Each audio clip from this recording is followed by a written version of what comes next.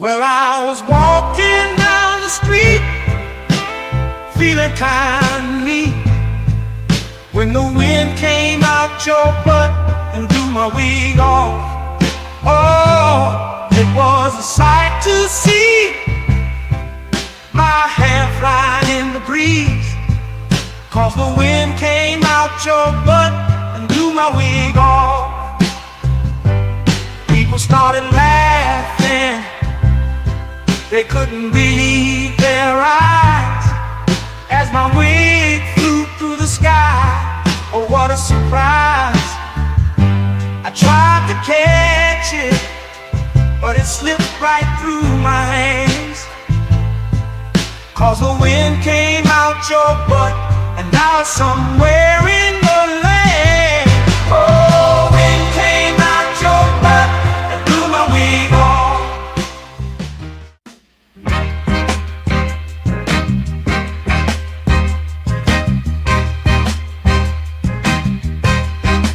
Baby, you drive like shit.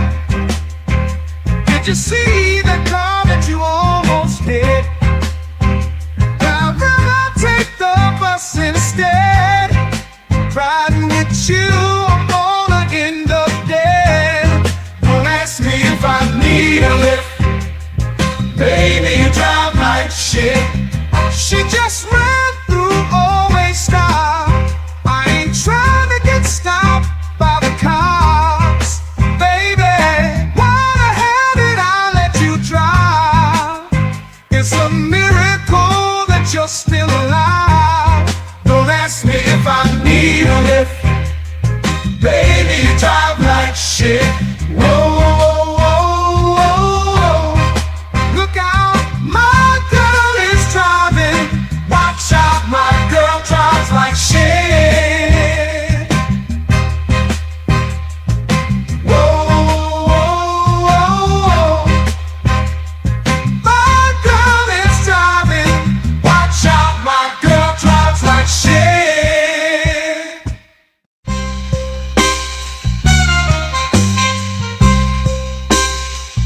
Whooping ain't over. Heard you think you're tough. Gotta let you know I will fuck you up. I whoop that ass, talking all that shit, spank that ass till you tap like a bitch. No, I ain't playing, I'm here to kick ass. Whoop that ass, it's time to punch face. I'm the one who brings you pain in the ring. I whoop that ass until the bell rings.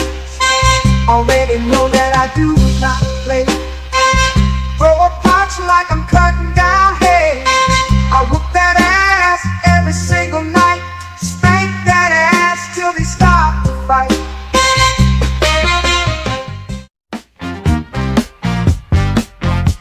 I'll tell you the story of a man, a radioactive tip bit his hand.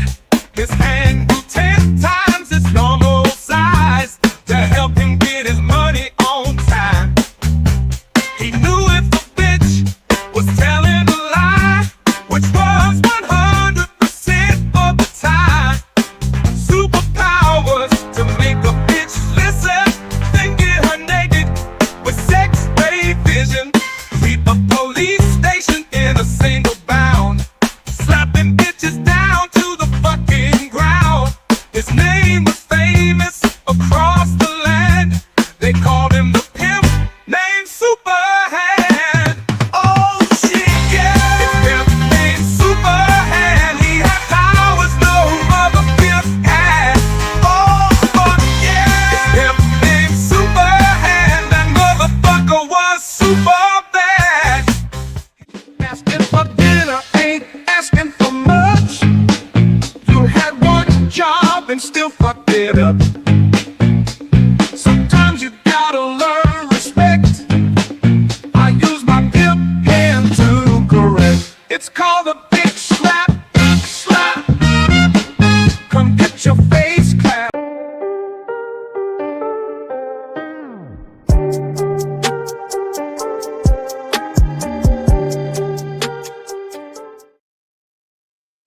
Welcome back, y'all. We up in this thing again, man. Make sure on y'all way in as usual, man. Y'all hit that like, subscribe, share, turn notifications on, all that in the bag. Tips, don't mind me, y'all. I'm just trying to put something in my phone real quick, like, because I'm kind of moving a little bit behind the 8 ball right now.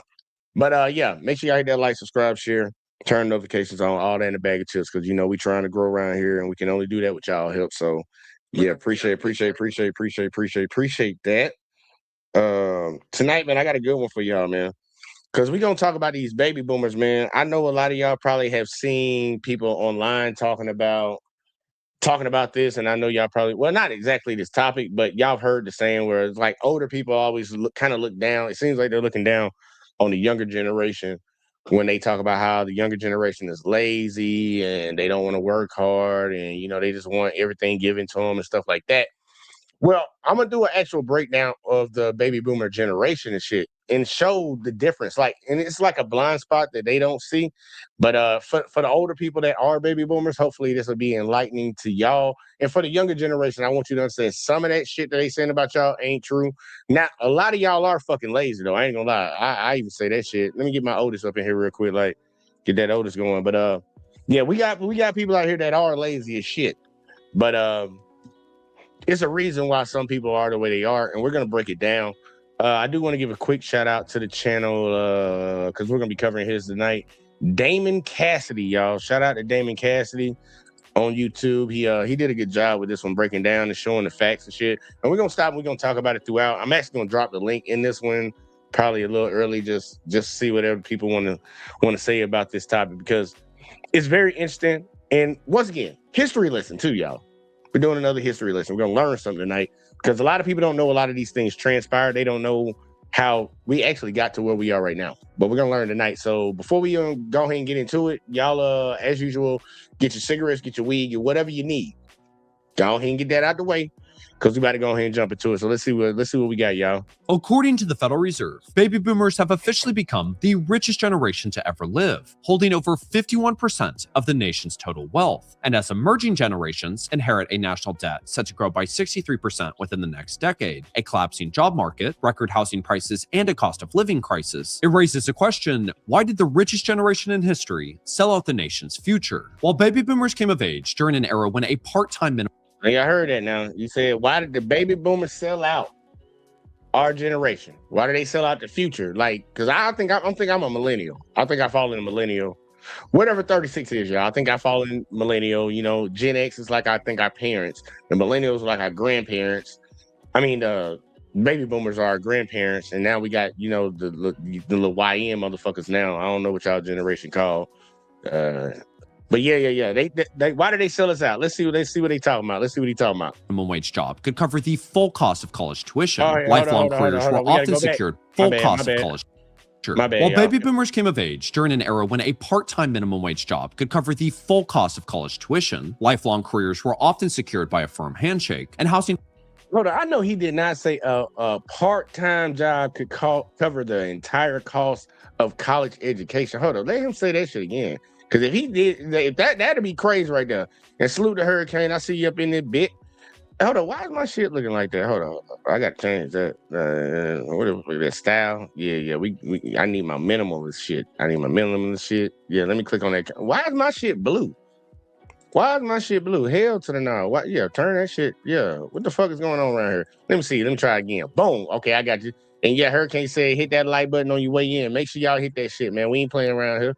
But either way, though, he literally, I think he said a part-time job could pay for college tuition. I want to see if he said, hold on, let me say that again. Sure. While baby boomers came of age during an era when a part-time minimum wage job could cover the full cost of college tuition. He did say, that's crazy. So I want y'all, check this down when you hear these older folks talking about how y'all lazy and don't want to.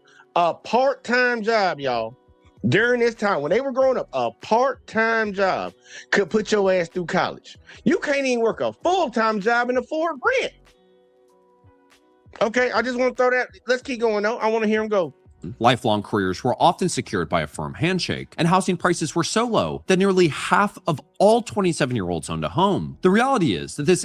Half of all 27-year-olds owned a home. 50% of all the 27-year-olds in the country had the ability to own a home. Nigga. Y'all see these homes? Y'all know what the housing market look like right now? Like, come on now. Do y'all see what the housing market looks like right now? You think a 27-year-old can own a home? Motherfucker, I know 40-year-olds that can't own no home right now. Been working their whole damn life pretty much. Half of all 27-year-olds own a home or to own a home. That's crazy. We living in two different times, but they keep telling y'all that y'all lazy and y'all don't want to bust your ass. Now, some of y'all are lazy. I'm going to keep repeating that. Some of y'all are. But I know a lot of people out here that go to work every day, religiously, working 40 plus hours. They can't afford shit, bro. They barely can pay their rent. They can barely fucking put gas in their car, barely put food in their house. And these motherfuckers sitting around talking about, y'all just need to work harder, y'all lazy. No, we gonna figure out why the fuck the situation is what it is. And it has a lot to do with the same people that be saying that dumb shit to y'all. Either way, though, let's keep going. Image of generational prosperity was never shared across all baby boomers. When looking at how the generation's $85 trillion in total wealth is actually distributed, a level that is structurally impossible for any other living generation to achieve, nearly 3/4 of it is held by just the top 10% within the generation, where the responsibility for the nation's economic trajectory and theft of its future truly resides. Much of that concentration traces back to their parents' access to the GI Bill, which functioned less as a universal benefit and more as a sorting mechanism that shaped the economic outcomes of the largest generation in American history. For families excluded from the GI Bill, the post-war promise never materialized. Black veterans were routinely denied access through discriminatory lending, segregated universities, and local VA offices that refused to process applications, while rural veterans often lacked the educational institutions, banks, and infrastructure necessary to meaningfully utilize the benefits at all. Of the 2.7 million Americans who served in the Vietnam War, roughly 80% were baby boomers from poor working-class families unable to afford college deferments, only to return home to a nation already facing economic stagnation. But for the families who benefited, baby boomers were raised in conditions that marked a historic rise from scarcity, defined by comfort, attention, and material abundance. The sheer size of the generation, combined with this economic leverage, shifted industries to fundamentally curate the economy around their wants and expectations. At the same time, prevailing psychological thought urged parents to treat children as equals and frame challenging adult authority as healthy self-expression, reinforcing a worldview in which accommodation was not a privilege, but a requirement. What European observers at the time would Now, y'all see how, like, we gonna throw it in there. I know some people don't like to bring race into these conversations when I'm having them, but you see what he said when he was talking about that GI Bill. That GI Bill was a leg up for a lot of people in this country, a lot of baby boomers in this country, but they just also happen to be this color. Because if you look like me, your ass was gonna get excluded. We weren't even gonna process your application. That helped build a lot of wealth for a lot of families in this country. Now, they said some of the rural whites, the dummies, they didn't get to take advantage of it because probably they were just stupid, but there was no barriers put in place for them. If they were smart enough and understood what they could actually benefit from, they could have did it. But the black folks were not allowed to even participate in this shit in the very beginning. A lot of the wealth that got built in this country by a lot of the baby boomers this is basically a handout, if you want to say it. Like, you serve in the military, you say you should qualify for the GI Bill or whatever. I think that's the case right now for everybody. But back then, like, you could have chalked it up to the game. It's like, look, you served in the service, you signed on the dotted line, we gave you a paycheck. All right, that's all we owe you. This is extra incentives after the fact, and they excluded a vast majority of people from that. And a lot of people didn't take advantage of it, but a lot of these baby boomers benefited off of it. You're not going to get it like that right now. You're not going to get it like that in 2026, especially with the way the economy is. And people need to pay attention to that. But either way, I'm going to let it keep going. simply describe as spoiled. Cultural historian Lawrence Samuel noted that Europeans who worked as camp counselors in the United States during the late 1950s were often taken back by the brashness of American children, describing them as pseudo-mature and superficially self-assured, with respect granted to adults only when authority had to be earned. Having fun mattered above all else, and the word spoiled appeared more frequently than any other descriptor. Counselors observed that American children were already highly materialistic, more interested in cars, television, and business than their European counterparts, with parental affection often expressed through consumption rather than restraint, contributing to the early labeling of young baby boomers as the me generation, defined by coddling, pampering, and self-serving priorities. You, just you. All right, we got commercials tonight. On base 44. Well, these same And he's calling that generation, he's saying they had a sense of entitlement. When they sit around right now, y'all, and call y'all entitled, they're saying counselors from overseas came over to be summer counselors at whatever these camps were, and they observed the kids and gave their recollection of what the kids were like. And it's like, these some spoiled ass motherfuckers. Plain and simple, that's what they're saying. These entitled ass kids. And now look at the economy and who owns the majority of everything. These are the baby boomers, y'all. They want to consolidate everything. They don't want to. They're entitled. They're selfish. They're spoiled. Look at our economy right now. Where majority of the money of this country, the majority of the wealth of this country is concentrated with. It's with them. And they always tell everybody else, you know, you need to work harder and all this. We already hear about the handouts that you got to even give you a leg up.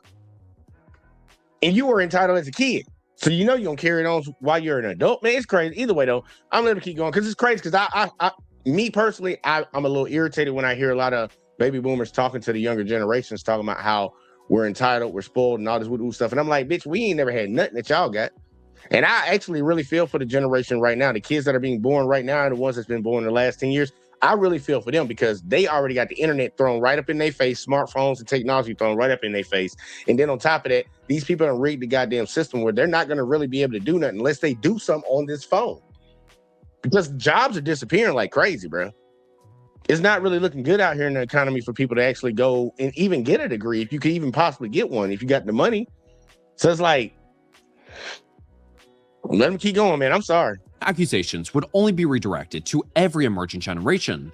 The more economically relevant reality is that many maintain those same self-serving attitudes as they rose into positions of power. Despite often being defined by their countercultural revolution, early baby boomers ultimately embraced the very material comforts they protested against. One younger boomer, interviewed by the American Prospect, blatantly acknowledged the hypocrisy of older counterparts, stating, "They always talk about how they marched and protested, and now they're the same ones who are stepping over homeless people to buy Rolexes," or that abandonment of principle was reinforced by the extraordinary economic opportunity they entered adulthood with. A 1966 Businessweek report noted, employers were resorting to gimmicks to lure sorely needed workers from other companies and other countries, with Ford and others even combing Appalachia and the Ozarks in search of coon and squirrel hunters, allowing early boomers to rapidly move into high-paying corporate and financial roles, marking the rise of the yuppie era, defined by the expansion of Wall Street's influence, the prioritization of short-term profits, and the adoption of shareholder value as the dominant corporate objective. Under this boomer leadership, corporate raiding became the prevailing business model. Companies were acquired and stripped for assets, divisions deemed unprofitable were shuttered, and large-scale layoffs accelerated the deindustrialization of the United States as production shifted overseas and capital flowed into financial markets. Organized labor was simultaneously undermined, with one anti-union consultant writing in the Wall Street Journal that the current government and business climate presents a unique opportunity for companies to develop and implement long-term plans for conducting business in a union-free environment, arguing that the critical test was whether management had the intellectual discipline and foresight to capitalize on this rare moment in our history, a moment that revealed that despite openly recognizing the failures within American society and later holding the institutional power to address them, they instead chose to dismantle the very systems designed to serve the public while pulling up the ladder for every emerging generation behind them. This lack of future And they effed everybody else that could come up behind them. Like the benefits that they benefited from. I'm just trying to put it in layman's terms for the people that didn't understand what he was saying. The benefits and the opportunities that they benefited from, once they got them, they shut it off for anybody else that would have to come behind them. They started consolidating. They started consolidating power, wealth, and opportunity amongst themselves and saying F everybody else. And then they sit around and look at you like, why you ain't got nothing? You fucking benefited. It's pretty much the same situation of, you see like somebody like a Clarence Thomas, y'all know he's a Supreme Court justice, black dude. He benefited from DEI, which helped him get into the college that he went to, that helped him propel his career for him to actually get to the Supreme Court. And once he reaches all the way to the Supreme Court, he says, yeah, I think we need to be done with DEI. After you benefited from the program and got to your position, now you get up there and you say, get rid of it. Like you said, Hurricane, you 100% correct. Gatekeeping.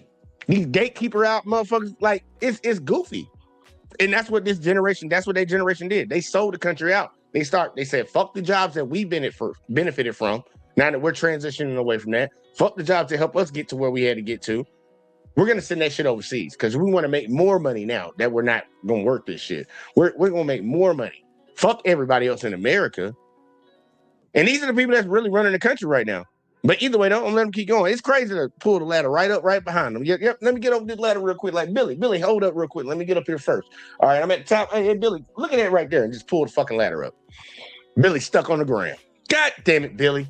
Either way, though, let's keep going. Future investment first fell directly onto those born into the later half of the cohort, often referred to as Generation Jones, who entered adulthood in a fundamentally different economy than those who defined the generation's reputation. Job security never existed for them. They graduated into a labor market already framing entry-level work as obsolete, where wage stagnation collided almost immediately with rising inflation and a deepening distrust in American institutions. The presidency was not defined by JFK, but by Tricky Dick, Watergate, and the realization that government power was far more capable of protecting itself than serving the public. Watching early boomers abandon their countercultural ideals for material reward, Generation Jones did not see reform as attainable, but instead looked inward towards self-preservation and career survival. A mindset further shaped by the constant threat of nuclear war and a growing sense that the future was no longer guaranteed. In a letter to President Kennedy, one child wrote, "I am 9 years old. I don't like the plans you are planning. I am too young to die." Another 11-year-old asked, "What will be left of this wonderful world in 10 years if someone presses the button?" According to Awaiting Armageddon, teachers reported a noticeable shift in student artwork, particularly in a rise of mushroom clouds. Beside a drawing of an explosion, one 6-year-old girl submitted a self-portrait of her own death. A common joke during these years was, "What do you want to be if you grow up?" While others openly said that if they learned the bomb was coming, they would run outside and stand in it rather than duck and cover. Bro, that's crazy, bro. That's crazy. That's crazy. You got young kids literally thinking about, like, and I ain't gonna lie, man, that's when the nuclear war stuff was all like a big thing. And they had these American kids scared. They had them terrified. And the sad part, the only people that ever dropped a nuke was America. It's crazy. They had them terrified that somebody else was gonna drop a nuke on them. But your country's actually the one that did it. But now to hear kids like that with that type of mindset, that type of thought process, and think about it, now the new generation they're more worried about going to school and getting shot the fuck up. That's the modern day one now. It ain't that another country's gonna do something to you. It's more like maybe one of my classmates is psyched the hell out, gonna get his parents' gun and come up here and gun this whole down. That's what they gotta worry about now. The baby boomers done failed a lot of people, bro. Let's keep going.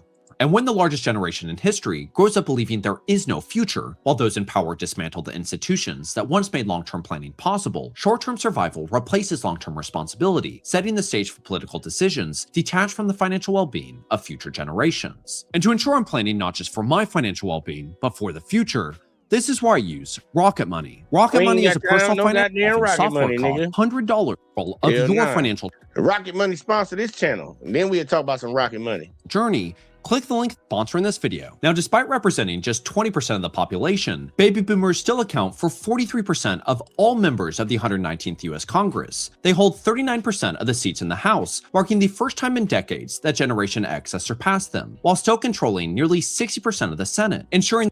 Well, that's crazy. Let me look at them numbers, man. Let me look at them damn numbers, man. So we got the House on the top. We got the Senate on the bottom, and baby boomers make up. Okay, baby boomers are the green, the light greenish.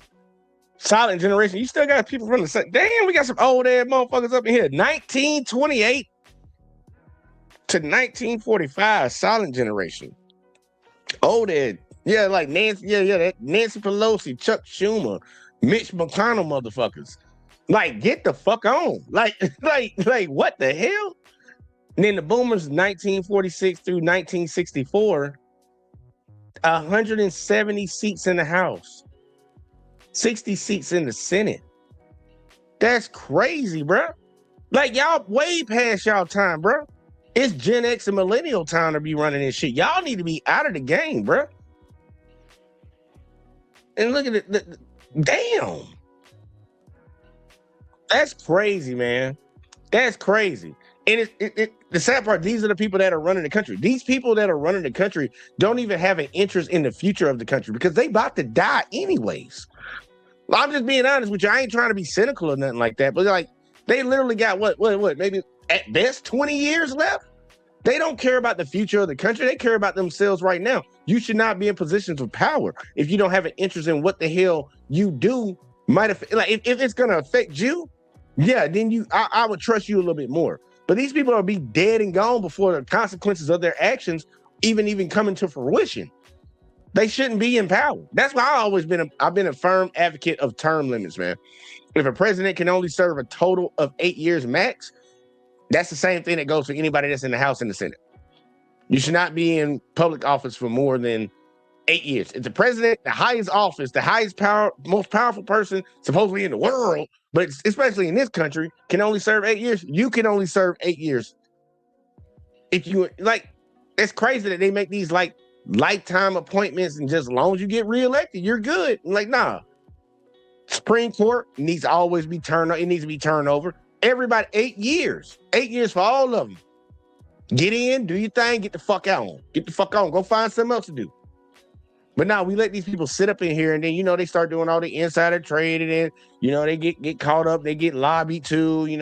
That's why you don't never get your clean water in your neighborhood. Your roads don't never get fixed because they in the pockets of these other man. Like, nah, bro, 8 years, get the fuck on. And we, as my generation, the millennials, we need to be the ones who actually push that shit. We need to be the main ones out here fighting to push that, because, bro, it ain't gonna change unless we change it. We actually kind of up, like for a Gen X and millennials, like we kind of up. I really say it's more on millennials, because Gen X, they already show a lot of our parents pussies. They ain't standing on nothing. They a bunch of lay down people. I ain't gonna hold you. And some of y'all might have some stand up parents, but a lot of them lay downs. It's really on the millennials. Like, we got to be the ones that goddamn fucking push this shit. Because otherwise, like, dude, this shit gonna keep happening. And hopefully we don't turn to the people that, okay, well, now we're in the position where we can kind of run things, and we're just gonna try to consolidate too. We don't need to be like that, because that's what these motherfuckers did. And all that shit's gonna just keep breeding fucked up shit for everybody else. And a lot of y'all got kids, so I don't think you want your kids growing up in a fucked up situation, a fucked up country like what we grew up in. Way to ensure. Oh, hell nah. Google, shut the fuck up. What the fuck you talking about, bitch? Stop listening to me. This bitch was literally listening to me. Damn, actually, I want to read that too. Yeah, I don't know if that was Chat GPT. No, that was Gemini. Either way, though, let's keep going, man. It's kind of crazy. But shout out to Marcus. I see you up in the building, man. Salute. And yeah, Hurricane said 4 years. I'm cool with 4 years if it come down to it, to be real with you. I ain't got a problem with it. 4 years for their ass. Get the fuck on. Go find another job, bro. We need to keep cycling people in society. Man. Let the next generation take the goddamn helm. He said the professors at college say the students coming in can't read. We cook. That is true. I don't know how a lot of these people can't read. And yeah, Google is listening. Always prying eye motherfucker. Look, the other day I was talking about some type of food, and as soon as I opened up Google, that motherfucker, the food was right there advertising. I was like, this motherfucker right here listening to me. But either way, though, let's keep going. Let's see what else we got. Surpassed them, while still controlling nearly 60% of the Senate, ensuring that long-term policymaking remains concentrated in the hands of a cohort approaching retirement rather than the generations expected to live with its consequences. And when political power is held by a generation that never had to seriously plan for a diminished future, it becomes easier to understand why American policy has trapped the nation in endless remembrance rather than deliberate planning. In the 1980 campaign slogan, "Let's Make America Great Again," Ronald Reagan promised to get the government. Hey, y'all see, that was another thing that Trump stole right there, because Ronald Reagan ran on that. Let's make America great again. What Trump said, and we're going to take the we're going to take the let's off and just say, make America great again. Stole that man whole slogan, bro. What Ronald Reagan said, what was his campaign thing? Planning. In the 1980 campaign slogan, "Let's Make America Great Again," Ronald Reagan promised to get the government off the backs of the American people while restoring national prosperity. In practice, certified La MAGA, y'all. La MAGA. La MAGA around this bitch. We went from La MAGA to MAGA. It's crazy. This meant dismantling many of the institutional guardrails that have protected workers throughout the post-war era. He slashed the top marginal tax rate from 70% to 28%. From 78. Well, hold on. Did he say from 78 or did he say from 70% to 28%? I can't. Hold on. Let me play that one more time. Because this is where you see the distribution of wealth being converted from the people, the middle class and shit, and being pushed upwards. They did this shit, but they'll sit here and tell you that you just need to work harder. They literally manufacture money coming from your pocket and going to them. He slashed the top marginal tax rate from 70% to 28%, weakening the progressive tax structure that had funded middle-class growth. In 1981, he fired more than 11,000 striking air traffic controllers, sending a clear national signal that breaking unions was no longer a political risk, but an acceptable business strategy. His administration deregulated finance, telecommunications, transportation, and energy, laying the groundwork for the corporate consolidation that would define the next 4 decades. And under the banner of free trade, Reagan and those who followed embraced a global economic model that rewarded companies for moving production overseas in pursuit of cheaper labor, shifting the long-term costs onto workers and future generations. We're Phoenix Energy, Doing our a ass dirty, family-owned y'all. oil company focused on unleashing American oil from North Dakota. Man, shut the And fuck did up. baby Literally just kick the can down the road and fucking made sure that nobody else could come up behind their ass. Like on some real ass shit. That's why I'm like, I don't really be listening to a lot of these old heads when they be talking shit. Cause I'm like, bitch, I get up every day and goddamn go to work. Well, I'm not no more, but I used to get up every day, go to work, grind my ass off, and people be like, oh, why you bitching and complaining? Cause shit is high. You know, you just need to work more. Bitch, I'm working goddamn fucking 50, 60 hours a week. What the fuck are you talking about? Y'all rigged the goddamn system so fucked up. Yeah, you over here living off your retirement. You passed retirement age, so you good now. You can look down and shit after you benefited from, like, man, it's crazy. I'm just letting it keep playing, man. I'm about to get pissed off. boomers hold Reagan accountable for not upholding his end of the bargain? No, they voted. Oh, and that part too, right there, Hurricane. I'm glad you said that. He said fire air traffic controllers by made sure the drugs flew in our communities. Yep, because that's when they was moving them drugs into the projects, moving them hoes in, because you know they needed to fund that war. They needed to fund that war that they had going on that America didn't want to fucking be in. Yeah, fire the people that was gonna be in the way. Get these drugs on up in there, and then we're gonna target the black people afterwards. For him again. Of the 16.1 CIA. million jobs added during Reagan's presidency, 12.5 million were concentrated in low-wage sectors like retail, janitorial work, and food service. When Bill Clinton became the first baby boomer president in history and signified the final nail in the coffin for America's manufacturing. I understand, so people can get a grasp of what age group we're really talking about. Because you know, sometimes we say baby boomers, Gen X, millennials, all that would stuff, and people can't really picture. Look at Bill Clinton. We remember Bill Clinton, first baby boomer president. Picture people his age. Picture people his age. Could be your grandpa or it could be your daddy. It could be your daddy, bro. Your daddy could have been a baby boomer. Food service. When Bill Clinton became the first baby boomer president in history and signified the final nail in the coffin for America's manufacturing base, did baby boomers stand up and fight for their jobs or the implications of a weakened manufacturing power? No, they voted for him again. Of the 22 million jobs created during Clinton's presidency, an estimated 40 to 45% were concentrated in low-skill, low-wage service work, with most of the so-called high-wage gains coming not from a stronger labor market, but from the temporary speculation of the dot-com bubble. And while the 1990s are still often cited as a period of rising incomes, much of that growth was driven by Americans simply working more. By 1998, the typical It wasn't that y'all, the money went up, you just worked more hours, y'all. You know, we were making more money, y'all. We were making more money, yeah, because your ass at work more, nigga. Not because they raised your shit up. No, you was at work more. They were getting more out of your ass. That's why you made more money. You ain't made more money because your wages and growth went up. Now their growth went up, but your wages didn't. Stupid motherfucker. middle-income family worked a combined 3,885 hours per year, an increase of 247 hours, or roughly 6 additional weeks compared to 1989. International data shows that U.S. workers put in more hours annually than workers in every advanced economy except for Portugal, all while capturing just 3% of stock market gains and absorbing nearly 40% of the historic rise in consumer debt. When the nation's workforce Think about how fucking crazy that is that he just said what he said. Like, I know that I'm not good at math, but I understand them some fucked up numbers right there. Listen to what he just said again, y'all. This is crazy right here. Listen to what he just said right here, y'all. % of stock market gains and absorbing nearly hours annually than workers in every advanced economy except for Portugal, all while capturing just 3% of stock market gains. Only benefited from 3% of the stock market gain. So the stock market went up 3%. All these people out here that's working more only captured 3% of that, while the rest of it went to the people at the top. All right, 3%. What else happened? And absorbing nearly 40% of the historic rise in consumer debt.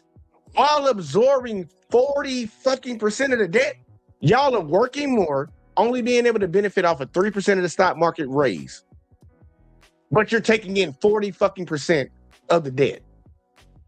You're not even contributing 40% to the debt. When the nation's workforce was gutted by the worst financial crisis since the Great Depression, followed by a $700 billion bailout of the very institutions that caused it, did baby $700 billion. Put money right back in their pockets. You let them fuck it up, and then you pay them for it. It's the same thing, like in the sad part, hit the United States, for the people in the back that don't know, and shout out to Crystal, I see you up in the building. For all the people in the back that don't know, because America just keeps repeating the same thing over and over and over again. It's just like when they, said, we're going to end slavery, y'all. We're going to free the slaves. We're not going to give the slaves compensation. No, we're going to get a slave master compensation. So you did this cruel shit, we're going to pay you. You fucked this economy up, we're going to give you some money. That's who we're going to give it to. God damn it, Billy. It's like, what are you talking about? Like, it just shows you history keeps repeating itself. You reward the people who fucked it up. It's like, you get 34 fucking felonies and shit. We're going to reward you and make you the president of the United States of America. America seems to keep doing the same thing because, if you don't know your past, you're doing to repeat it. It's amazing to me. Keep going, bro. Keep going. boomers ride in the streets alongside their Gen X and millennial counterparts? No. They dismissed it as just another wave of spoiled kids indulging in political theater while lacking any serious or constructive agenda. And due to this severe delay in wealth accumulation, millennials now represent roughly 20% of the population while holding just $18 trillion in total wealth, compared to baby boomers, who also represent about 20% of the population but control more than $85 trillion. And even when 85 to 18, bruh.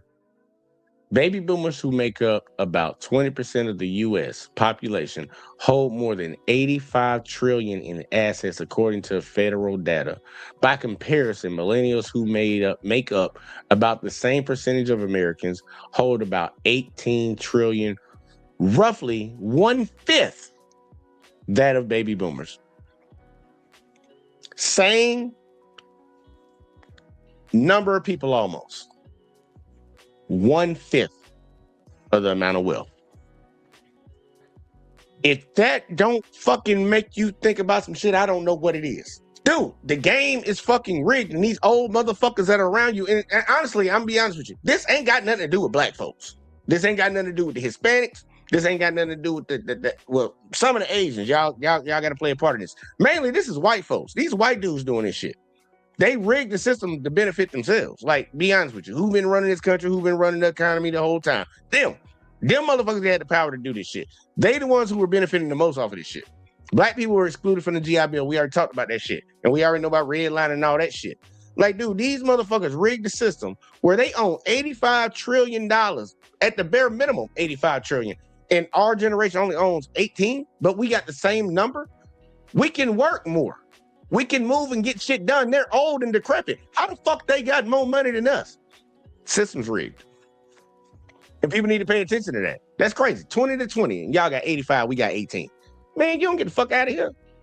But we're lazy though, right? Remember that, y'all. Our generation and generation behind us and the generation after them, they're all lazy. They just don't want to work hard. I think that's the opposite. I think these motherfuckers were lazy, and these motherfuckers were selfish too. And they rigged the system so they can benefit from it. And they said, fuck us. We the ones who got to deal with the national debt. They gonna be dead and gone. And I don't understand why people ain't pissed off about that. That's crazy. $5 trillion. And even when it comes to something as basic as Gen Z, their own children and grandchildren now facing these same structural realities of a hollowed-out entry-level job market, historic housing prices, a declining dollar, a cost of living crisis, asset inflation, and wars looming on the horizon. Has there been any effort to offer some guidance, some protection, some long-term planning? No. Instead, they are framed as just another wave of lazy, spoiled kids. And while it was a relatively small cohort of baby boomers, What up, man? Where my boy at, man? I need him right now, bro. I need him right now. Where Bernie Mac at? That ain't right. That ain't right. It ain't right. Now, I know it's probably going to be like some old head that comes around here, some baby boomers like, look at them. They're on here complaining. Like, shut your old ass up and die. Like, for real, that's the type of time I'm on. Because a lot of people don't understand, like, dude, they set this shit up in a fucked up way, and then they tell you wrong for saying something about it. Like, Fuck this generation. And then them motherfuckers are the ones who goddamn keep this bullshit going. They probably the same people rooting on this goddamn shit in Iran right now. Because they ain't got a fucking fight in it. They chilling.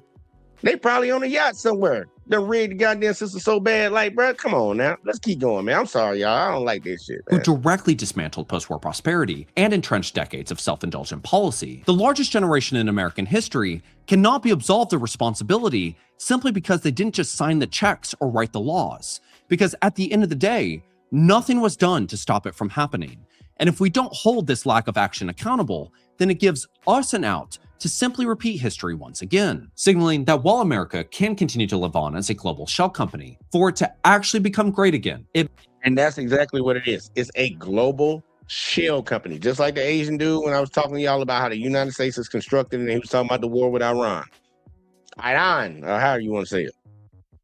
It's a shell company. It's a Ponzi scheme. It's not real. Like the stock market. I'm in the stock market. It's not real. It's not. It's not. Shit, wrestling more real than the goddamn stock market. Like, if you want to get down to it, and that shit's scripted and fake as fuck. Must be rebuilt in service of future generations, demanding that we find hope and accountability in one another, using whatever strength we have left to redefine what it truly means to be an American.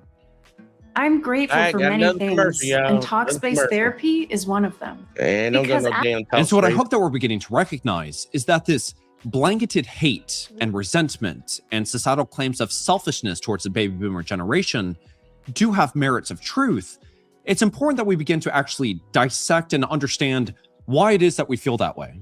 Because if we don't learn from what it is that we're frustrated at, we're going to just continue to repeat history. Future generations are only going to keep having it worse. And we have to stop that from happening. It is up to us to stop the can from getting kicked down the road. A large portion of this video was inspired by a conversation I just had with my dad. I was on the phone with him and he said, you know, the older that I get, the more that I really resent being a part of the baby boomer generation. So he is Gen Jones, right on the cusp of Gen X. So again, he didn't experience the prosperity that we kind of push onto the baby boomer generation. And he said, you know, I vividly remember being younger and watching the hippies sell out on what it is that they were fighting for and go out and start to gut the system. I mean, those were his exact words. And he said, you know, the hypocrisy of my generation. And I think that that is really important. And a good point. Damn, let me stop clicking on that. A good point about this, I'm gonna let him finish, but a good point about a good example to describe the point he's talking about. His dad is having frustration with the generation that he comes from, even though he's on the back end of it, so he don't really like super qualify, but he still qualifies just because of the time that he was born. These are the same people that want to cut fucking Social Security. Think about it. These are the same people that want to cut Social Security. But they about to die in a couple years. They about to die in a couple years, but they want to cut it right now for the people that's coming up, the next generations. I can see why he would resent that. Like, we benefited from all this stuff. We paid into it. We had all these motherfuckers pay into it. We had took the money that they had paid into it and spent it on all these things that we felt like was important to us while still consolidating all this wealth just for us. And now that we're at the end of the road, we want to fuck them over even more just so we can try to benefit just a little while longer, a little while longer while we're still on this earth. I would have some resentment too if I was a part of a group like that. I would really have a resentment too, even if I didn't even participate in it. And I wouldn't actually hold any problem about saying something about it too. But a lot of them just okay with it. Y'all lazy. That's what they keep telling y'all lazy. It's crazy, bro. Because in many ways, I would say, at least for myself, you know, if you kind of just left me alone, I would at least not be as frustrated. If it wasn't actively, you know, me starting to ask some questions, trying to understand, hey, what's going on? Hey, I don't think that this is right. I don't think that, you know, homelessness should be increasing and childhood poverty should be increasing and child labor should be having a massive resurgence. And I bring these things to the table and then I get called lazy and entitled and all of these different things. And so when I hear that and understand you guys went through the exact same thing, It's unbelievably frustrating. And so what really happened was this small but powerful cohort of the baby boomer generation went out and protested and revolted. And because it didn't go their way, like immediately, well, they decided nobody else is going to be able to have it. And we're still paying the price for that. But most importantly, not only are we paying the price economically, but we're paying it in terms of like personal fulfillment. What I would argue the real reason that we're here on Earth for, or, in America for. I think that what we really have to understand is that I almost feel like our society, our economy is built for you to have like these slivers of opportunities to get filthy rich. Everything is about leverage and volatility and optimization and risk and selling your soul to get every last dollar and stepping over people and squashing ideas. It's not for like family development or personal fulfillment or having a job just so you can live. Like, in all honesty, for the vast majority of the history of this country, it's never been about that. When it first started, it was about conquest. When it first started, they started stealing shit. It was more about survival. It was about survival to start off with. Then once the motherfuckers figured out how to survive over this motherfucker, then it was about stealing shit. And after it was about stealing shit, it was about keeping power. They had a little small segment of time where it was a little boom, all that, that nigga work that was going on around here, that free labor and shit. And then it was it got to a time where they did promote family for a little while. But that didn't last that long, because then it was like nuclear wars on the horizon, and it's all about get that money. Fuck everybody else up. Step on whoever you got to step on to get it. America ain't really had a long history of really being about some family building type shit. About the betterment of your fellow man or your fellow woman or your fellow child. It ain't had no long history. That maybe a couple of years, maybe. But this country's always been a dog eat dog type world. And the people that seem to get ahead, they do everything in their power to make sure that nobody else can also get to the same place that they get to. They try to rig the system, y'all. They try to rig the system. That's why, like, in the state that I stay in, like, this is a part of them rigging the system where I stay at, because I stay in Alabama. They are hell-bent in this state to not allow us to have any type of gambling. No lottery, no nothing. They know our schools ain't the best. We ain't the worst because we ain't Mississippi. And Mississippi actually ain't the worst no more. I think Kentucky beat them in some shit. It's crazy. But it's like, they don't want to have better education. They don't want to have better roads. They don't want to have better bridges. And I'm pretty sure a lot of y'all in all the states that y'all stay in, cities or whatever, probably have the same problems. But they don't even want to let a lottery come down here. And it is the baby boomers. They talk about this is a Christian state, red and blue and all that voodoo stuff. Like, bitch, you about to die. But the real thing is, they don't want to see other people even possibly get the glimmer of hope. They would hate it if somebody from the projects in Birmingham, Alabama, hit the lottery for like $10 million. And they probably been working their whole life, even though they benefited from whatever. And they just don't want to see somebody else get that shit. That's what it's like down here in Alabama. Like, these motherfuckers. I ain't gonna lie, bro. I'm just gonna let them talk, bro. Like, they don't make no sense. Hurricane said, real talk, I love y'all bars out there. Like, it get down in Alabama sometimes, like, especially you find the right spot. He say, when I travel, the carnival scene, oh, hell, damn. Either way, let's keep going, man. None of that exists anymore. And so I want to read a comment that I just got on my channel, because I think that it's one of the most beautiful and tragic things that I've read, but it really solidifies what it is that we are now missing, what I think was really sold out here in America, at least. All I want in life is to just have someone to hold hands with when I go grocery shopping. I don't even have any dreams. I just want a little bit of love. Everything is just so empty now. And so, what? Man, that's crazy right there. I ain't gonna lie, that's crazy. All I want in life, and I don't like. He should have let us know if that was a guy or a girl. I ain't gonna lie to you. I think that's probably a dude. Be honest with you, like, All I want in life is just to have someone to hold hands with when I go to the grocery store shopping. I don't even have any dreams. I just want a little bit of love. Everything is just so empty now. I can relate to that. I ain't gonna say like to hold the hands while you grocery shop because I ain't gonna lie, that'll be a little nuisance and shit. But like have somebody there with you while you doing it, if it come down to it or whatever, fuck, I can understand that. And having dreams, like dude, I still trip, and I've always been surprised, y'all. And y'all know this might sound crazy to y'all, but I'm just being honest with you.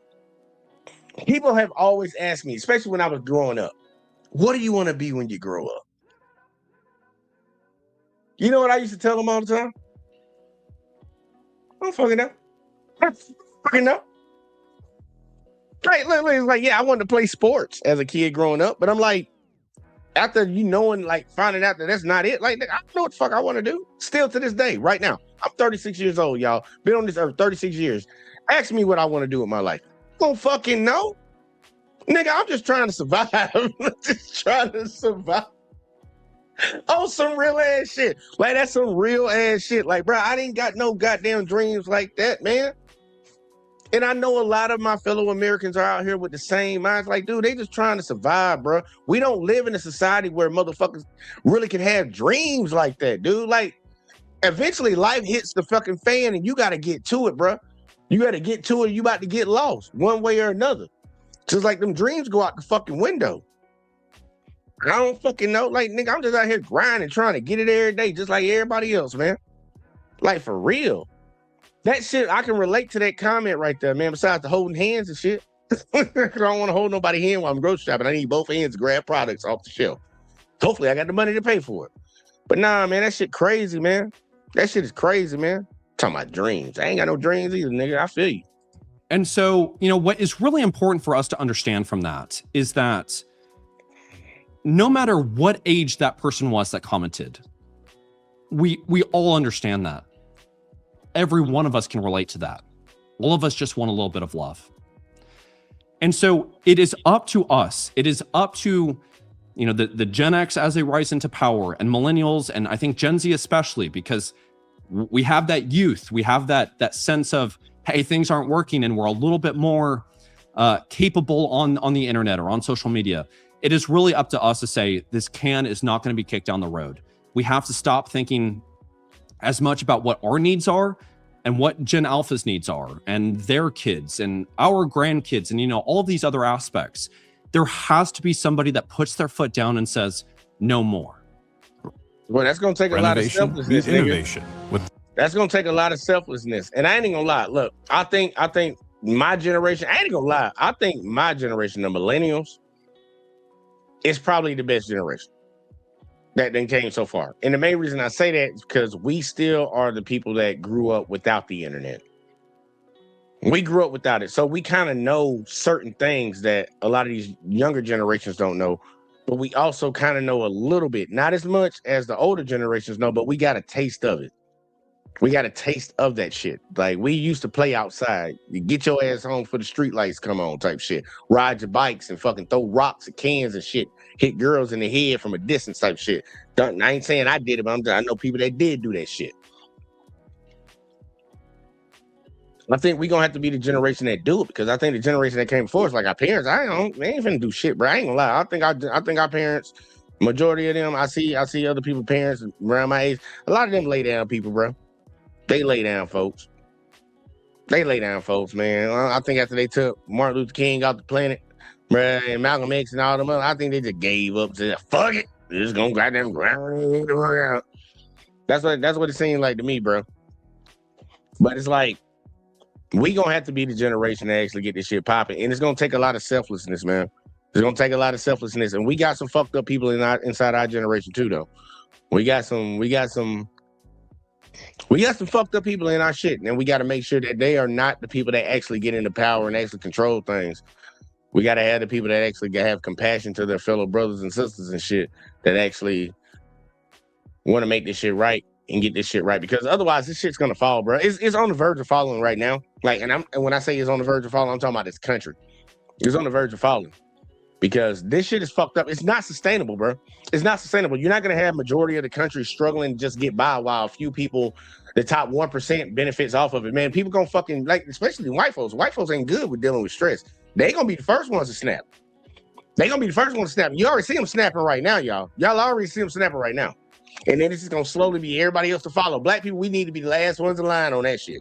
I'm just saying that right now. We need to be the last ones in line, man. Because we ain't caused this goddamn shit. So we don't need to be at the front of the line like we at the front of the line for every other goddamn cause. Let them motherfuckers figure that shit out first. And then we'll come on in there when we need to come in there. Look. We the closing pitcher out here. We gonna come in and fucking seal the game for you, baby. But y'all gotta do the first fucking 8 innings. Y'all need to get the first 8 innings out. Because we done did too much already. But nah, it's gonna have to fall on us, bro. It's gonna have to fall on us when it really come down to it, because these other motherfuckers don't get no fuck, bro. You got the people that stole it all. You got the people that goddamn, some of them benefited at our parents and shit, but a lot of them lay down motherfuckers. Like, bro, honestly, y'all know the generation that's behind us. I ain't trying to talk shit about some of y'all young folks, but y'all internet babies. Y'all internet babies, bro. I like that y'all internet babies because I do social media and shit, but I would not rely on y'all. I would not rely on y'all to goddamn shape the future of this country, because right now, I think y'all a little too distracted with TikTok and shit like that, bro. I don't know what the fuck that is, bro. But like, I go places and I just see that shit. Motherfuckers be at the movies and be on their phone. Like, how you on the phone at the movies? Shit crazy, bro. I'm like, damn. Every single tree has been chopped down and sold, and now they're trying to take the ground right out from underneath us. And there has to be, at some point, we begin to use our voices and we begin to say, this is unacceptable. The corporations will continue to sell garbage if we consume it. And the government will continue to steal from us and lie to us and do all of those things if they don't feel like we won't hold them accountable. And so we have to. And guess who the people that always be trying to say something to you when you call it out? Oh, y'all just a bunch of goddamn complainers, snowflakes, lifetime victims. When you calling out basic bullshit that's clear as day. When we called out y'all president, the motherfucker said we got TDS, Trump derangement syndrome, and now your ass at war with goddamn fucking Iran. Yeah, your Medicaid got cut too, motherfucker, and your motherfucker got tariffs, and that you found out that was fucking illegal, and you goddamn got another president kidnapped. The economy's all fucked up, but they always tell us that we just bitching and complaining. Maybe we see something that y'all don't see. Maybe that might be it. Maybe you need to sit your good stupid ass down for a second and goddamn listen to somebody else. Because obviously the way you've been steering this ship, bitch, it's starting to look like the fucking Titanic out here. You're hitting every goddamn thing. And this motherfucker going down. Motherfucker, I got a life raft right here. I got a life vest for you right here. And you gonna take it? Oh, no, you just gonna keep driving this motherfucker till the bitch is sunk and gone. Because you don't give a fuck. God, it's crazy, man. Start demanding change. Now, one of the things is that I think our society is, well, what can I do that creates the change, right? Like, I need to join the movement. I need to build the app. And look, you ain't gotta goddamn do none of that shit. You trying to figure out what it is, bro? Look, I'll tell you exactly what it is. Look, y'all, I'm gonna come up full screen for this one. I'll tell you what it is. Fucking call out bullshit when you fucking see that shit. Stop feeling like you can't say anything to certain people, even if they're older, out of reverence or respect. Call the bullshit out. Set the fucking standard. Because if you set the standard, everybody else has to abide by that standard. If we hold everybody accountable, everybody has to be accountable. We gloss shit over all the goddamn time because, oh, well, that's my mama, that's my daddy, that's my grandma. Nah, call that bullshit the fuck out. Because guess what? When you see them do it, a lot of folks actually got the mindset of, because they're like sponges, they soak everything up. They're like, okay, well, my granddaddy used to do that, so I guess it'll be okay for me to do it. Then your son's gonna see it, then they're gonna fucking do it. Then their son's gonna see that, and then they're gonna fucking do it, and so on and so forth. Just keep repeating the same fucking problem. Call the bullshit out. Be the example that you want to fucking see. Be that example. Stop being pussies. People gonna call you rude, mean, whatever the fuck, for anything. At least let them call you that shit for some righteous shit. Let them call you that shit when you standing on some real business. Because people gonna talk shit about you regardless. You could be doing great and helping everybody in the fucking world, and somebody's still gonna be out there talking shit about you. At least let them talk shit about you for doing something right. Fuck that. We got to be the fucking example that we want to see. You got to hold the line. You got to set the standard. And a lot of people are so fucking pussy out here. There's a lot of pussies out here that won't say nothing to nobody. They won't call out bullshit. Call that shit the fuck out. We got to be that group. Fuck what they call you when you call them out. It's like shit. Motherfuckers started calling Trump out about them Epstein files, and Trump told their ass straight to their face, if you got a problem with me not releasing the Epstein files, you ain't my supporter. They should have turned around and said, well, fuck you too then, bitch. But guess what they did? Oh, their leader said, don't say nothing about it, so I'm just going to bow down. Pussies. Certified pussies. Certified pussies. But either way, though, let's get back to it, man. Be the example that you want to see, y'all. Be the example that you want to see. The business, say the thing. We just have to do our part. You know, for me, it's the channel, but it has taken years for me to work up to this point. And I don't know where it is that I'm going to go with this, but I'm going to continue to do my best. And the only thing that I do with this channel is I just go out every single day and I try to provide value. I respect your time. I respect what it is that you have going on in your life. And I try to provide you value in the little bit of time that I have. But out in the real world, this is something that I've just recently noticed. I've been going to the exact same gym since I was 18. I've gone there when my grandpa died. I've gone there with the loss of two of very close friends. I've gone there on some of my best days, some of my worst days, some of my accomplishments. You know, you name it, I've gone there. There is this chair or this desk and these chairs right when you walk in through the doors, right in front of the front desk. Since I've been going, those chairs have been like everywhere other than the table. Nobody pushes their chairs in. And, you know, I always thought the first thing that you walk into is you see a mess. You see laziness. You see, a lack of respect for your environment. And the first thing that you see when you're walking out the door is the exact same thing. And so what I started doing is every time I walk in, I push the chairs in. And every time I walk out, I push the chairs in. And I've been doing it for years. I just noticed here recently, I walk in, the chairs are pristine. I walk out, the chairs are pristine. I don't have to do it anymore. And now I don't know if it was because I did it enough that the front desk started to recognize, hey, let's do it a little bit, let's hold ourselves a little bit accountable. I don't know if it was, just seeing somebody continuously push the chairs in. They thought, this guy's kind of weird. We got to make sure that we take care of him. Or it was just this sense, if I hold my life with respect, other people almost kind of rise. So we got Hurricane up in the building. You already know what it is. Hurry Freeman. Hurry Freeman. You know it. Shouts out to everybody. You know Hurricane, JW2 on YouTube, Facebook, home of the HHN Special Report, Detroit After Dark, and a Funded Government Podcast. Shouts out to everybody. What's good? What's good? Man, you already know what it is. You already know, man. Shit, I'm gonna let him finish up real quick, and then we're gonna chop it up on this one, man. But I hope everybody enjoyed the show. Make sure y'all hitting that like, subscribe, y'all, and make sure y'all go follow Hurricane. If you forgot what he said, just rewind the video back. Just rewind it back and you get it. But either way, let's finish this out because he almost done. To the occasion.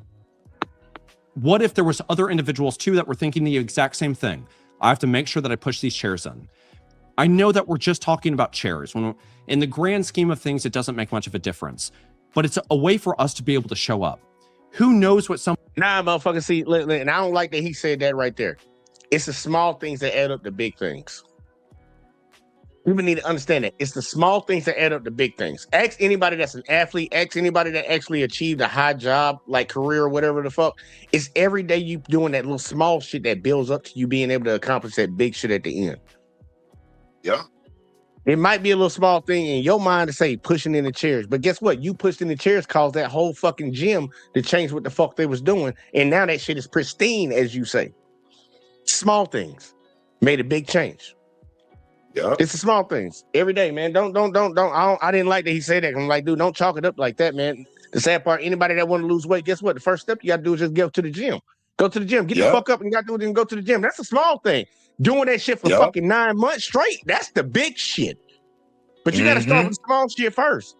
One step in front of the other, man. Them like motherfucking saving up to motherfucking get a house. Then you save up to start a business, or you saving up to motherfucking get a conglomerate. Rome wasn't built overnight. one thing at a time, and it's always small. The small shit matters, man. That's why I be even saying that shit when it comes to relationships. A lot of people are always like, well, as long as nothing big happens, like, man, that small shit will add up to some big shit. You better fucking goddamn check the small shit in the beginning, man. But like, it's that small. It's all about them baby steps, y'all.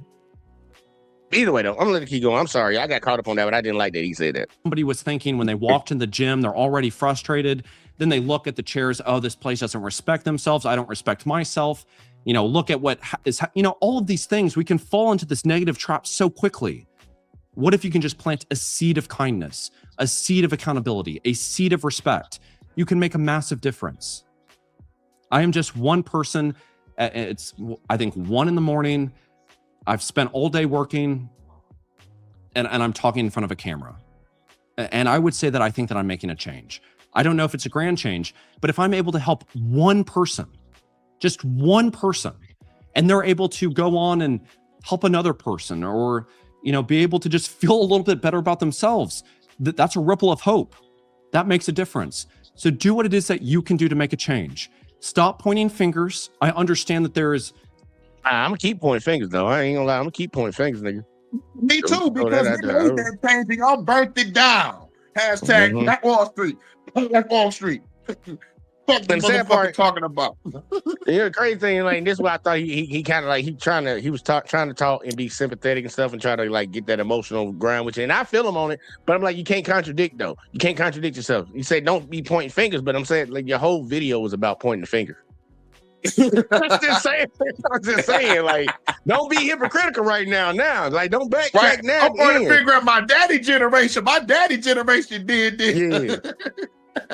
So I'm saying this whole video was pointing the finger at the baby boomers, nigga. Like, literally, like, matter of fact, the title of this shit, "Baby Boomers, the most selfish generation ever," nigga. There was a whole finger pointing ass video, nigga. So don't backtrack now. Like you was doing good. You're doing good. Like, yo, some real ass shit, bro. You know, if you're gonna point a finger, at least understand why you're pointing it, and make sure that you're learning from that. Don't just say these people suck and go on about your life. It doesn't make a difference. We have to start actively thinking, what can I do to start planting seeds for trees that will be able to give shade for the future generations? That's how we have to start thinking.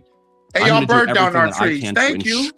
Hey, look, I actually like the saying, but shit, yeah, you ain't lying. That motherfucker been burning down the trees though, chopping them hoes down. Like, we used to have mountain trees. But I was speaking in the metaphor of y'all burned down Black Wall Street. We try to have our shit for our generations, and plus, if shit would have went to shit now, and it would have been like around the motherfucking like, you, all right, let's say if the Black Wall Street still stood and shit still went to shit, he'll be like, shit, nigga, I'm about to go to the Black Wall Street. Hey, yo, how much y'all apartments? How much y'all apartments? I heard your economy is cool over here.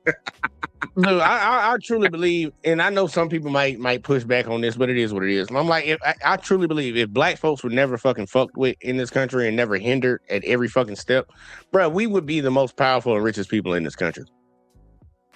Like, hands down. Yep. I don't even think it would be even a competition. Like, if all the fucking atrocities and hindrance that these motherfuckers put on us, yep. Right? I don't see how anybody Hollywood. We had Hollywood with Motown at one point. Like, yo, it was like that spot by itself. Like, yo, nigga, Detroit is for real. Think about it. The whole world tries to monetize off us. Think if we actually had the ability to monetize ourselves. But they couldn't compete with that shit, man. Like, I just don't see it, man. I just don't see how it would be any different. But either way, though, he trying to get philosophical at the end, man. I feel him, man. Because sometimes I do that shit too.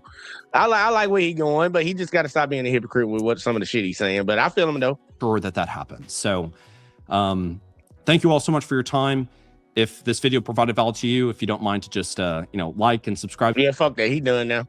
He done now. I ain't got time for that. Hey, shout out to Damon Cassidy. I think that's his name. Yeah, Damon Cassidy for that video, man. But man, what's your thoughts, man? Like, cause he spoke on the baby boomers, man. He spoke on that generation, man. And I see it. I see the trickle down effects of what they did, and understanding a little bit more about what they actually did. It's kind of funny to see them motherfuckers be the same ones talking about we all lazy. I'm like, give me your thoughts on it, because I don't get it. Like, we lazy, but nigga, y'all pull the ladder up. Yeah, it's like my thoughts on it is like, because I'm a revolutionary. So like speaking from the revolutionary standpoint, during this motherfucking time, it's like y'all was doing that and y'all did not want to join the Black Panthers. So it's like y'all really said fuck the community on all levels. But like I'm speaking for our people, like our race. But it's like y'all some hoe ass niggas. And plus the Black Panthers popped up like right after the Black Wall Street, maybe like 30 or 40 years later. It's like, all right, we can't build this shit, so let this motherfucker do this Black Panther shit. The motherfuckers gonna recognize us some kind of fucking way. Yeah, at the bare minimum, we gonna protect our shit. Y'all ain't gonna let us grow. We at least gonna protect what we got. Yup, at least protect what we got. Yup. But that's some fucked up shit, like seeing that side of the coin of like what was going on with the civilians. It's like, damn, y'all gatekeep a lot of shit, and what? Yeah, you don't gatekeep. You shut the gate right in front of our ass and then say, why you ain't in here? Because you shut the fucking gate, bitch. Right. Right. So now we about to climb the gate, break down the gate, and get y'all coons out of here. We got to say the word coons, like some coon shit or some bole shit. You know what I'm saying? Shit. Al Sharpton, Jesse Jackson, and Clarence Thomas, right? Yep, gotta say Clarence. Yeah, and Marion Barry smoking crack. I thought Marion Barry. Shit don't make no damn sense, man. It don't make no sense. But I'm hoping that for everybody that actually got to view the video, man, I hope that you took something from it and got a little bit better understanding. Like, because I know there's a lot of people walking around here like thinking they just failures in life. And I'm like, look, dude, I'll be honest with you, man. You're like the people that you think you a failure, bro, they didn't even have to go through half of the shit you going through right now. Not economically. Right. Bro, they and some of them actually might be responsible for you going through some shit that you going through right now. So I'm like, don't feel no type of way about yourself, man. Just keep grinding. Like that's all you can do. Because the sad part, we all out here trying to survive. But we gotta actually be the people that actually change this shit. Like I think for real, like our generation, me, you, Hurricane, and everybody else around our age, like we gonna have to be the ones. And I did want to get this point because he said something about it. He kind of alluded to it, but he didn't go all the way. Because there's always some people out here that always will tell you, and it's usually older folks, well, why ain't you out there protesting? Why ain't you out there organizing? Why ain't you out there doing this and doing that? Community is not built off of everybody doing one fucking thing. I just want to make sure people in the back know that. It takes people doing multiple things to achieve something. So, like, if you doing what you're doing, like, I'll just say this, like, for the people that be on social media and shit, and they be speaking about important issues, that motherfucker's doing their part. It's another motherfucker that need to be out there in the street. It's another motherfucker that need to be in Congress trying to pass policy. Everybody has to play their fucking part. Don't ever let nobody. Somebody got to be the lawyer to get me out of jail. Somebody got to be the lawyer to get me out. And somebody got to have the bail money. Somebody needs to the bail money. Like, don't ever let nobody try to diminish the role of what you're doing when it comes to actually trying to achieve something. Everybody ain't meant to do the same goddamn thing. Everybody don't work at McDonald's, nigga. It's like, what the fuck? We got different roles to play around here. As long as you're doing something to push forward to what you're trying to get done, that's all that matter, bro. Play your part.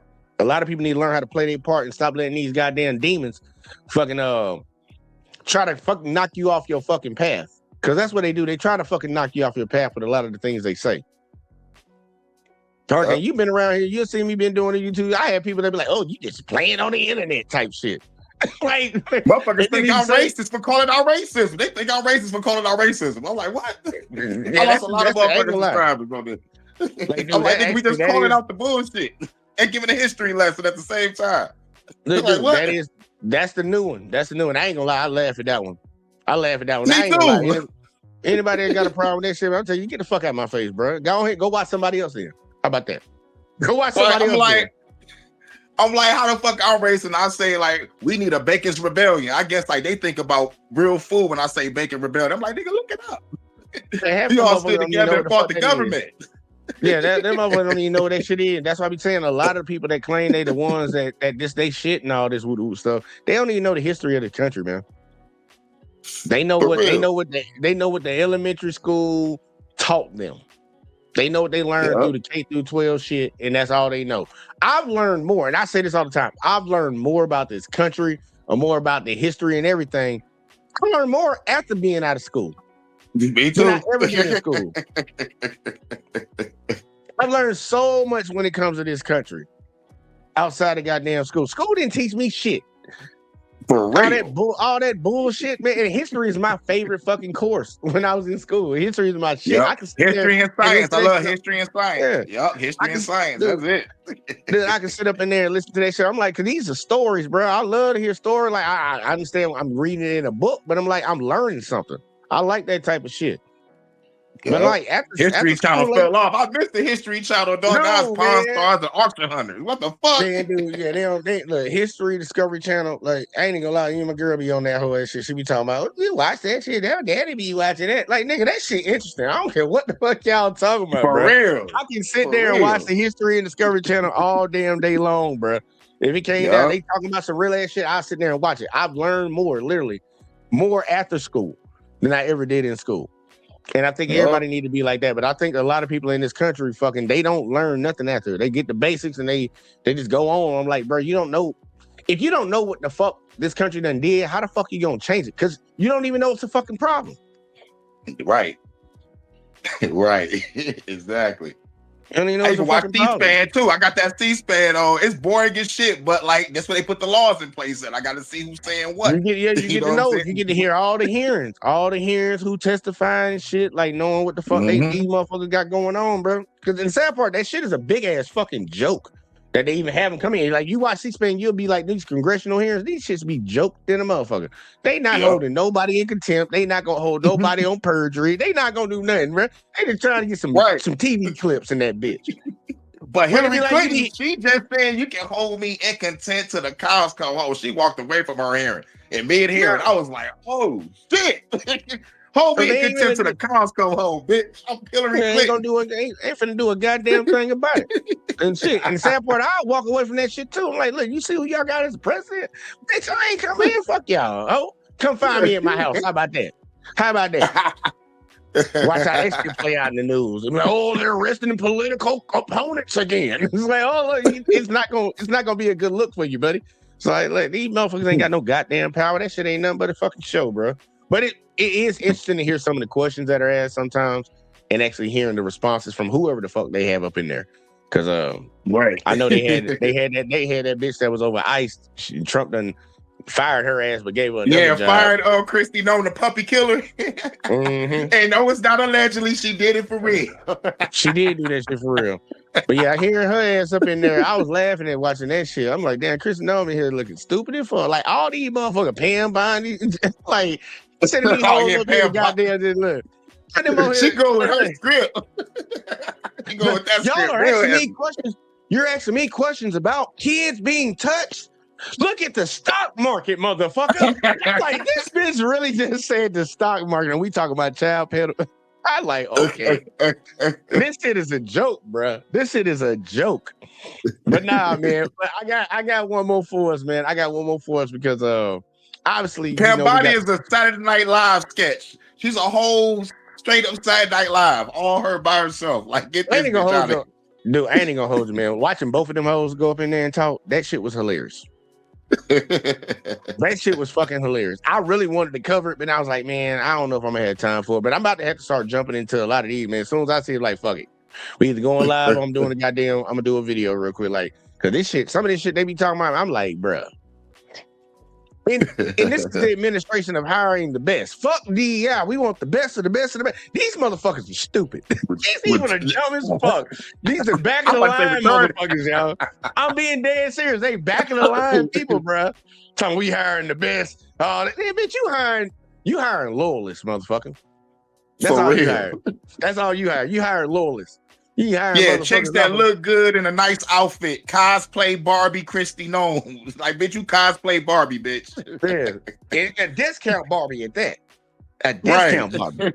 I'm like, this shit don't make no goddamn sense. Man, it's all a joke, but I wanna switch it up because we got this war going on right now, with Iran and shit. And us as the United States, we backing Israel up because we know this is Israel thing. This is what they really wanted. They've been trying to get this shit popping for a long time. But it's called the Epstein War. That was the social media call. They call it the Epstein War. It's hilarious. I ain't gonna lie. I like that right there. They need to call it that. Yeah, call it that shit. That shit funny right there. It ain't the Iran war, man. It's the Epstein war, nigga. Look, we don't really go to war just for a distraction. Just for a distraction, motherfucker. Like, let's those motherfuckers out bomb another country, bitch. That's what he on, bro. Wag the dog. Yep. I want to talk about these people because the United States, we supporting this shit. We going along with it, and we kind of leading it right now. But we're doing it in favor for this one country. And the excuse that the United States always has is that, like, these are the chosen people of God, man. Like, these are the chosen people of God. Like, these are the people. I want to play something, man. I want to play something real quick. Like, because the question, like, it's a basic question. It's like, prove it. Like, can you prove it? Can you truly show me? And it's funny because Tucker Carlson was actually talking about this shit. And I'm like, a lot of these far right conservatives that muddy the waters and radicalize all these people, they seem to like trying to turn their back. You even got Nick Fuentes right now telling people on the right, conservatives, to vote Democrat. For the midterms, bro. He said for the presidential election, the midterms, vote Democrat. It's like, nigga, ain't you? Well, you was like one of the biggest supporters of this motherfucker, bro. What are you talking about, bro? Right, we call that flip-flopping in the hood. We call that flip-flopping, and you get shot for that shit. I remember when Trump ran the first time, they was like, yeah, I ain't gonna vote for Hillary because she changed her position on things. What the fuck are y'all doing right now, bro? What the fuck? Right. But yeah, I want y'all to hear this shit, man. I ain't gonna lie, this shit was it was very interesting to me. Shout out to the channel, The Preach Perspective, for this one right here. And if it don't got the Tucker Carlson part in here, I'm actually gonna play that part. But yeah, let's go ahead and get into this shit real quick, like, man, because I ain't gonna lie, this is hilarious. Who are these people over there? Are they the people of Abraham, or are they something else, y'all? We're not gonna say out loud, but we're just gonna let the video. It's still Sunday. It's still Sunday. Hey, it's the Lord's Day. So who are the real Jews? Who are the people?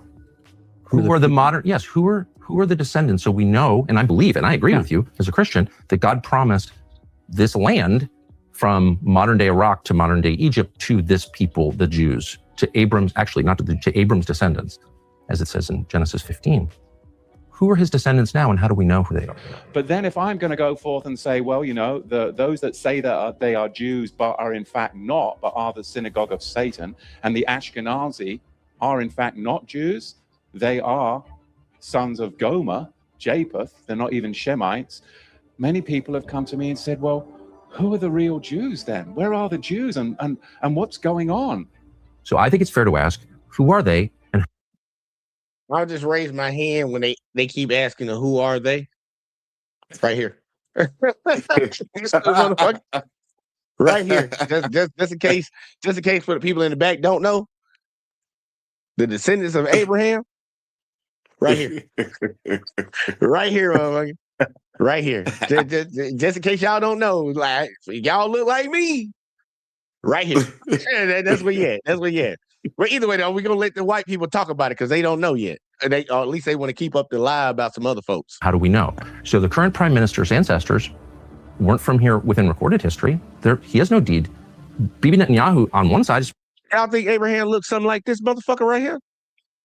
Hell no. Hell no. Do we look like some motherfuckers? Hell no. That motherfucker look like somebody in Times Square selling fucking hot dogs. That's what the fuck he look like. He don't look like nobody from biblical times. Yeah, he's like, yeah, nigga sell halafels. Tell this bitch, like, nigga, what? Like, no, that's a descendant of Abraham from the Bible.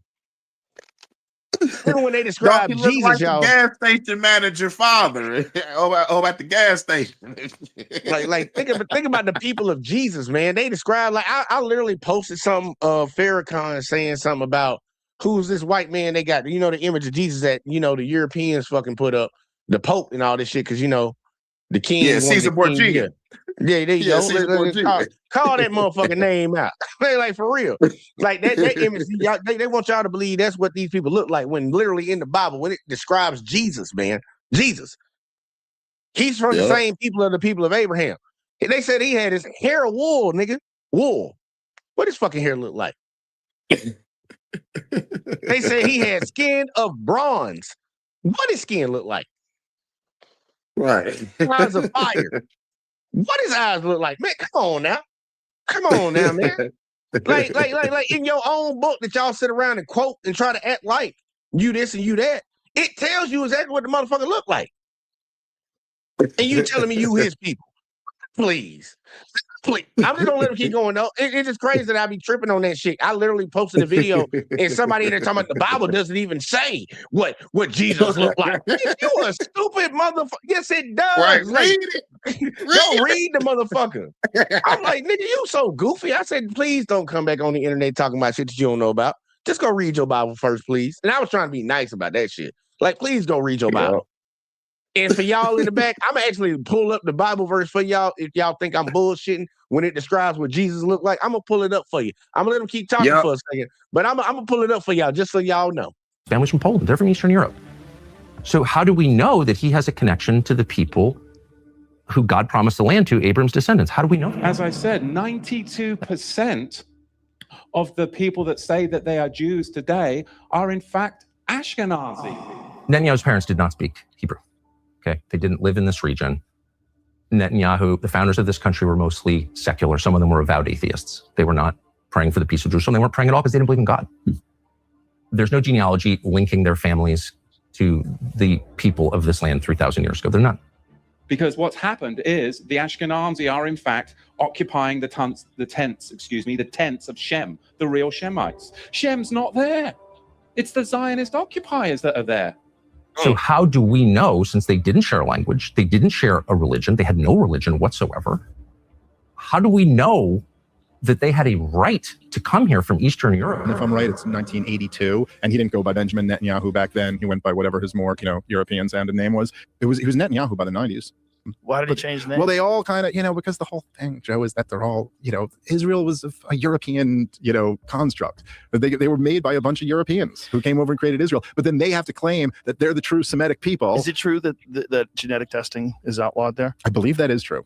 I believe that's true. I double check me on that, but I believe it's true. We that you need like permission from the government to go get DNA tests and stuff.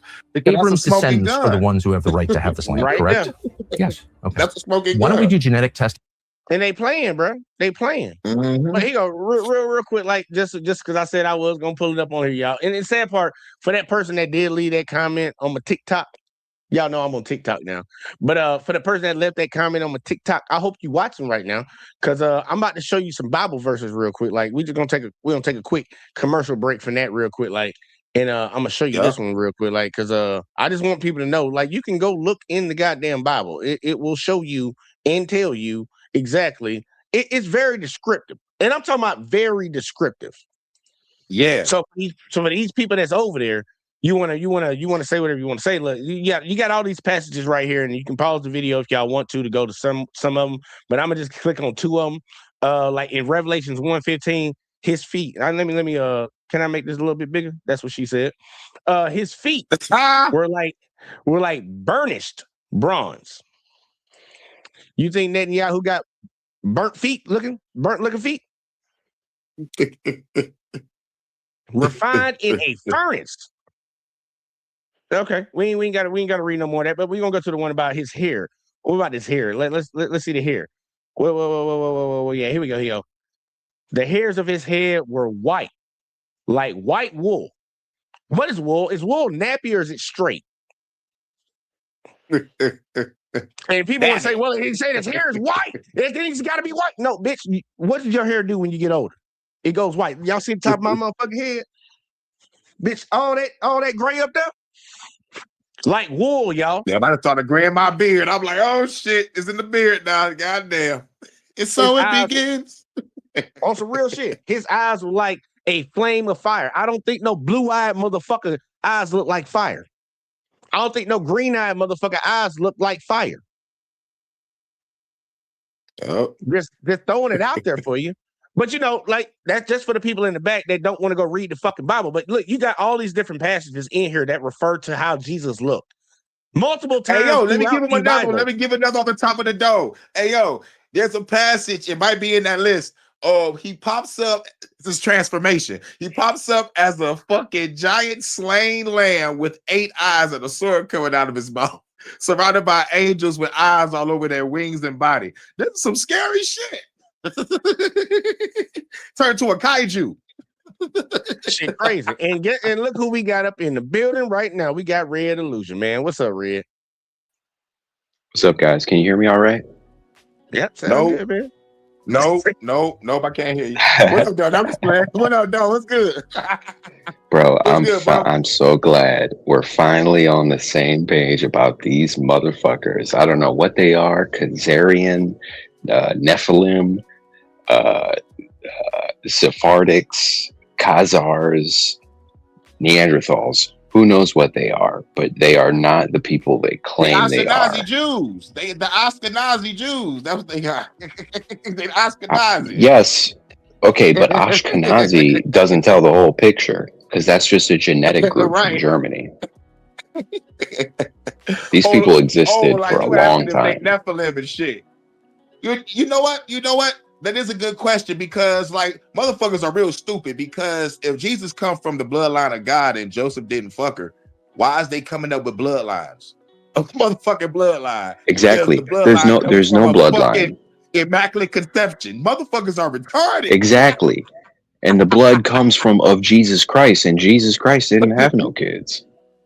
Exactly. Unless y'all said he fucked Mary, but like nobody really believe that. So it's like, yo. But here's the big point. So it's slightly irrelevant because whether they're Sephardic, whether they're Ashkenazi, or the actual Semitic people, they all don't believe in Jesus and they all reject Jesus. And that's the hard line here that I think Tucker, even people like Tucker, and he's doing good work when he says stuff like this, but he fails to make that point.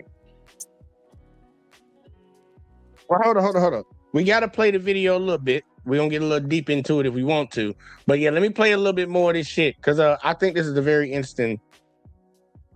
I just think it's funny. So let's keep playing it. On everybody in the land and find out who Abram's descendants are. It's really simple. We've cracked the human genome. We can do that. Why don't we do that? Would you be against doing that? I have no idea what that would prove. I mean, maybe it would be. What do you mean? It would prove who Abram's descendants are. That would prove who's the right is. To live here and who doesn't, according to the theology that you yourself just explained.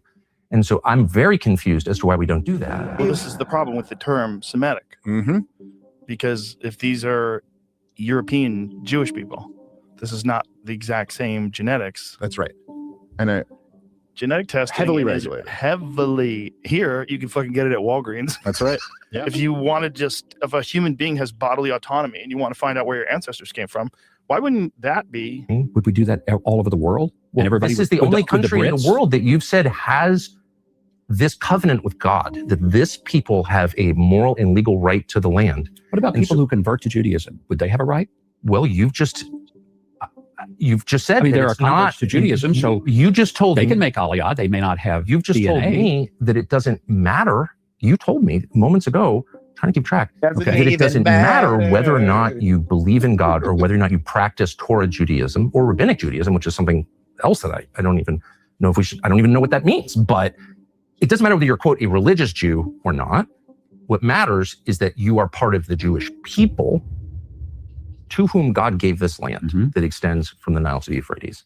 And so if you believe that, wouldn't you want to know with a burning passion who those people are? And because of science, we can now know who those people are. So why aren't we finding out? What do you think? Because the motherfuckers know who they is. And they know. They know the answers to the questions. Like, you got to keep the bullshit going. You got to keep this story going for a while because you're benefiting from it. And you're going to fight tooth and nail because it does give them a certain amount of power over there in that country. And look what they got. Look how they got the United States, man. It's like, come on now. Like they don't They ain't finna do no genetic testing. But it's a great question to ask. And the sad part, they asking the motherfucker that ain't even Jewish. And he over here just caping for him because I think they gave that motherfucker so much motherfucking money. Huckabee. Ain't that Huckabee? Mike Huckabee, ain't that who the fuck that was? I don't know if I got his name I'm right. talking the guy that was Ambassador the to old guy. I Israel. think that's somebody else. I know that's Tucker Carlson asking the questions, No, but I don't know who the that's- guy you're talking to is. I think That's like Mike Huckabee, a ambassador to pastor or Israel. some shit. Okay, no, so okay, it is Mike Huckabee. He used to be a pastor, then he was a Republican All right. candidate in 2012, and then he was Yeah. a Fox News host, and now he's the ambassador to Israel. Yeah, I'm saying, what he in the Senate or something, or the House or something at one time? Yeah, he was in Congress or something like that. I don't know. Yeah, he had a job, and I don't know which one he was in, but yeah, man, like he asked this motherfucker, like, dude, you over here saying pretty much that if you come from the bloodline, you a Jew, but then like he flip flop. Look, I just like the question. I like the question, and the sad part is it pisses a lot of people off that the motherfuckers even asking this shit right now. But it's like you can't. Everybody else on this planet can be talked about, especially black folks, and that's why I really have the issue that I have. Like black folks get talked about by everybody every day, no matter what. But you telling me this group of people we can't say nothing about? We can't. I agree, dude. Exactly, bro. You ain't got no past, bro. Like you gotta get it just like everybody else get it. And I understand fucked up shit happened to you, but guess what, bitch? I don't think the Holocaust is worse than fucking American slavery. I'm just be honest with you. For real. Or all the other Holocausts and slaughters that took place before that in human history. Like, I mean, what the Romans did, what the early British people did. Crusaders did some fucked up shit. Look, what Genghis Khan them did was some fucked up shit. And I'm not saying Exactly. what happened to the people. I'm not saying what happened to them people wasn't bad. It was bad. It was horrific. It literally caused a fucking world war. I give you that. No, it didn't. You know what I mean? That's not what caused it. Well, it ain't what caused No, it. they didn't. It was a big part of it. No, they didn't. They didn't even know the Holocaust was happening during the war. I'm just saying though, like it was. Timelines is It wasn't until after. Yeah, timelines is matched up together. Yeah. Well, our alliance is matched up together, and I just want to point out something a little cautious here, guys. I don't think we should put all our eggs in one basket because they are actually doing DNA tests in Israel right now, and you know how these people are. They will manipulate data, and they also do arranged marriages to get certain bloodlines. This is what the 13 families of the Illuminati have been doing, and one of the main families is the Rothschilds, and they have a direct connection to Israel as well. So when we do certain genetic testing, some of them actually are going to be related. So I don't think this is the hill to die on. I think the point is you do not have a blood right to this land. Just because you descend from these people and you have this political party in the Middle East right now, that doesn't mean shit. We're America. We don't care about that. Well, I'm gonna just keep playing the video. I'm gonna let Red have his little conspiracy theory stuff going on. Matter of fact, I will address that a little bit later. But yeah, let's keep playing real quick. Like, well, look, like the only real answer to this is that the Israel project or the Zionist project always relied on this kind of claim, and which is a crazy claim in a way. It's like a supernatural property right claim, that like that you have this, which if you go, there was that great documentary on the settlers in the West Bank, and they'll all tell you to a man or to a woman. They focus a lot on that godmother of the settlers woman, but they'll all explain to you, like in very plain English with a Hebrew accent, that God promised them all this land. And so like God promised us all this land. So like I don't know who these other people are here, but God didn't promise it to them. He promised it to us. And so, well, let's just say hypothetically, if say the truth is that the Jews of 2,000 years ago weren't actually kicked out of the land, but in fact they were forced to convert, and that actually those people who you're saying were never promised the land are actually the people who were promised the land and then converted to Islam, and in fact you're just some European who came in here way after that. That I'm just saying hypothetically, if that was the case, that would be something that maybe you would want to control the information on. Who are the true Jews? Well, the Fehalim, which is a term for the so-called Palestinians, the migrant farmers that never left the land of Israel in 70 of the Common Era when the Romans came in, they still were attached to the land. They were called the Fehalim, or what we call today the so-called Palestinians, are in fact the descendants of the poor agricultural Jewish society that stayed in the land, yet they converted to Islam in the 6th and 7th centuries to avoid paying the Islamic jizya tax, because if they had done that, they would have lost their land, and they were attached to the land. That's his opinion, that ain't mine. So therefore they converted to Islam so that they could stay in the land, working the soil that their forefathers worked. This is recognized in 1918 by the historians David Ben-Gurion, who of course was the future prime minister of Israel back then, and Yitzhak Ben-Zvi, the future president of Israel. Both of them historians recognize this fact. Today, of course, it's buried in your history books. But what about the affluent, regal Jews that weren't connected to the land? Because we've addressed who the poor migrant workers are, the Fehalim. But not everyone in the tribe of Judah was connected to the land. There was a royal, regal class that were merchants that would travel throughout the empire and throughout Judea and throughout the Roman Empire as merchants. These were the regal, affluent Jews Y'all gotta chill with that this weren't AI. connected to the land, but they were engaged in trade and export. Who are they? And where did these royal nomadic Jews migrate to? They in America. They got brought over here on some boats. just throwing that out there for you. But either way, though, I don't I don't understand. know about all that. And you're very discouraged in the United I know you don't, Red. States from asking this question for some reason. It's a foundational question. But I just want to get to the point that forms the basis of this whole conversation, which is who has a right to the land? Deuteronomy 28, verse 68. And Yahweh shall bring you into Mitzrayim, Egypt again with ships. And the way of which I said to you, you shall see it no more again. And there you shall be sold to your enemies for slaves and female slaves, and no man shall buy you. And that is what happened to the regal class of the house of Judah. The history of slavery. This is the Old Testament. What are you talking about? Like, what? I don't know what this guy is trying to say. The Old Testament was written like thousands and thousands of years ago. The Old Testament covenant was fulfilled by Jesus Christ in 33 AD. If you say so, these are prophecies of the future. Promises, pretty much. And it's speaking about it. Like, Well, no. Actually, not in this verse. In this verse, the context is not a prophecy. It's like directly like what's happening tomorrow, and then it does happen. No. It's a promise. It's a prophecy. It's something that's gonna happen, and it happened. The question is, who are those people that they're saying it's happened to? Well, I'm saying it's Black Americans. And that's who they're referring to. You think Black Americans are the true Israelites? Yeah. I don't think it. I know it. Okay.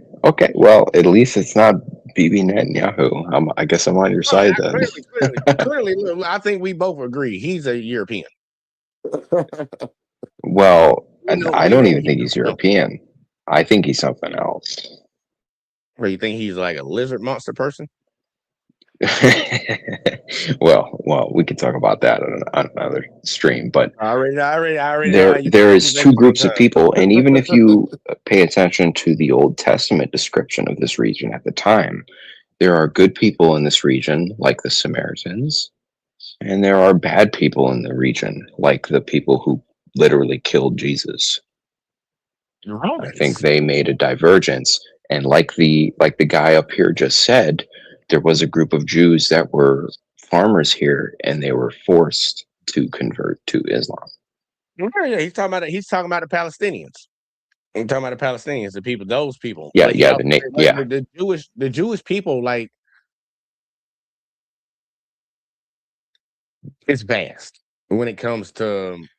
It is vast because it's not always genetic. Because at the beginning, we see Jews today as like weak people, but back then they No, were no. conquering people and forcing them to convert. Well, they obviously got conquered by goddamn Islam because it made them motherfucker convert to that shit. But Yeah. Israel is like the nerds, and Islam is like the jocks. there you go. Hey, that's one way to look at it. But no, look, I'm on board with what he's talking about right now, and I like we can even trace it. Like you can just read the Bible and it'll tell you. It'll explain a lot of shit, and that's why a lot of Black Americans need to really understand who the fuck they is. And then on top of that, it makes all the sense in the world too. Because first off, not even with all the descriptive text that is in the Bible to let you know who his people is, when it talks about the things that are going to be done to his people, who has the best correlation and relationship to what is said in the Bible to what's actually happening in real time? Put my fucking hand White up. people. Hand up to the knob. Oh no, what white people? What you talking about? White people? White? Yeah. White people. Give me an example. I really want to hear this now. Yeah, I mean, when in his dying time of need, Jesus had no one to rely on. The disciples that counted at the time all turned on him, even though they said they wouldn't. And the same is true with white people in America today.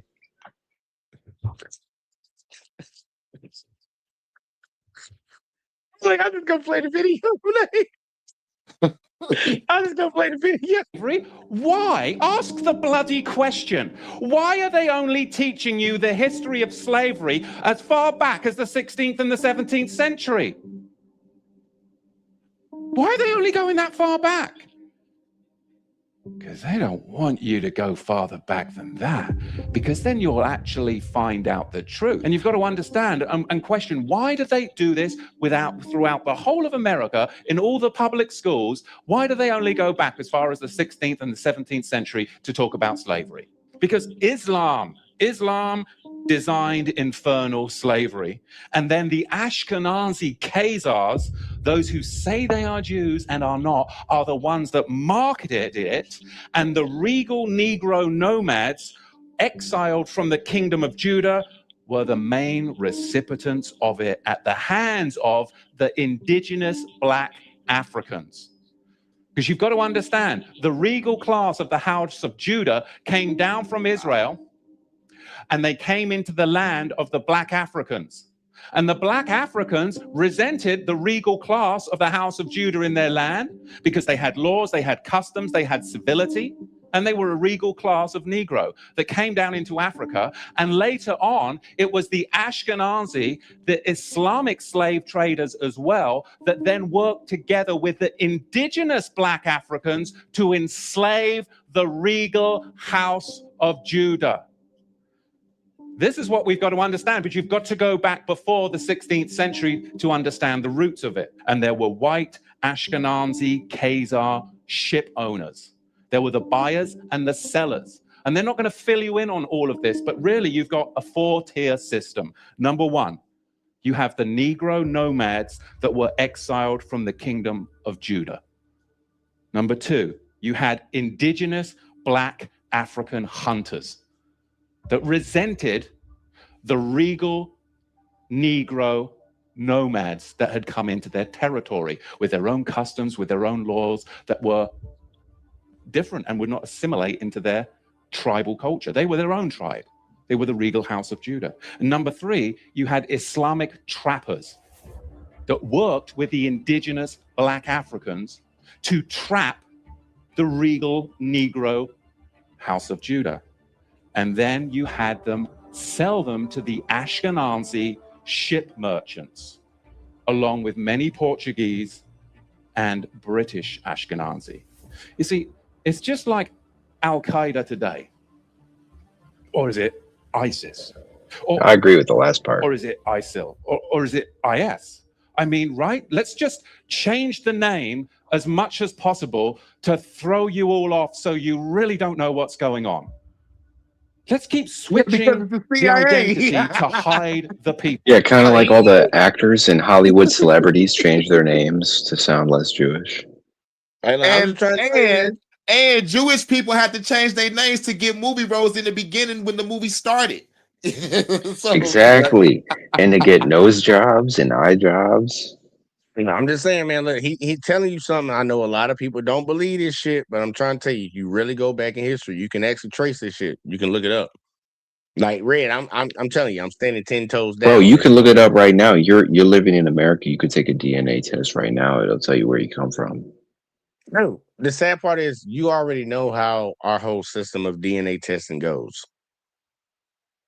Like Well, you it's said, based that on I'm saying this. haplogenic No, diversions in regional human history. yeah, I'm saying, but think about what you even said earlier when it pertained to like Jewish people actually doing that test. You said how they can easily manipulate what the test is supposed to turn out to be to say that it's these people. You can just find the DNA of Abraham. They can switch it out with a DNA of their people that they got No, right no, there and no, say, no. What I was saying is Jewish people could interbreed with the native Palestinian of the that's fine region. and dandy. I ain't tripping on that. That's fine and dandy. Like you got the blood, you got the blood. You got DNA, you got DNA. That's all that matters. I don't care Right. how you got. That's why in Jewish religion it's only the mother that counts. Because that way they Right, can get other people in there. yeah, that's why I ain't tripping. I ain't tripping on that shit. But like you know they can easily manipulate shit. They can manipulate whatever the fuck they want when it really comes down to it.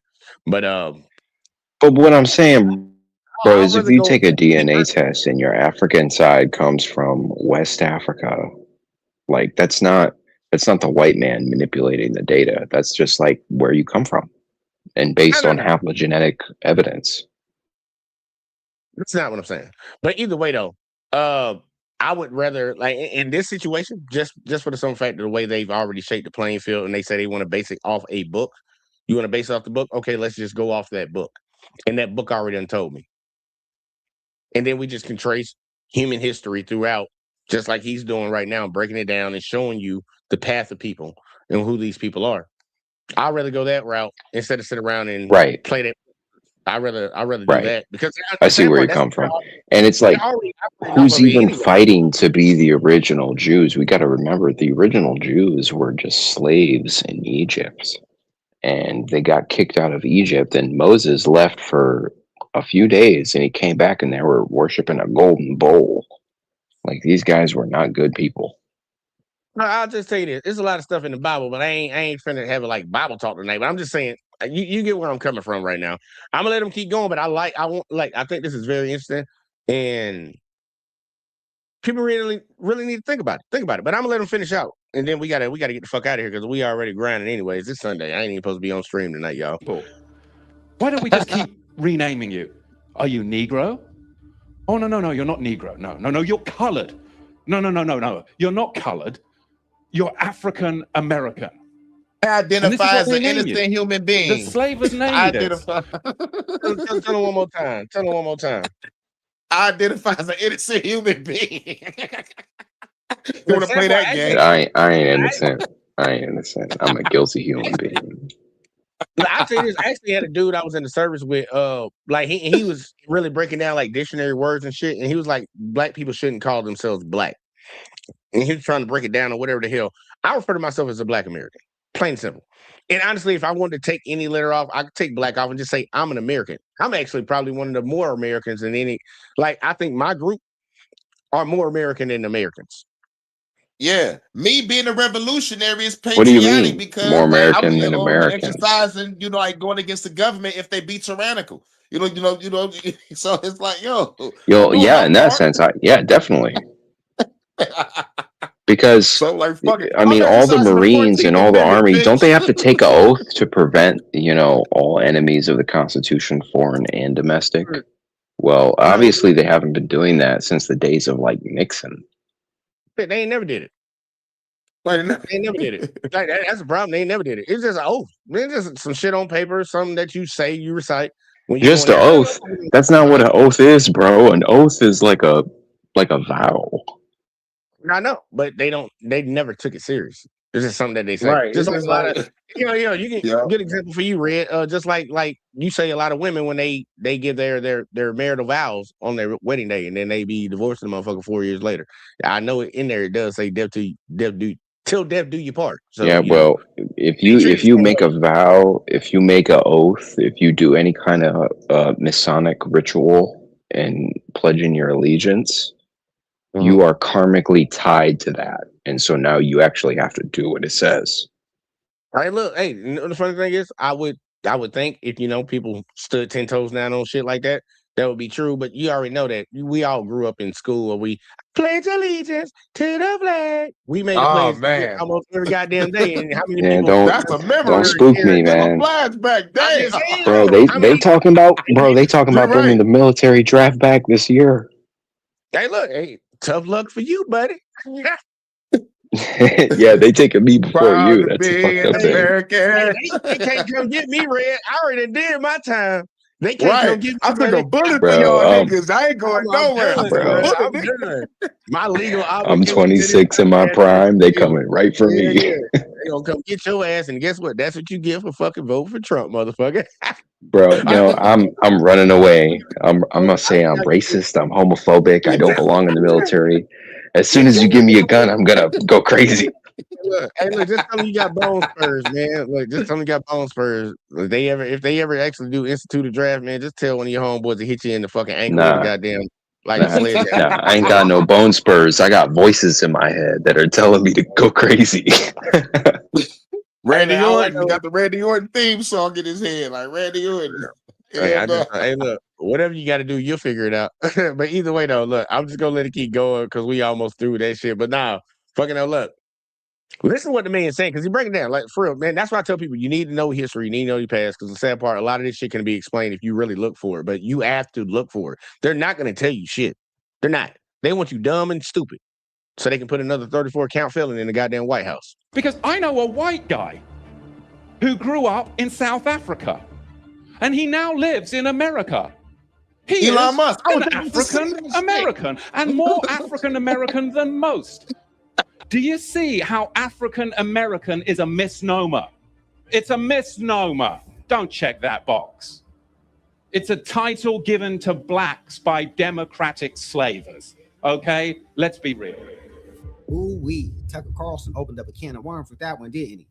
Man, that's a highly sensitive, controversial topic and subject. But what did you all think of the video? I ain't this nigga was at the end of this shit. But either way, though, yeah, they got that. I ain't gonna lie, that was pretty good. But now, I want a lot of Black Americans to really understand something and understand who the fuck you are. I know other people might disagree with it, and guess what? That be their problem. It don't matter. Shit. Some people believe in bullshit. They want to believe you believe in some bullshit. Okay, whatever the fuck. But I'm just letting you know I got a long list of fucking documents to show me that what I'm talking about actually might be true compared to what the fuck you believe in, motherfucker. But it is what it is. It is what it is, and it makes sense. It makes all the sense in the world, especially when you see what the hell's happened and what's going on right now. Like, man, look, you got some, in my opinion, you got some white folks over there fighting with some Muslims right now. That's what I see over some land that don't belong to either one of them. Just being honest with you, right? That's what I see, bro. That's what I see. I don't see nothing else. And the sad part, it even speaks about it. And I know a lot of people ain't religious or whatever the hell, but even in the Bible, like even if you're not, it speaks on this type of shit about this land will be fought over until God's people are actually returned to that land. Well, these people claiming that they God's people and that land's still getting fought over.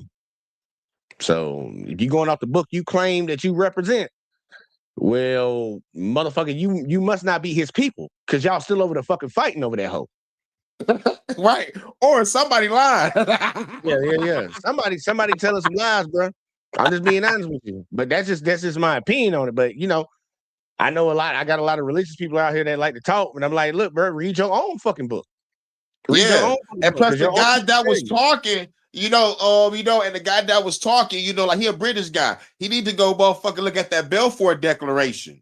It's like sad part, they made a decision to even send them people over there, bro. They literally voted on this shit to send them there. Like, bro, they should have sent their ass back to fucking Germany, where the fuck they came from.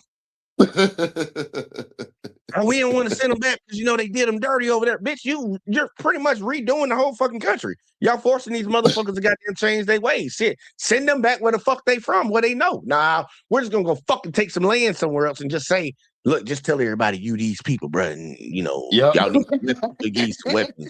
You fight these other motherfuckers off and shit. Cause that's pretty much what they did, bro.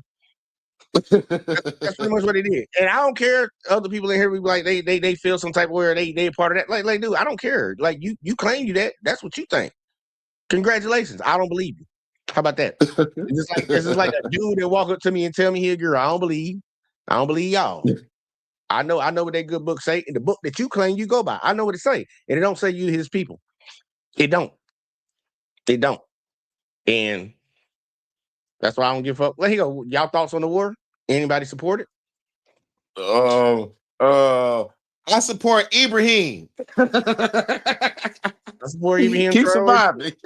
Keep surviving. But like this Iraq war, man, dog, this shit crazy. This shit crazy. Like I'm still the type of guy that say, yo, what happened to get rid of inflation on day one, son? Wait, what happened to all that shit, man? What happened to all that? What happened to all that, man? Lower prices for everyone. No more wars. Man, bitch, you did it. You literally did the opposite of what you said you was gonna do. Get all these illegals out of here. Now you gotta calm down with that shit.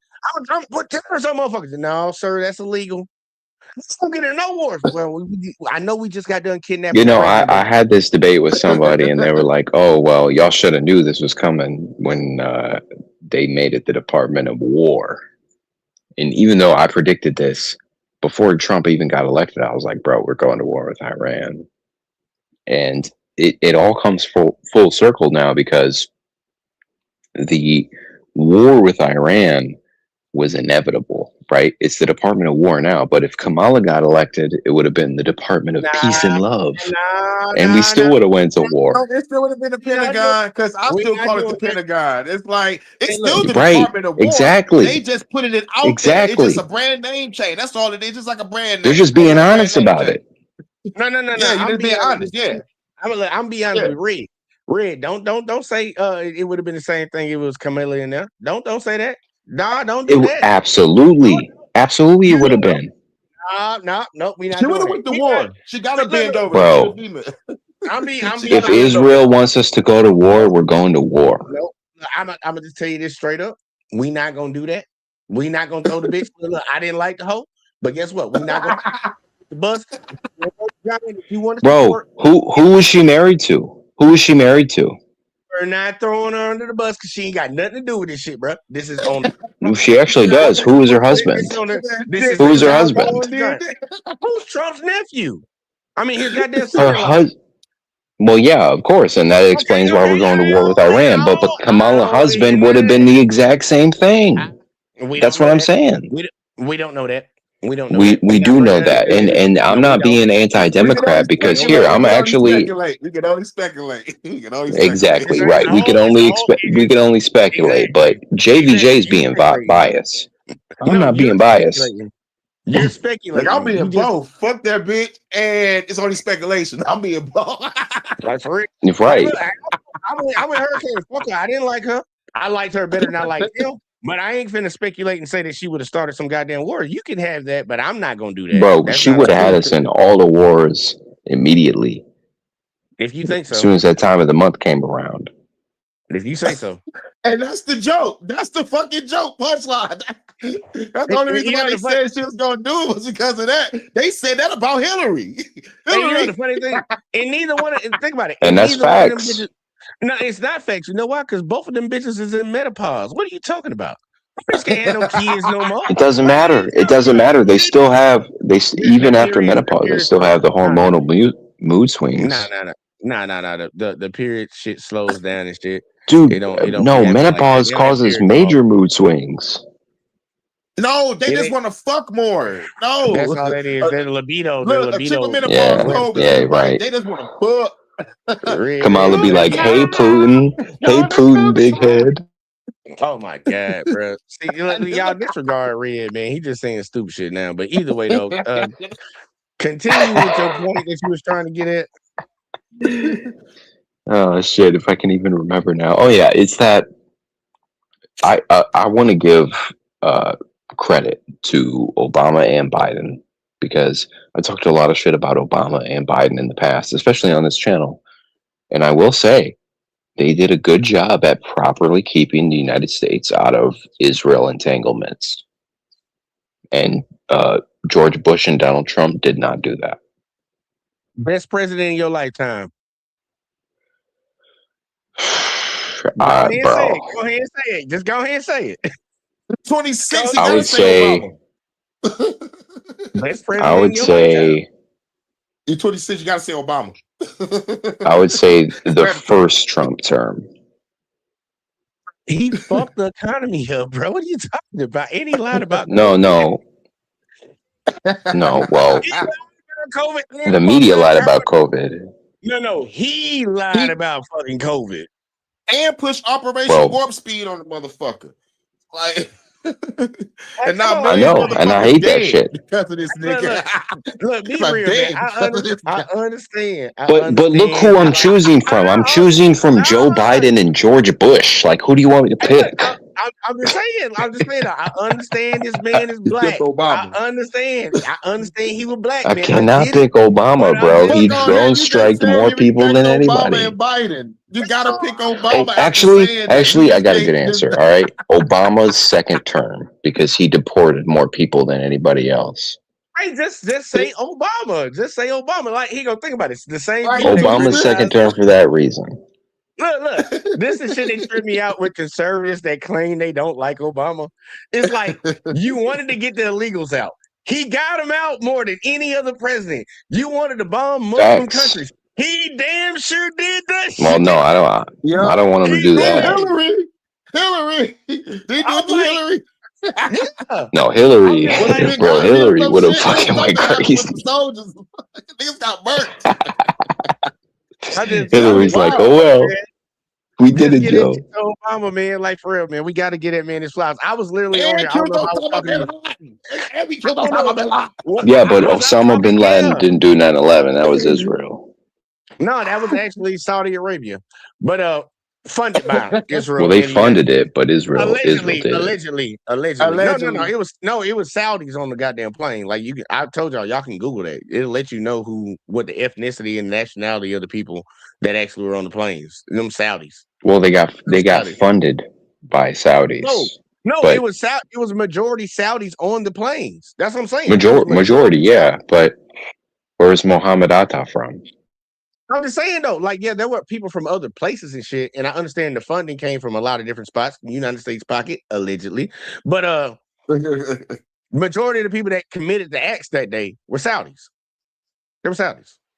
That's why I was like, well, bro, it's just like JFK. It's a three-way. Israel gets people involved, the US gets involved, and all these. Hey, look, man, if you got a soccer team and you got 11 people on the field, and fucking 9 of them motherfuckers are black. And then the other 2 motherfuckers are from somewhere else. I'm gonna say that's a black team.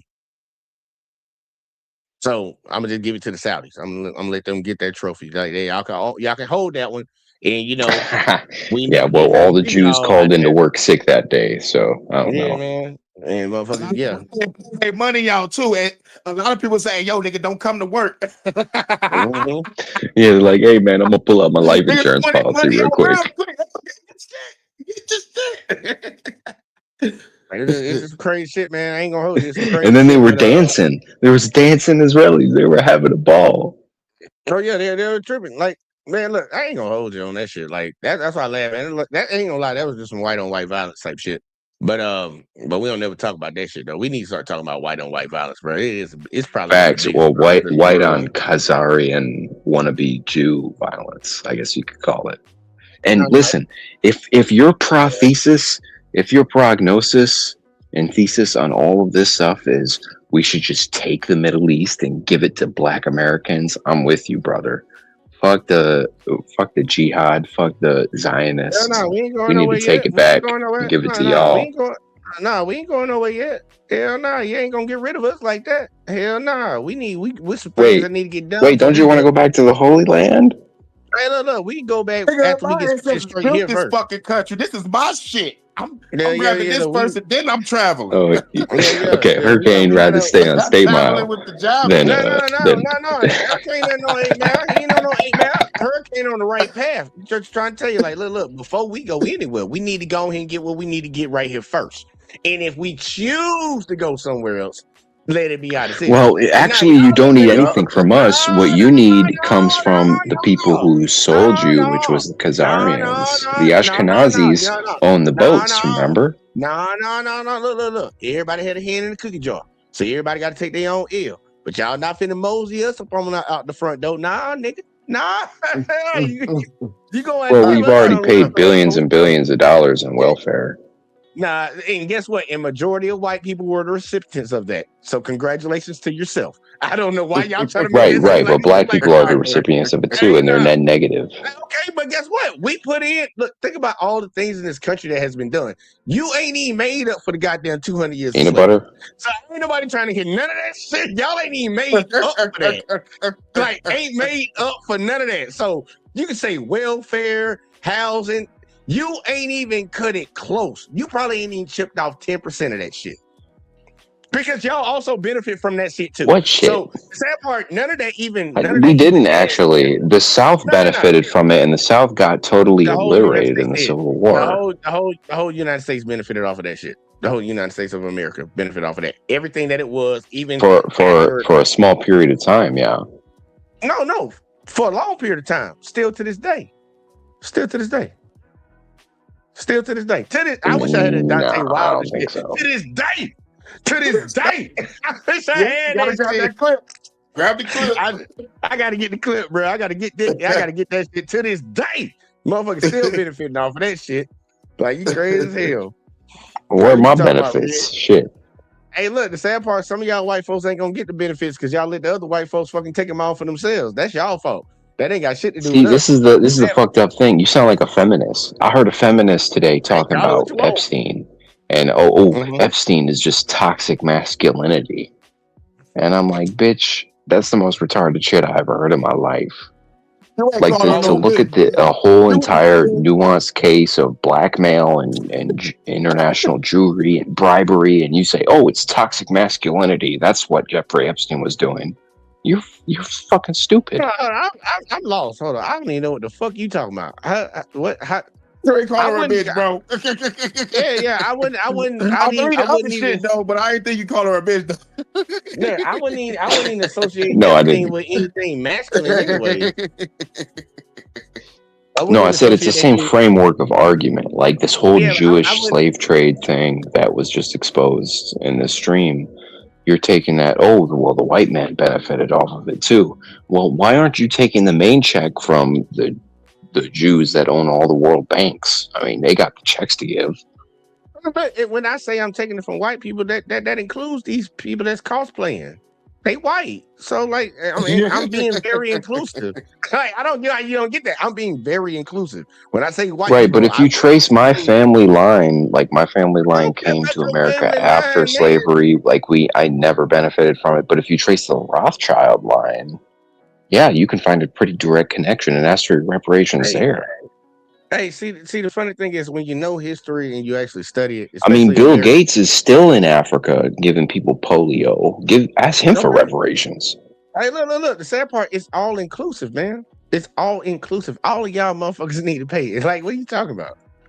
I'm not just singling out one group. What do I have to pay for? What do I have to pay for? I'm Irish. Look. You a part of it, motherfucker. You a part of it. You and your people came to this country and shit. You know, they tried to treat y'all like shit, but guess what? They treated y'all better than they treated us. They gave y'all jobs and shit. So that means we have to pay? That means we have to pay you? That's retarded. Benefited from it. You benefited from How? it. You got it. Show me. Where's the benefits? Okay, here you go. I'm going to explain it again because I literally just said it. Now, obviously, you didn't catch it. I said when your people came over here, they did treat y'all like shit. But one thing they did for y'all that they made sure they didn't do for us, they used y'all as a buffer for jobs that should have went to black folks and gave them to y'all. They gave y'all community. Oh, so wait, is there such a thing as black jobs now? Jobs, period. What are you talking about?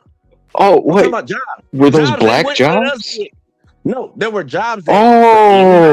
So Oh, they were taking black jobs. Isn't that funny? It's about to go left, Hurricane. It's Yep. about to go left.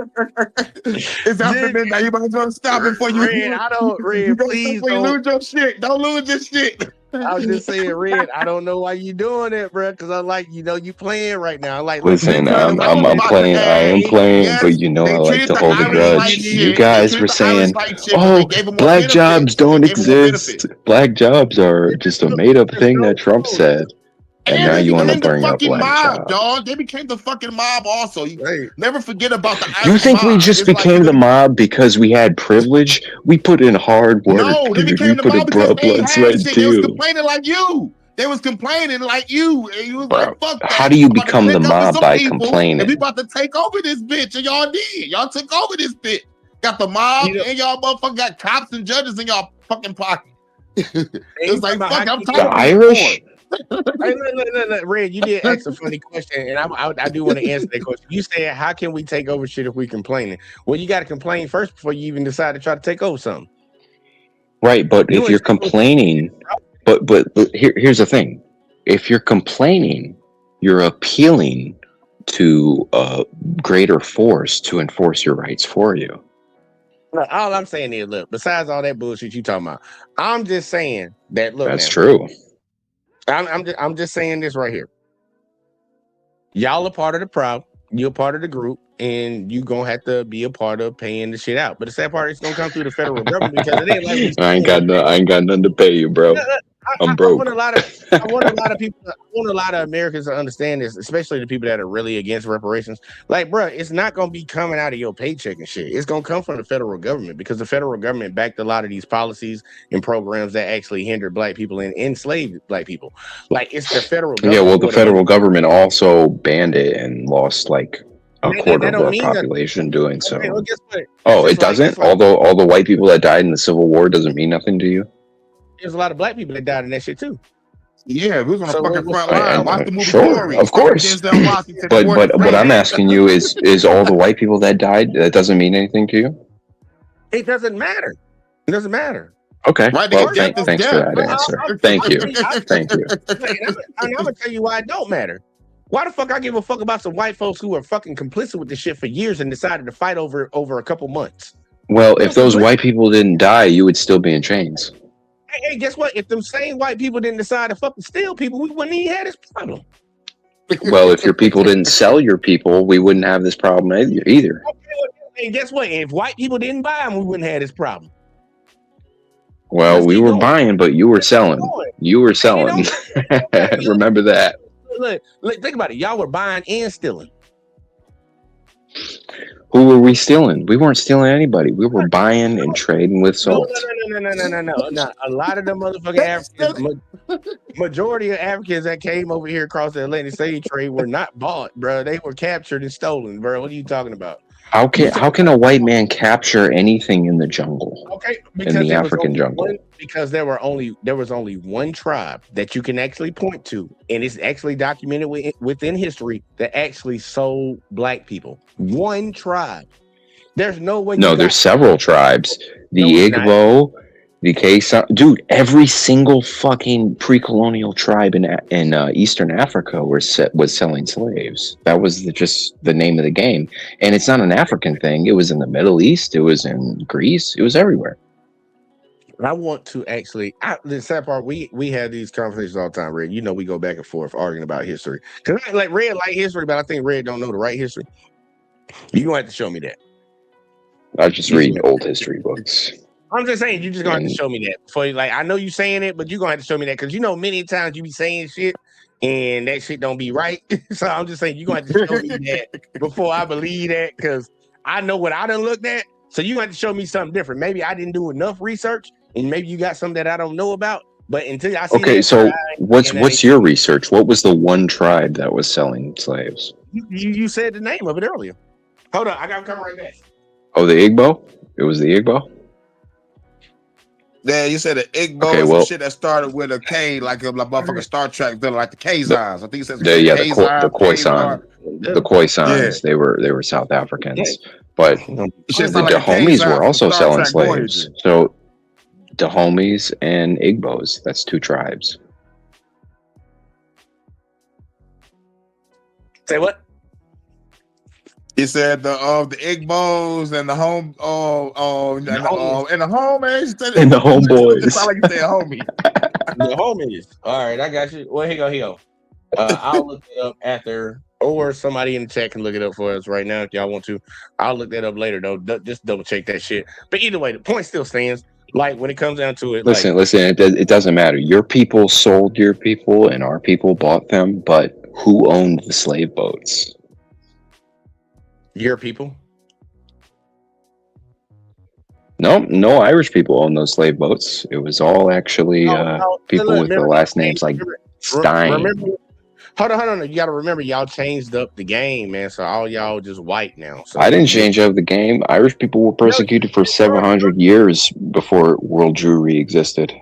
Yeah, by who? Other white people. Either way, though, that's y'all problem. Y'all deal with that shit. Like, just like you tell us to talk back to the Africans about what we need from them, we'll talk to them when it comes time for it. For the people that, you say there's multiple tribes. Well, the problem is you can't get anything from them because they're broke. Hold on. Hey, they not broke.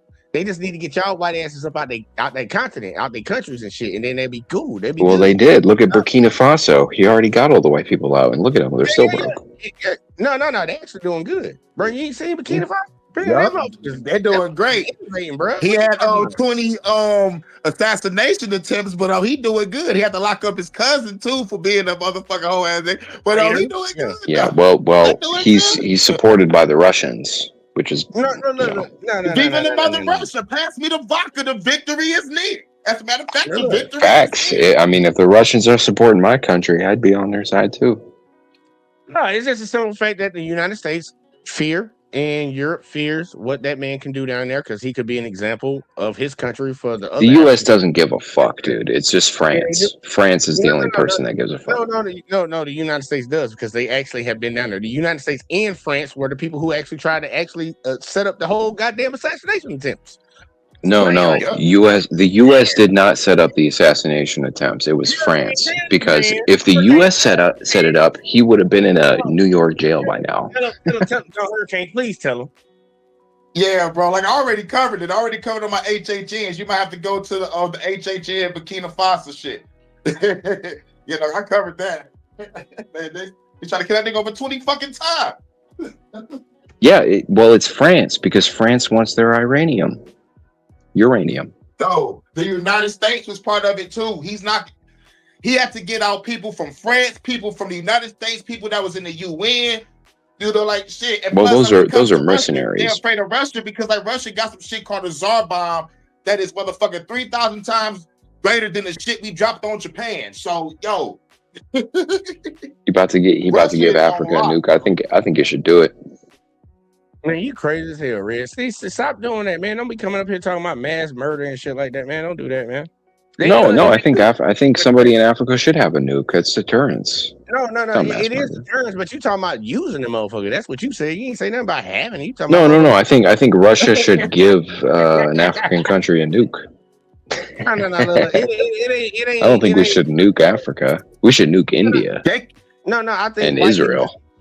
How about no one to use nukes? Period. How about that? There you go. Look, either everybody. Superman 4. Oh, you're in luck. I said this shit the other night, man. And I understand this is like childish because we all know the world is complicated, y'all. We know it's very complicated. But I said something on a basic level, and sometimes I wish it would be that case, but I know it's complicated. But either everybody get nukes or nobody has nukes. Yup. I know that sounds. Why does anybody else have nukes? America created nukes. Why did we let anybody else have them? America didn't create nukes. Why? It was Oppenheimer, dog. It was Project Manhattan. That was America. No, America was the first to get to it. They didn't create shit. It's just like when motherfuckers say, I discovered America. You didn't discover something that was already here, motherfucker. You didn't. Well, who had nuclear bombs before America? No, I'm just saying, though, we already had bombs. We just made the capacity. That's what I'm saying. Why did we allow other people to have nuclear bombs? We could have just nuclear bombed everybody and said no more nuclear bombs for anybody except us. Red, like really understand what the fuck what I'm trying to say to you, and I'm really trying to be deep on this one. Look, they just changed the name of something because they increased the fucking validity of it, the fatalities of what it could do, the destruction level of what it is. It's still a fucking bomb. We've had bombs. They just made them bitches stronger. That's all it is. They just put different names on. Oh, I this know. tomahawk. This Yeah. goddamn. Yeah. It's still a fucking bomb. It's a bomb, bitch. Yeah, it's not a fallout or anything. It's just a big ass bomb. It's a big ass bomb now. Like that's all it is. It's a big ass. Yeah, it just goes boom. Yeah, this shit gonna fuck some shit up. Man, this one might do a little bit more than that one. That's how we distinguish between that's a nuke, that's a goddamn fucking tomahawk, and all that whoop whoop shit. Right, that's a bunker buster. Yeah, Those are cluster bombs and shit. Yeah, even drone bombs, right? We gonna drone bomb. Yeah, it's just levels to it. That's all the names are. But at the end of the day, it's still a bomb. It's a bomb. It's gonna blow something up. It's gonna ignite something. It's gonna explode like a motherfucker, depending on what the name. Yeah, that's of a Predator drone. That's an Epstein missile. Yeah, it's just crazy. But like, nah, man. Like, I know it's kind of stupid to say it that way, because it ain't gonna never happen that way. But everybody get one and don't nobody had none. Because the sad part is the countries that keep getting invaded don't have them, and they keep getting invaded by countries that have them. Like if they had them, it'd be a deterrence. Nah, I'm just saying. Like I think the U.S. should give Iran a nuclear bomb. And the sad part, they say that because they think they're gonna shoot it. Look, United States, y'all need to shut the fuck up with that whole ass shit, because y'all the only ones that ever even shot one, and y'all did it twice. I keep saying that shit till the cows come home. No, I'm saying we should give Iran a nuclear bomb. Like, give it to them.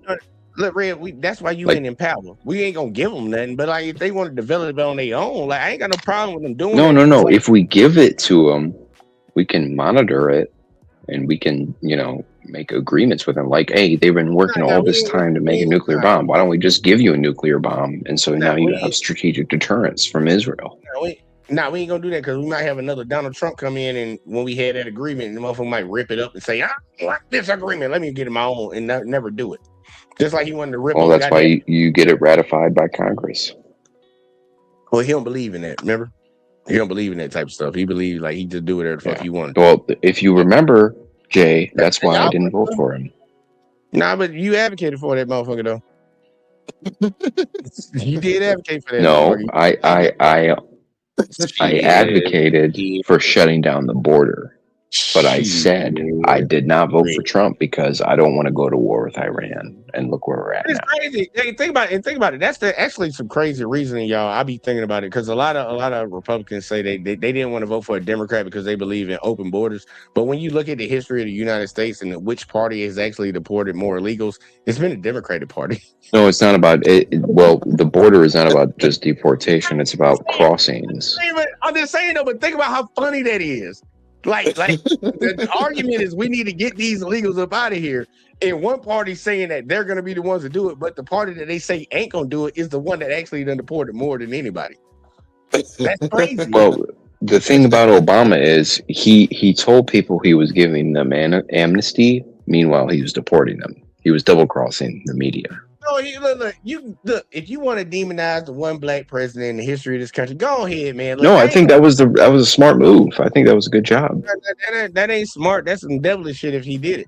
But either way, well, that's what he did, and he got more illegals out of here. He did a good job, bro. He's good. He was good.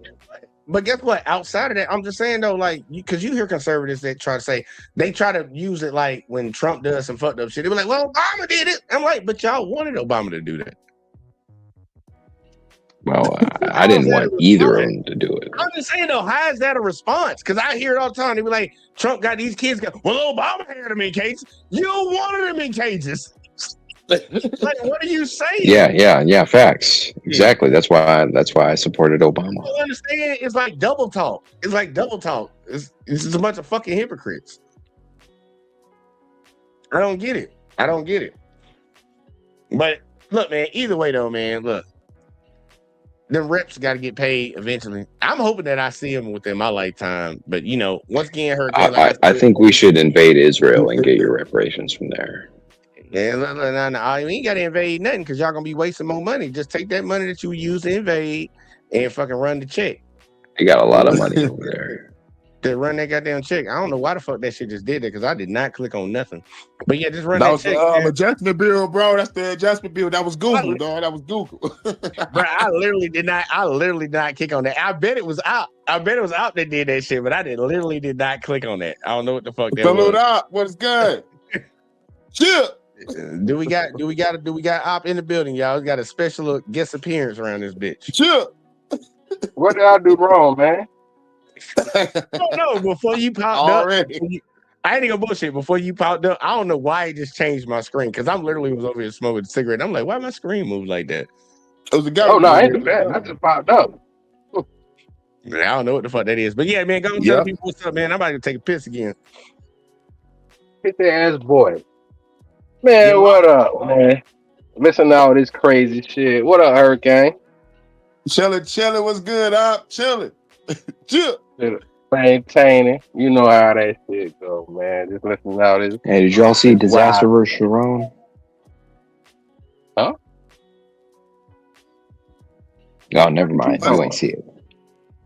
Hell no, I ain't see that shit. I don't even know what the fuck you talking about, man. All this other wild shit, man. Let's see y'all in Red get y'all triggered over here, man. We can't listen to Red no more. You don't know shit. Red started learning shit to Google, bro. Man. Red started learning shit to Google was around. We can't listen to Red ass, man. They don't know shit. Don't let Red trigger y'all, man. Red don't know nothing, man. He be on the damn metro. You know? Yo, Op hasn't been on a date since 50 Cent was on the radio. Nah, man, hold on. Ooh, that was lame as fuck. Yeah, I was about to say, man, That was lame as fuck. my boy been out there getting it, man. Don't hey, Red, don't be sleeping around here. No, here. That was lame as fuck. That boy been out here getting it, man. That I was couldn't even lame. get the nigga on the phone. I couldn't even get him on the phone the other day because the motherfucker was booed up. Like, don't do that, Red. Over here projecting your inner. Where he be at the nursing home? Hey, man, get it where you can get it. It don't matter. Hey, shit, at least you getting something. That's all you got to tell yourself. But nah, man, like on some real ass shit though. Fucking man, look. We know who chosen folks is, man. We ain't got time for all these cosplaying ass motherfuckers out here. But if they want to cosplay, but man, we'll see how long you can keep that shit up. Cause the sad part right now, we the people that actually are them people. We got bigger fish to fry right now.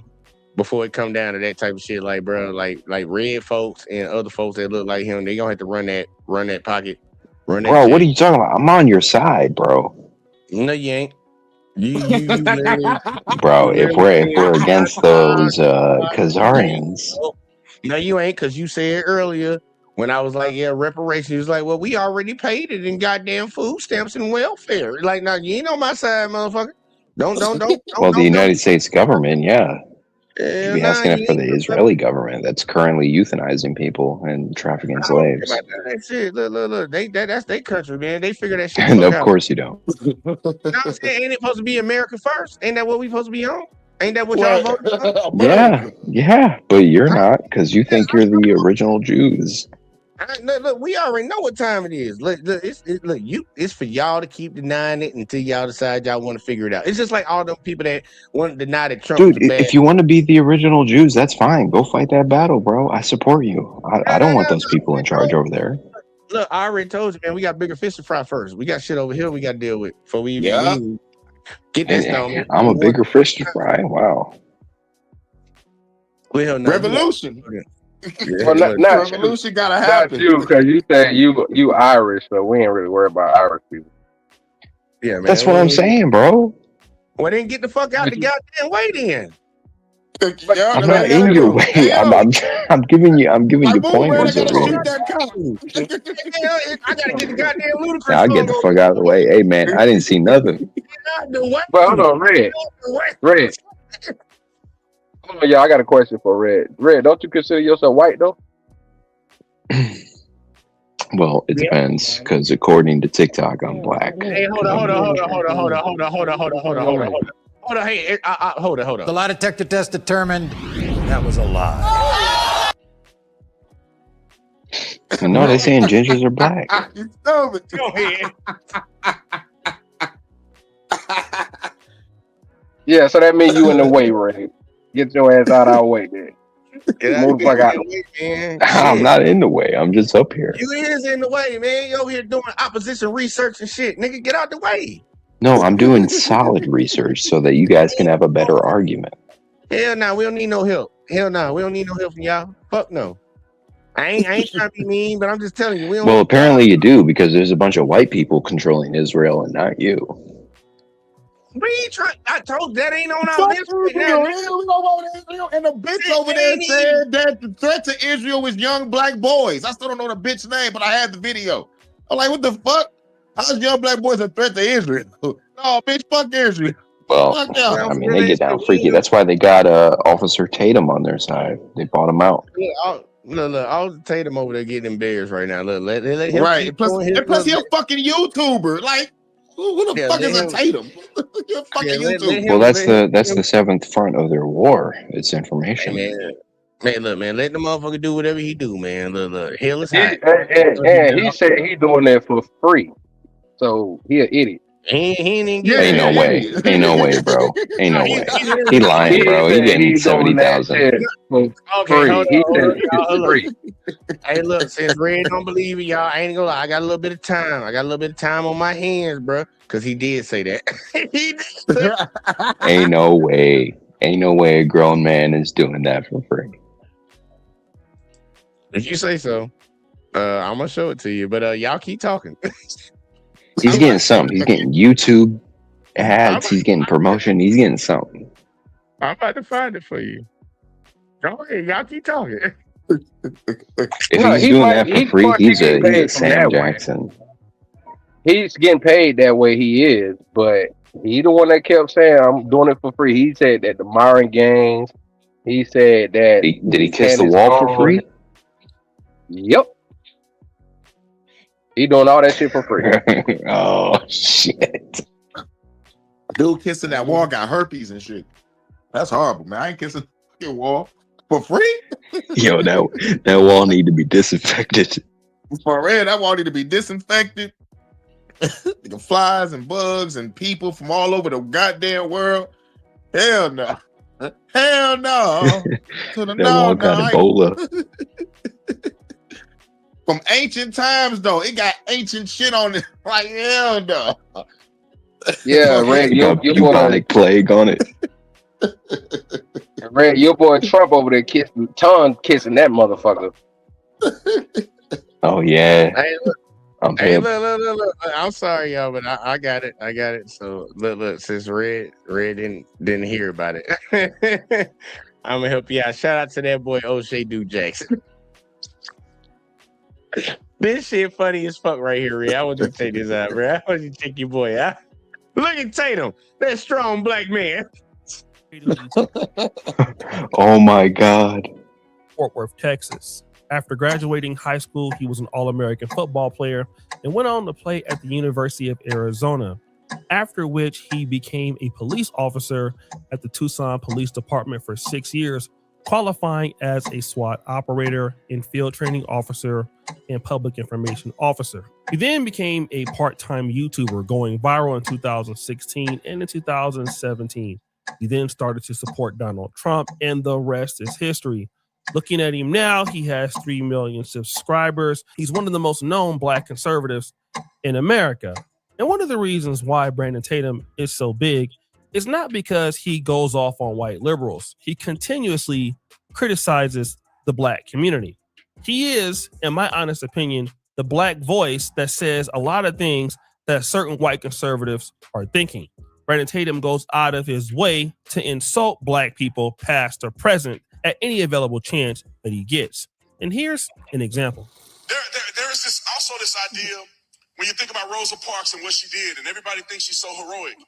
And I used to appreciate what she did and others did until I started researching and finding out the truth. Do you know Rosa Parks and them had a car? Boy, you don't sit your stupid ass down. Who the think you is? In this particular instance, he said he used to have a lot of respect for Rosa Parks. Notice what he didn't say is that Rosa Parks was set up by Jews. She didn't have to take the bus that day and basically be disrespected. So because she had a car, she deserved everything she got that day on the bus when she refused to give up her seat for a white person. I mean, that is absolutely insane to think something like that. But when you hate black people like Brandon Tatum does, then you can say anything that doesn't make sense. I also have a card, even here in Africa, but I never use it. But if something were to happen to me on the road, then they should have been like, well, you had a car, you should have used it, right? But recently, Brandon Tatum has changed his commentary to become more global. And that's happened within the last month. And it really started on September 2nd when he posted something very controversial. I stand with Israel. Now, most Red, that shit always lead back to y'all kissing cousins. It's crazy. Conservatives, such as Brandon Tatum, or even the black You gonna call Israel my cousins? typically That's are crazy. against liberals of the LGBTQ. They have a problem with it. And also, you know, black on black crime and just the black community in general. Candace Owens, Brandon Tatum, and even people like Myron would all agree with that. But the difference that you're seeing now is that the black conservatives or conservatives in general are split with Israel. Donald Trump stands also with Israel. But there are certain people like Candace Owens and Myron Gaines. I ain't gonna lie, I do got to go back, bro. We got to take another look at that neck pussy right there. Look at that neck pussy, bro. I'm just like, damn, bro. That shit look bad, bro. That's a Yeah, that's what certified neck happens. pussy. I think you gotta start wearing turtlenecks after that. Man, damn, bro. That's a nasty neck pussy right there, bro. And for y'all that don't know, that's what we call them. We call them neck pussies around here. I That's a call it neck the pussy, right? reptilian breathing hole. That's the reptilian breathing hole. yeah, that's what we call them up north, up here in Detroit. Real quick.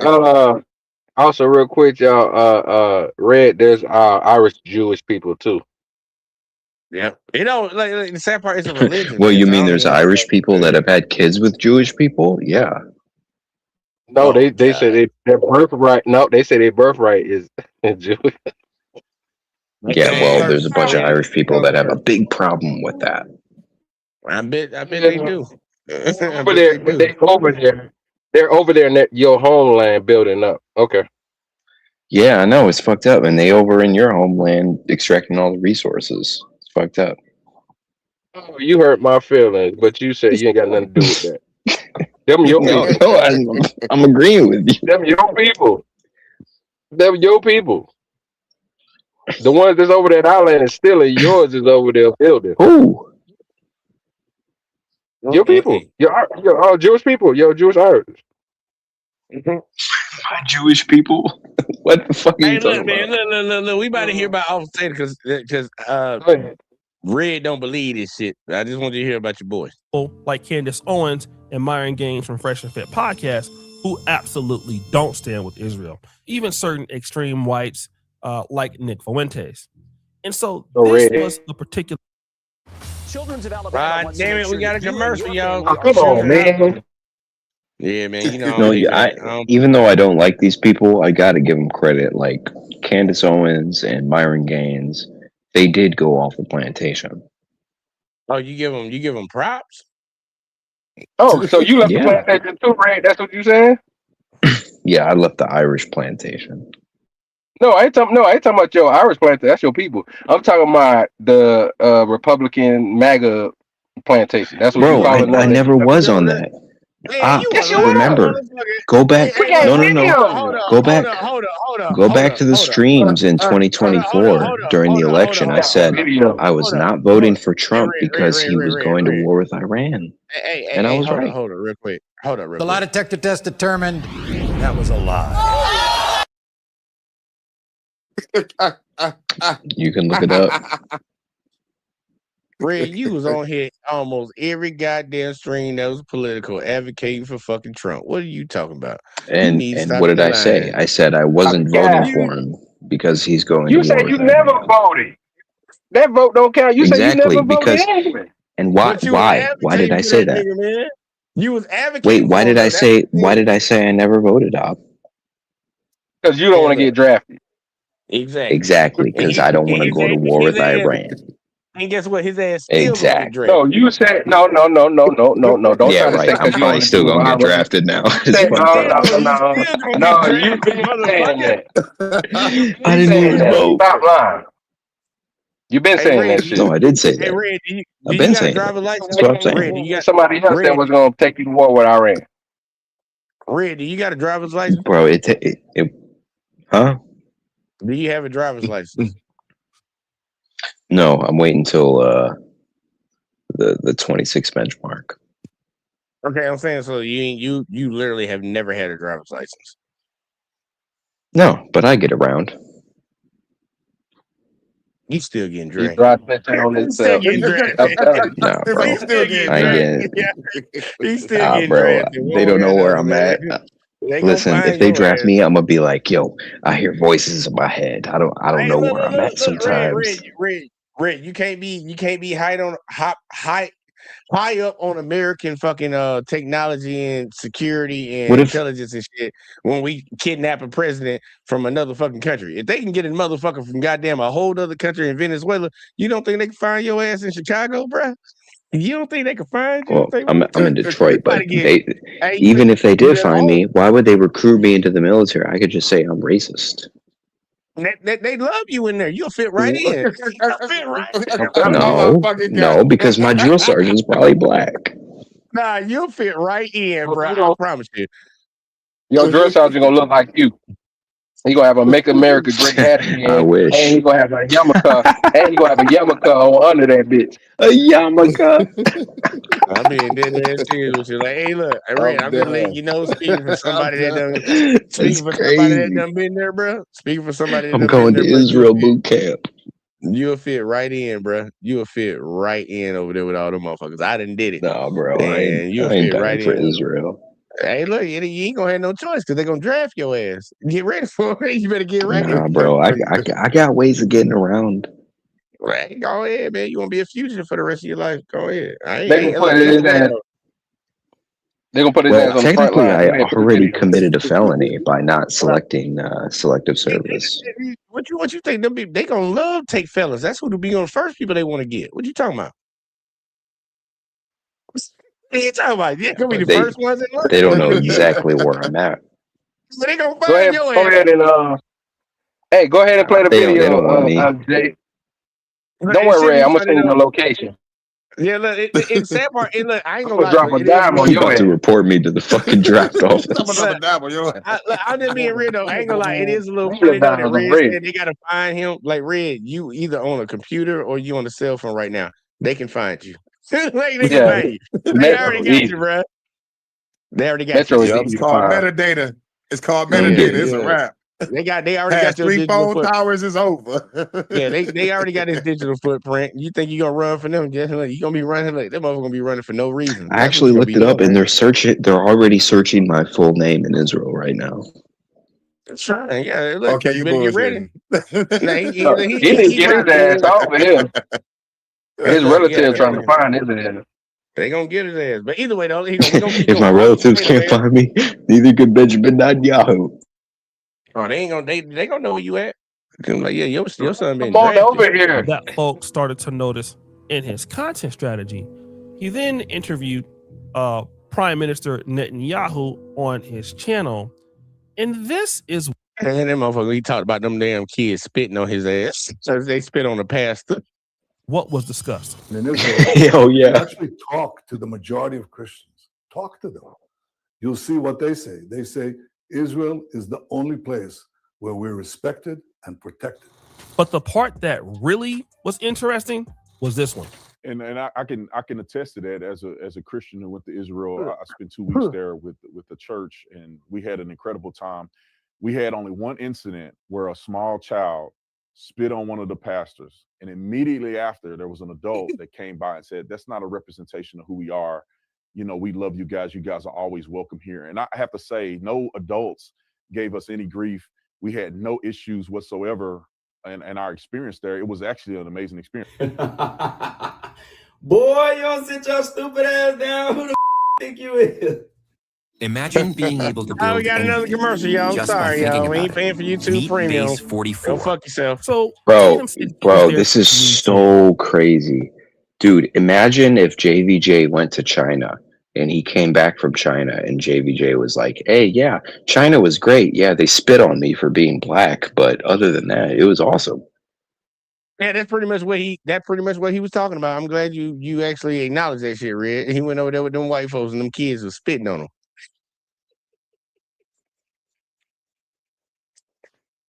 That's just funny Officer to me, bro. Talmud. Man, he gets spit on and be like, yeah, I root for the white generation. Spitting on you, bitch. Stupid ass motherfucker. No, I don't think it's that because I don't think he would tolerate. Here's the thing: I don't think Tatum would tolerate a random ass white guy spitting on him. He would punch him in the face. If a random white guy spit on him, he would punch him in the face. But in Israel, it's another story. You give him a lot more credit than I do. Yeah, I'm gonna let him keep talking though. You know, it was an incident where a young kid spit on a Christian pastor. Now, from what I have researched, this is something that is not uncommon, meaning that it does happen to Christians when they go to Israel. And of course, if you look at the conservative movement, many of them align themselves with Israel because it's the home of Christianity. However, what I've been told is that certain Jews don't respect Christians at all because they view it as it being a false religion, because Jews are still waiting for the Messiah or believe the Messiah never came. They denied Jesus Christ. They killed him. All right. So now you have a disparity between Christians and Jews, where Christians respect Jews because Jews are the foundation of Christianity, and then Christianity looks at Jews as not being legit. So this is why sometimes you get people being spit on when they go to Israel. Now, once that happened, people really, really disliked Brandon Tatum's commentary with this. And also the fact that they felt that Brandon Tatum, during this entire interview, that Brandon Tatum gave a softball interview to Netanyahu, not really answering a lot of tough questions. And whenever he did ask questions, it was already pre-made with basically a lot of bias towards Palestine. Some of the news outlets are just pitching lies every day. The emaciated children with no rebuttal. Let's see what Netanyahu says to this. They're lying about a genocide. They're showing all these videos. That this is why I wanted to do this interview and get it out there, because I have not seen a legitimate video of some of the starvation claims. Look at his hands. He's pleading with them. Before he even allows Netanyahu to... Red, remember, this is your guy, right? That's the reason we're showing Hell no. I fucking hate this guy. This is a fucking Israel agent. Hold up, man. Am I losing my mind? But ain't the reason I'm showing this shit because Red was trying to big up this nigga? Yeah. No, I wasn't trying to big up him. Op was saying he was man, you gotta go back to the saying tape. something. Roll the tape back. God damn, y'all gotta roll the tape back. I'm confused, man. I ain't gonna lie, man. That's the only reason why you playing the video. I called him out Officer Talmud from the jump. You don't really think I like this guy, do you? Man, we gotta go. Shit, from what I heard earlier, that was the impression that I was under. Shit. Like, fuck, I wouldn't be playing this shit right now. Well, I think the original point I was trying to make is that people like Officer Tatum are paid off. And Op said he ain't paid. He does it for free. And I'm like, no way. Right, he literally says it that he does it for free in his video. That's crazy. And I never seen this video, but you ain't believe him. You ain't believe him. No. It's not that I didn't believe him. I'm just saying, like, that's insane that there's a black influencer out there that is openly shilling for Israel and has all these followers. Look, I'm just gonna play the video, y'all, because Red, I don't know, man. He making me feel like I'm crazy. I don't know. No, he was saying that he couldn't believe it, like that'd be stupid. And when I said no, he doing that, he said he doing that shit for free. Yeah, that was the point. Like, is he doing it for free, or is he doing it for some back end deal? Like, he has to be making money on the back end from this. But I told you that he was, and me and Hurricane and Op said he is, and you was like, no, he ain't. And then we was like, okay, well, I'll show you the video. Well, So I'm if like, Netanyahu says he does this for free, like he tells him to Netanyahu, say he does it for free. no. Netanyahu ain't gonna say that Officer Tatum do it for free. Officer Tatum about to say he do it for free. Right, That's but the he whole could be point paid to from the say that video. too. He could be paid to say that too. Hey, if you say so, but either way though, look, we gonna get to it. But I like you had me confused for a second because I'm pretty sure you came from one position. That's the reason There's I'm no showing you way the a video. grown man in an influencer position like this is doing this for no reason. Wait, He's either hold doing on, this Red. for Think of money Red. or he's doing it so he gets the top spot on YouTube. Yeah, he's trying to get the top spot that other black influencer kick bootlickers are He's not trying to getting because be even number the one Hodge coon. twins, yeah, the Hodge twins, even them motherfuckers is like fuck Trump. He on some bullshit. Yeah, they and they're fuck Israel too. Yeah, so he's trying to take all the positions of people that were higher than him because Candace Owens actually had that position before him, and she said no Yeah. after what happened with Charlie Kirk. So now So he's this the motherfucking top bootlicker golem. is trying to get that position. Yeah, he's trying to get that position, so that's why he's doing it. But I'm gonna let him That keep makes talking sense though. now. Hey, I'm gonna let That him makes keep talking sense. though. Answer the question. He's already, pretty much protecting him from a negative response. He's saying, I haven't seen anything, that they have done. I don't see any emaciation. I don't see anybody doing this and that. When the motherfuckers say they ain't seen something, you always need to ask them follow-up question. The very first question you ask somebody, if you say something about something that happened and they be like, I ain't seen nothing about it, you ask them this. Have you looked? Wait, that's what you ask them. Because if I seen it, nigga, you can Google Bro, it. it's Nigga. all over Twitter. That's what I'm saying. That's what I'm saying. Like that's the question that y'all, anybody that don't know how to handle these situations, if you be talking about then this happened, and then somebody in defense of it, because they trying to throw cover for them. They trying to be a little shoulder blocker. They be like, I ain't seen that like that. Ask them, have you looked? Because if I found it, you can find it too. So It's so like that's the deal with shittily it. put together. He has like these fake leaves and a folded up American flag. Like, come on, bro. You gotta do better, man. It is what it is. And then y'all got that clean that Israel flag.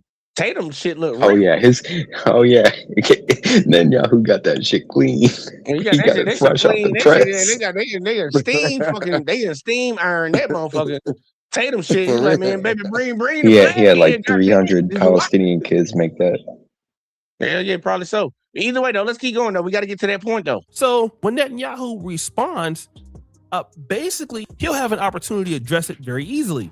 Okay, and Netanyahu will respond that, hey, we've been at war with Iran, and people have been attacking us. Basically saying that hey, Israel is on the defensive, and we don't do these things that people are saying. But Myron, who's reacting to the video, is going to point out this. At these prisons, they torture the Palestinian guys. They them. They do horrible things to them, right, to demoralize them. Some of it was caught on video, okay? When it was caught on video, obviously it went viral and it put pressure on the Israeli government to arrest the soldiers involved. When the police came to arrest individuals that were graping these Palestinian prisoners, these crazy people broke into the military bases and tried to stop the soldiers from, tried to stop the police from arresting the soldiers. So in other words, these guys are saying, yo, it's their right, prisoners of war. It's their right to do this to these Palestinians. They're protesting to push more. Push more armies shooting. Push more R word. So Myron is saying allegedly there's a video out. He's right. Where you Myron had is right. people in the Jewish military that were. I don't listen to little weird ass wannabe niggas. We don't listen to them around here. Fuck him. But he Wait, is telling Myron? the truth about what he's saying. Yeah, Myron, he a bitch. We don't fuck with him. Who's he a wannabe of? Slap dog shit out that bitch on sight. That's what Myron. That's what Myron type. That's his situation, man. Slap dog shit out his ass on sight. That's what he had. But yeah, is he lying about what he talking about right now? No, he's telling the truth. But fuck what he talking about. Like fuck him. Period. Sometimes it is the messenger. Like, you can be bringing the truth, but just because it's you saying it, bitch, get the fuck out of here. Well, I mean, he was in DHS, so when it comes to like foreign policy and I shit don't like give a this, he fuck what knows the his, fuck he he knows is. his shit. I don't give a fuck what he is. He the type of motherfucker to be with a bad bitch and don't fuck. I ain't got nothing to hear about nothing he Well, talking about. he's a cop. Get your hoe took by a rollerblader, nigga. You know, as a matter of fact, a roller skater. Nigga. It's a rollerblader. This nigga a roller skater. Like, Roller somebody skater. here, bro. The motherfucker on 4 wheels, 2 in the front, 2 in the back. Rollerblader. Fuck that nigga, Yeah, bro. Nike Either way, though, wheelies let's keep on. going. Hey, we gotta keep going, man. I can't even do it, bro. Basically, assaulting these Palestinian men, in doing so by forcible clapping, right? And then when those guys got fired Forcible or arrested, Bunch of gay ass motherfuckers over there in Israel, cheek clapping men. Gay They ass. are. Yeah. Well, you remember Terry Crews was I talking about this. don't need you to go into detail with it. We know a lot of them sissies. Y'all be talking about black folks, man. Like, y'all got a lot of sissies in y'all white community. Either way, though, I got you. Let's keep going. and if that video is out there and it's accurate, it would disprove that what Netanyahu is And it makes sense though, because the white women don't want to fuck with y'all, so y'all got to fuck something. saying, that in fact these things are happening, that Israel is doing at least certain things to Palestine that they don't want to take credit for. But the question is this: I mean, why is it that Brandon Tatum is getting involved in this in the first place?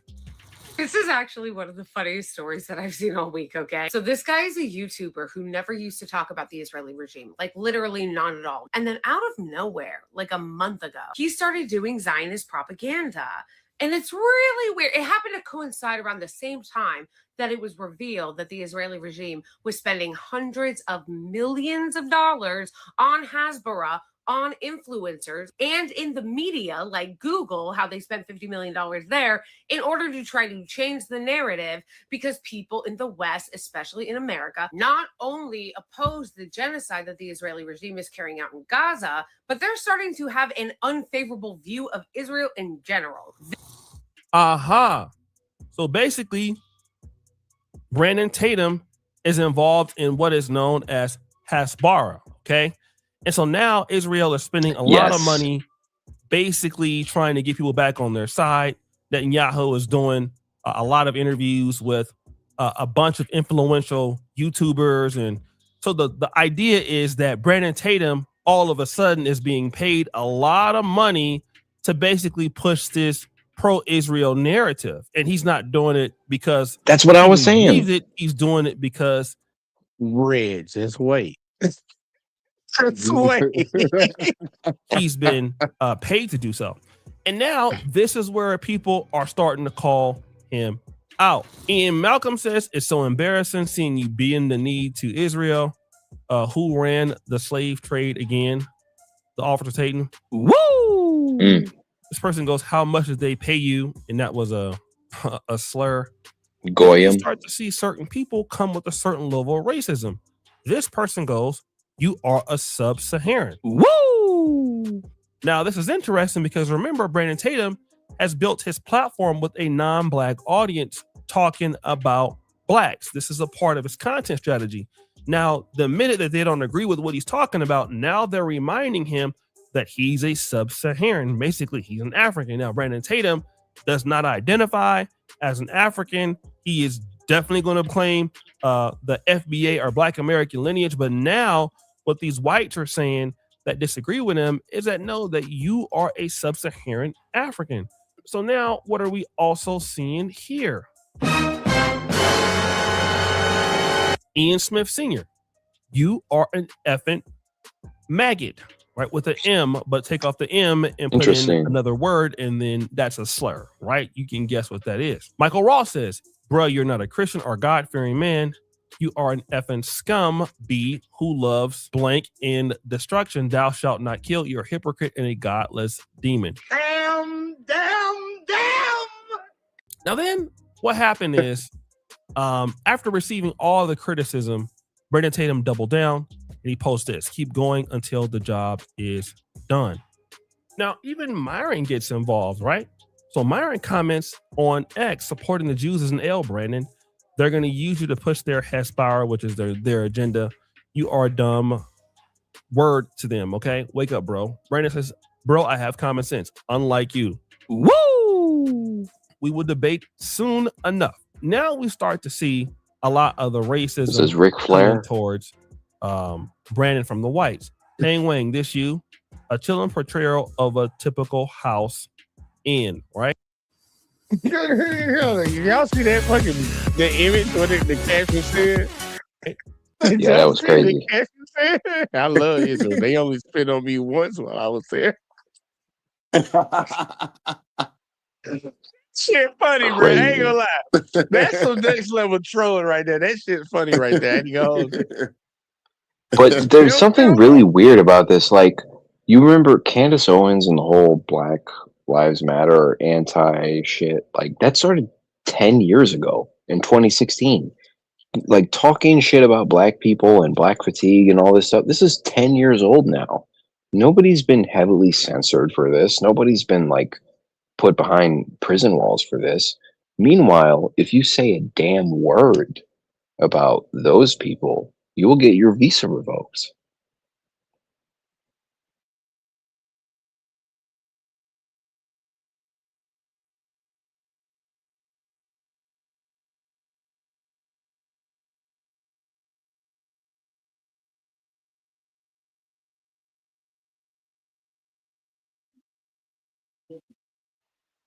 Hello?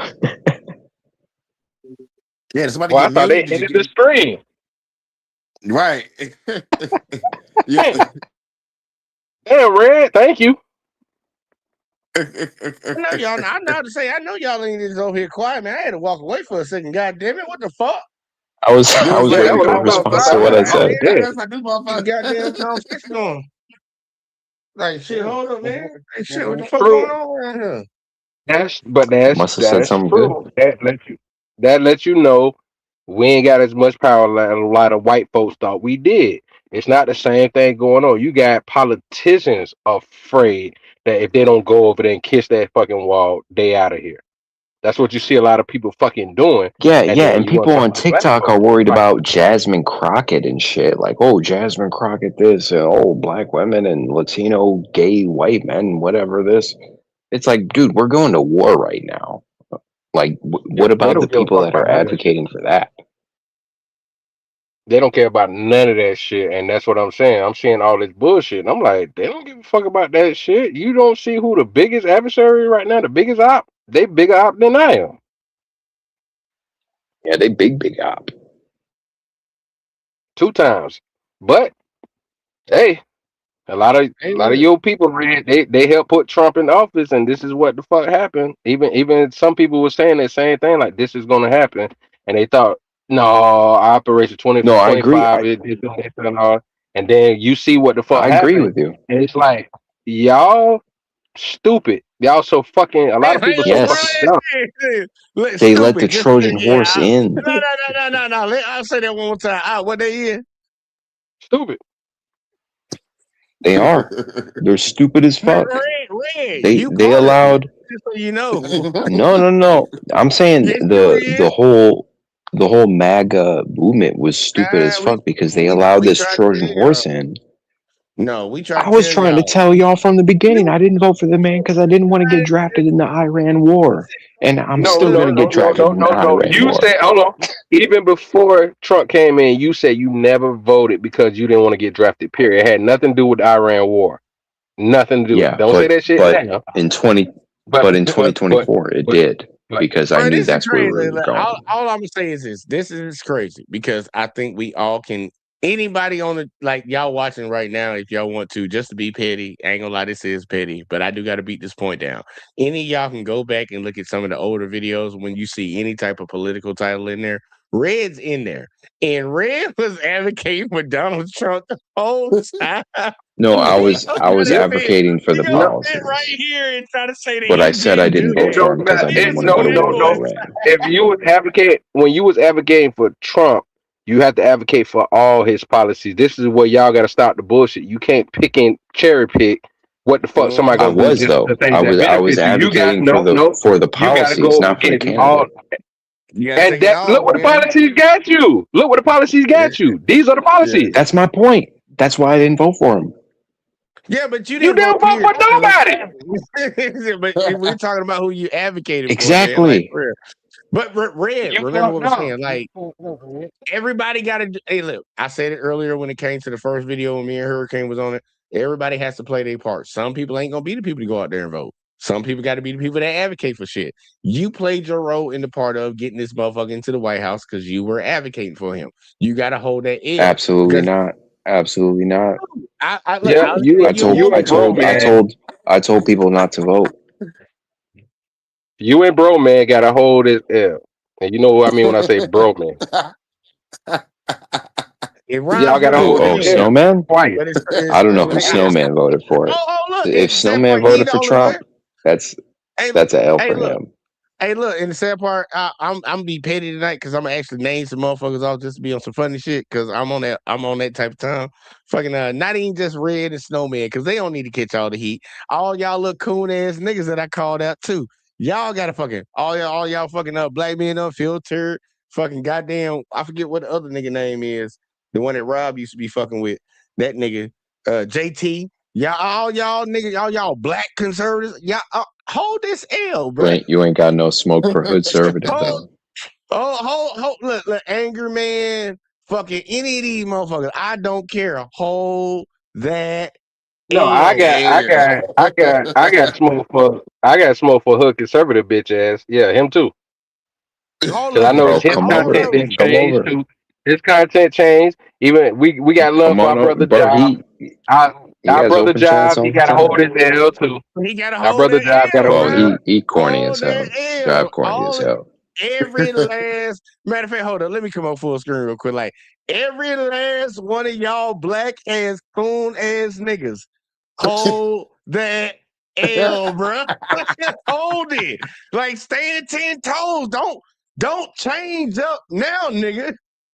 Stay over there. Cause I'm like Santa Yup. Claus. I'm like Santa Claus. I'm making a list and I'm checking it fucking twice, nigga.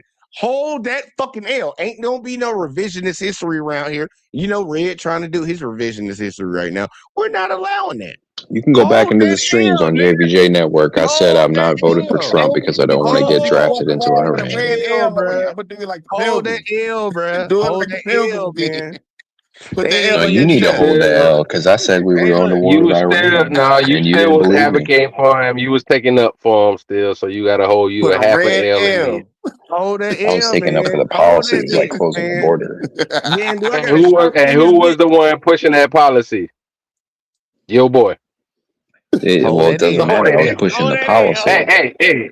Red, just hold that L quietly. How about that? Then hold that hoe, I'm not man. Just holding hold that shit hoe. because I didn't vote for Man. it. Then hold it. It ain't Don't about it. You matter. advocated You for him. You you I advocated for influence. him, You bro. was withheld my vote influencing for for. that exact reason. You know what? Check it. We ain't even got to go down that road. Know why? Because we ain't even got to the end of the video. Let's get to the end of the video first. But y'all are going to have to hold that L. Just FYI. Sad Yeah, music. Officer I love Talmud. Israel. They only spit on me once while I was there. Got him! Got him! Now then, Brandon Tatum responds to a tweet that somebody made about him or a repost, right? Look at this clown. They grew up in an empty building, and this little wussy is calling me let me just say, monkey for supporting it. A little dude who's been a fraud his entire Wussy. life calling names. Stop it. This is Dan Brazilian, and he says, cheering. Yes, Red. He trying to be white, man. He got to say wussy, man. He can't say pussy. He got to say wussy. No, white guys don't even say wussy anymore. We just say pussy. And, but at the end of the day, What's though, a that's still white name? A word. white guy saying wussy in 2026, and he's calling out Dan Blazarian. Dan Blazarian is like the realest white man of them all. I thought you was on Andrew Tate. Oh, I think he got beat up No, by that guy Andrew that's Tate's a looked kind of fucking gay. sellout. What the fuck? Hey, look, Andrew Tate is sellout after he got beat up by a dude in pink gloves. Right. And we don't like him no more. We don't like him no more. No. That's not why we don't like Andrew Tate. We don't like Andrew Tate because he apologized for the Jesus Christ. No, club fuck that. incident. It's because of that loss. Soon He as he got beat up lost, the by a whole dude. mood changed with everybody. Everybody left that nigga alone after that Look, loss. that shit, I No, ain't gonna lie. nobody I really really wanted cared to cover about that it. fight.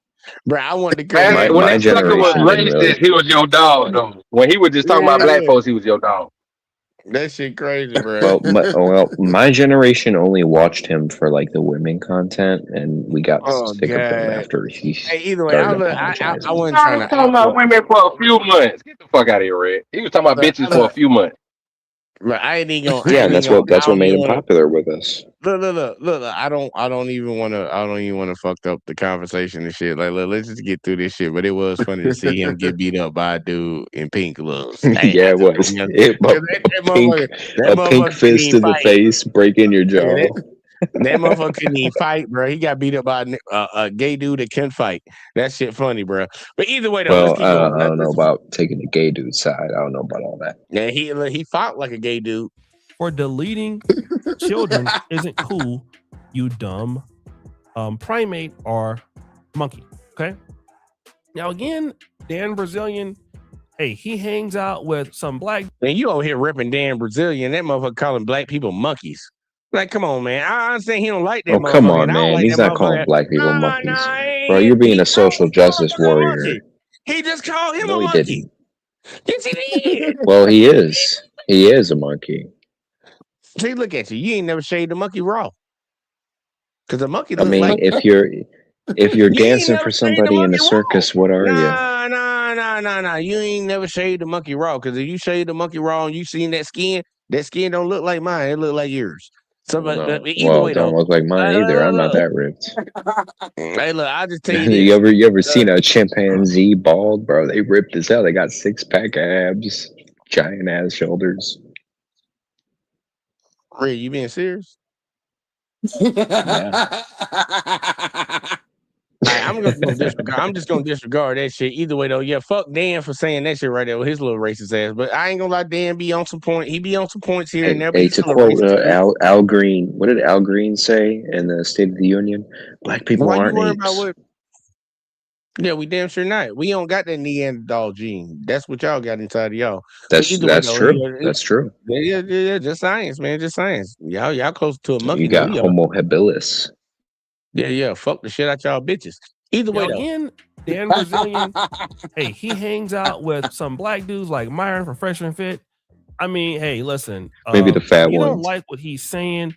Again, that's cool. But then all them bitches. You're calling Brandon Tatum a monkey, right? And then now this is something that, we talk about racism, white supremacy, and how this don't really exist anymore. And now here's Brandon Tatum.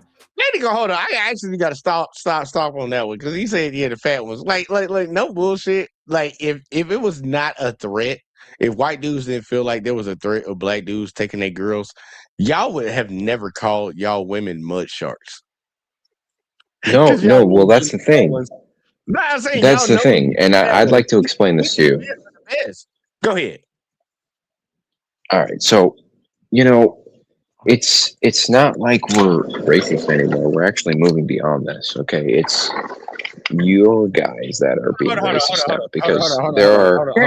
Yeah, bro. That's the wrong way to open up the conversation, bro. That's the. Thank you for stopping it because I was about to flip my shit. Well, let me explain. You said that y'all are not racist. Y'all are like just there's still systematic racism going on, dog. It's like what the fuck, and a whole bunch of motherfucking openly violent, well, and motherfucking verbal racism going on right now. Like what? Right. Well, you want to talk about verbal racism? If you walk around the street corner, I mean, you have black guys that are just like insane or something, and as soon as they see a white guy with a black girl, they assault them. They're like, they walk up to them like, sister, how could you stoop that low? That's not assault. That's not assault. That's not assault. Well, well, technically, it depends on what state you're in, I guess. Hold on. No, it ain't happening, period. Are you sure? It's happened to me a couple times. Everybody, hold up real quick. Like, I got something for you. The lie detector test determined that was a lie. Shit. Bullshit. It's happened to me twice. That's where we gonna leave that at. Red, here you go. It happened to you twice. How many people are in America? Oh, like 200 something, 250, 300 fucking million? About 350 million. So you only even count for zero zero zero Right, zero but zero there's zero a zero 1%. difference in the dynamic, is what I'm saying. Is like when I see, but when I see like an average black guy with an average white girl, I'm like, good luck with that, bro. Like, have Fred, fun. you're an And it's average usually white. a fat Fred, bitch. okay, here. Tell me this. You said you dated black girls, right? I'm like, bro, you taking one for No, the team. I'm like, no. I'm somebody's got to saying, take them. Fred, you said you dated black girls, right? Uh-huh. You don't think you would be the below average ass white dude compared to an average black dude? Well, it doesn't matter because I'm white. It's literally the exact same thing in the opposite. You don't get that? Oh, you white now? I thought you was Irish. Well, I'm ginger. And according to Damn. bitches on TikTok, it's Damn. black. I'm glad. Hey, good job, Op. That too right there. That too right there. Yo, Op is just sitting there waiting. That's Hey, crazy. look, you keep opening the door for his ass, man. But I'm saying, like, you saying the black dude dating a below average ass white girl, but the sad part is you a below average white dude. So like when the black Right, girl but I dates can you, get an above average black girl. so no, I don't think so. But either way though, outside of that, Okay. I'm just saying outside of that though, you just pretty much saying that black people are dating the below average white people, period. Well, I mean, that's the case for interracial relationships across the board. When you go down in race, you go up in attractiveness. How do you go down in race? How can you go down in race? What do you mean? Like, for example, you Nigga, know that how was racist. Indian women, and it's not racist, it's true. It's true. Nigga, that's pull up the goddamn stats on that shit. No. I want to get that. Let's pull it up. I want to actually get the. I want to get his analogy on this. How do you go down in race? Like, for example, in India, Indian women view white men as like a superior race. And Okay, but I'm that's saying, not, like, how do you go I'm not. down though? I don't care about how people view Right. shit. How do you go down? Right. How Okay, you so go if down I in was race to unless go, you if I fucking was an to go, insect or an animal? They're like, that's bestiality. Talking about going down in race. You if about to I fuck if another I was to species. go to like a random village in India, that would be me dating down. Okay, here, check this. You're a white That's guy. fucking retarded. I thought going down in race is fucking with another species when we talking about race, right? Or species. Well, going When you down talking in about race color or is going down in breed racial and hierarchy. culture, that's going Okay. down. It's You basically. no, it's going down in racial hierarchy. Like, for example, you know that Russian guy that fucked all those African women. I'm glad that you said that. You said racial hierarchy. So pretty much the standard that white people have made when it comes to like relationship type wise, like the hierarchy of the best possible when it comes to race, the best Yeah. possible prospect. Okay. Right. That's just the game that y'all play. That's just the game that y'all play. Because obviously Well, y'all no, supposed to be people play it all over the world. I know. I'm just saying though, but you have problems with that because y'all women are supposed to be aligned with y'all men because y'all are the top guys. Y'all the top guys. Yeah, That's yeah, who but they they're a should run to. nightmare. Yeah, but guess what? They run over to us. Well, good luck with that, bro. Have them. Take them all. That's your women. What you talking about? Good luck with it. You talking about good luck with it? That's your women. You saying that y'all shit. the top of the line, and that's who y'all majority are with, and you telling us good luck with Yeah. them? That's your Well, women. there's a reason that white men created all these big boats and sailed across the oceans. It's because we're trying to get away from these bitches. But guess what? Y'all are Get also away the from same the people. hierarchy of kings that was fucking y'all over. Hey, look, Hurricane. I'm about to actually kill it real fast. Well, This we is my were real actually becoming our own kings in other No. continents. No, I'm the about to fuck y'all focus- wasn't. Y'all was like, oh shit, we gotta get the fuck. Okay, so the Sorry, bro, my conquistadors bad, wasn't a my thing. bad. Hurricane, no. Look, I'm about to kill it because I don't know what I don't think he knows the trap that he just walked himself into. Okay. There is a racial hierarchy when it comes to like mating. Okay. And the white guys are obviously at the top. And I kind of threw out there that I say a lot of white women run over to black men. Whatever the fuck. And you gave your response to that. That's fine. Well, that they're actually the least likely to date interracially in America. Okay. Well, here, at least when it pertains to America, we kind of do have a situation that's going on right now where white dudes can't get no pussy. For y'all to be the top dogs. Well, actually, I'd like to correct that. White dudes can't get no white pussy. Hold up. No. Hold up. There is a very big, the incel community comes from your community. Just throwing that out there. No, it doesn't actually. You don't understand the incel community. You don't understand. You do? Looksmax.org, the original incel community was mostly Hispanic and white and some black. There's so many black incels out there. You have no idea, bro. No. He did Hispanics to buffer it. Then he actually admitted and put white people in there. And just to make sure he put I mean, what is Nick Fuentes? What is Nick Fuentes? Some black. No, look, Nick Fuentes is goddamn Hispanic, but he got white in him too. So he's a white Hispanic. But either way though, when it comes down to it, it's kind of hard for you can't be on both sides of the argument. That's pretty much my point. No, I am though. I'm saying you can't be the number one choice, but also be the number one group of people complaining about not being able to get pussy. Well, we are because we want more. We deserve more. Y'all don't even make up. Hey, Red. Y'all don't even make up 10% of the world population. That's what I'm saying. We got to get our numbers up. Y'all the only. Exactly, because you ain't getting no pussy because you ain't the number one fucking option. Well, that's what I'm saying. We gotta work on that. That's a problem we gotta work on. It kills that argument that you say the racial hierarchy. There is no racial hierarchy. No, that is a racial hierarchy. When you look on like dating app, not when it comes to mating, statistics. Not when it comes to no, that just comes down in America because majority of people in America. No, that's all across the world. No, it's not. It's not because I can go to. It is dating statistics all across the world. Put white men at the number one most wanted, and the results don't show that. So what do you got? I mean, if it makes you feel better, you're number two. You're number two. If it makes you feel any better. No. I already know how they actually calculated it, and black men are number two on y'all list. But I know that we're actually number one. Okay. Well, good for you. And it sucks for you because I think Hispanic men are actually in fucking second place. I don't know about that, considering the average Hispanic man is. I think it's like under black, 5'6", Hispanic, then white, and then Asian. Because Asian dudes, I'm sorry for the Asian dudes. Y'all. Well, maybe because you live in Alabama, and that's like a great replacement theory of America. But I'll be honest with you. I've been traveling a lot within the last since this year then began. I didn't travel a lot, and on top of that, you already know I traveled before. Yeah. I'm saying I actually traveled more in America because when I was in the service, I traveled internationally more.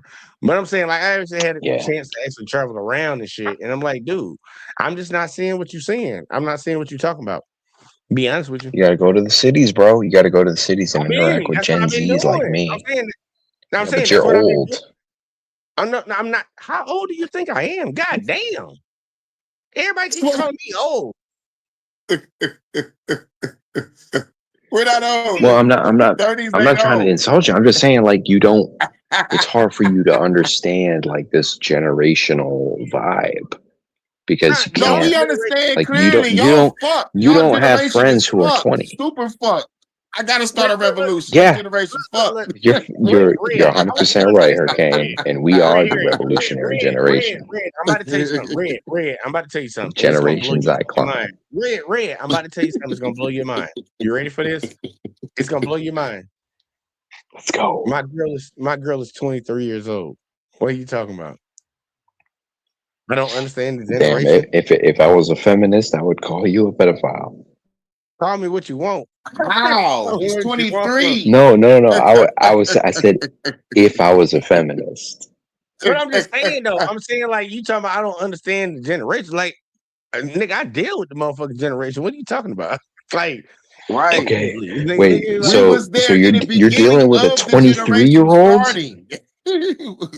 I'm just saying though. Like, I don't understand your arguments, man. Like, dude, like, y'all cook right now. Like, especially if you got that mindset, if you think there's like some racial hierarchy where white dudes are at the top, The only time that people No. I'm just talking about like old school data statistics and racial profiling on dating apps. Times have changed, and the sad part is really, I don't think times have changed in a dramatic factor. I think it's always been the case that, like, man, most women would rather run over. Like, dude, black dudes are cooler. Off bat. Off bat. And you know that.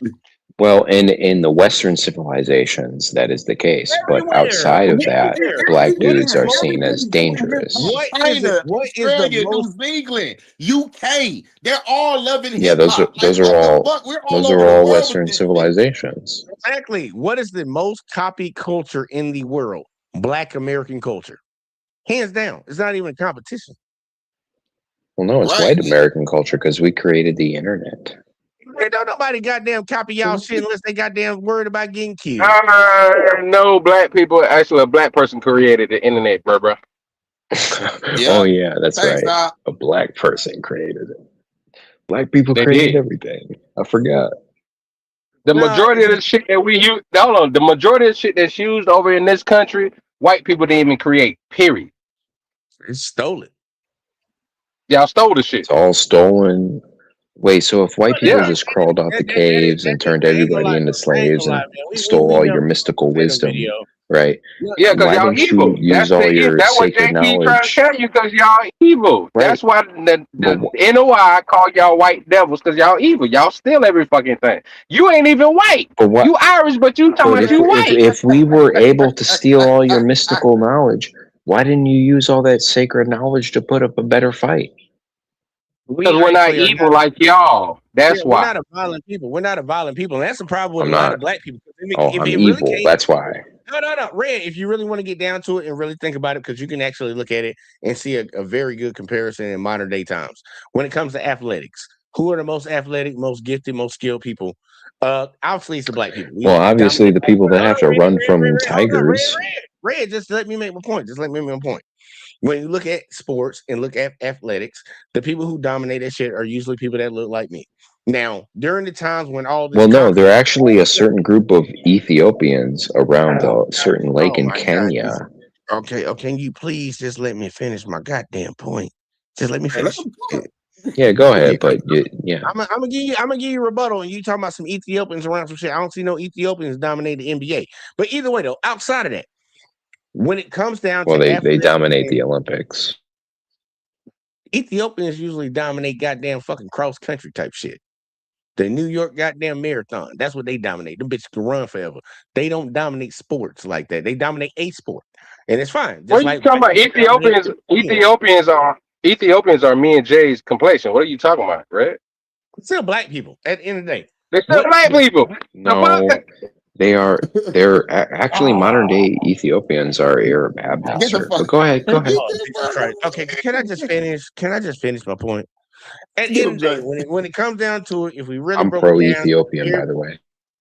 the reason that we didn't goddamn do all the shit that y'all do and got the shit that y'all got is because at the end of the day, you already can tell just off of how genetics have played out, and you can see the athleticism and whatever. We dominate that shit. We gonna beat y'all every time when it comes to that shit. Back during them times, motherfuckers was fighting with spears and goddamn knives and all that voodoo stuff.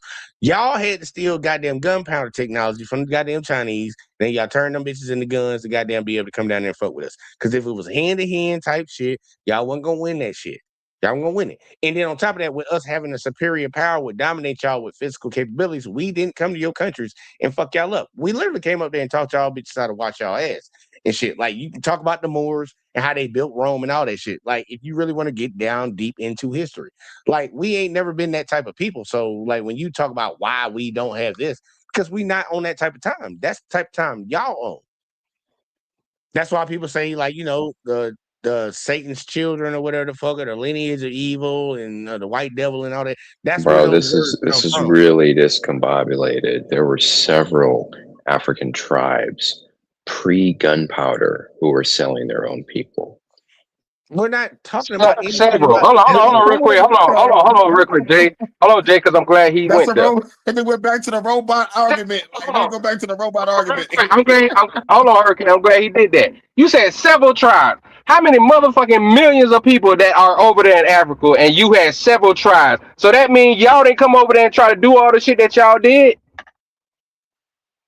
Y'all was over there stealing motherfuckers too. What are you talking about? Europeans came over there stealing motherfuckers too. No, there's no evidence of us stealing motherfuckers. Show me. Historically, y'all came over there starting war. Jesus said about the gunpowder and all that, what y'all got from China. Who did we That's how steal? y'all was able to Who did do we the shit steal? that y'all was able to do. What tribe of people did we steal?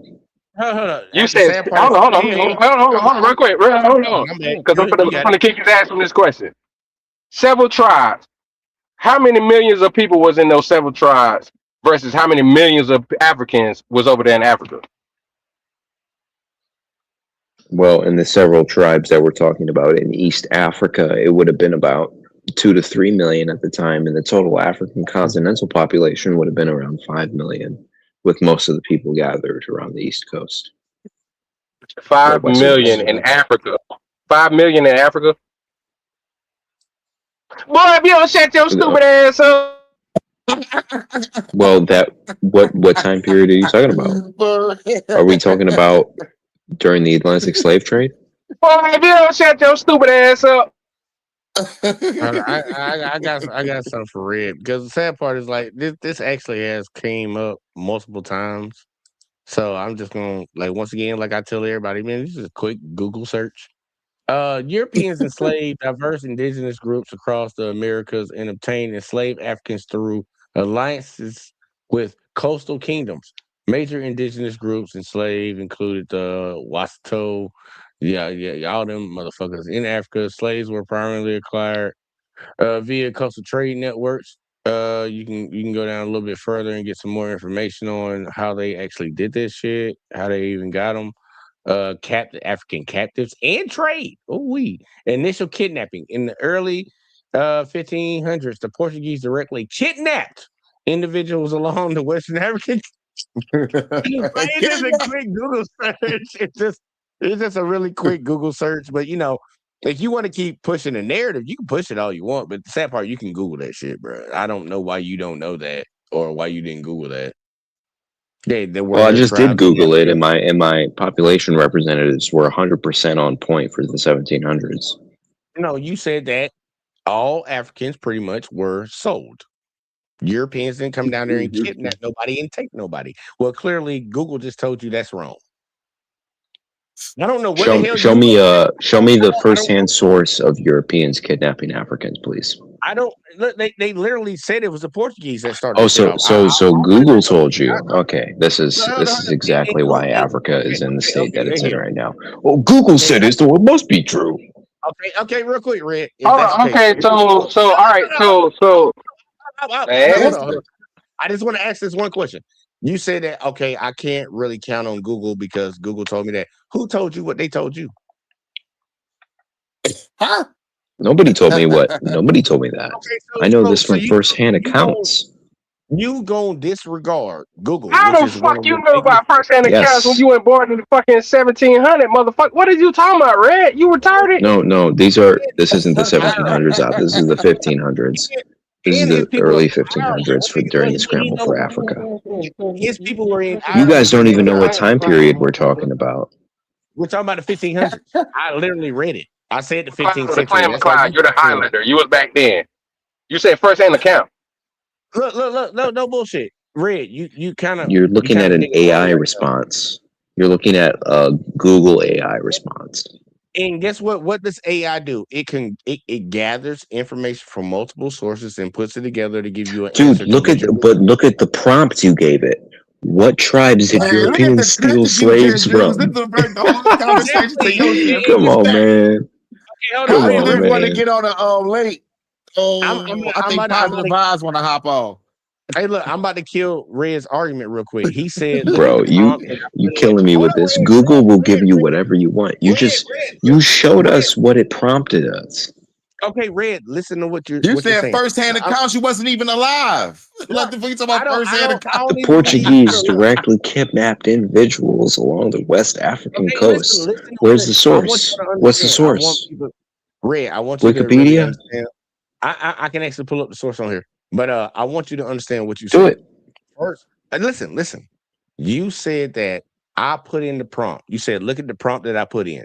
Your argument from the very get-go was that Europeans did not steal any Africans. So I put in the Yeah, and your what prompt that you put in was, what did they steal?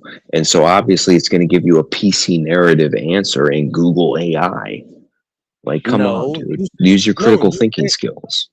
Red, I think you're a little slow. Because if you said they never Dude, I stole could anything, look up the exact Red, opposite Red, question Red, on Google Red, AI Red, and it would Red, give me Red, the Red, exact opposite answer. Red, You want me to do it?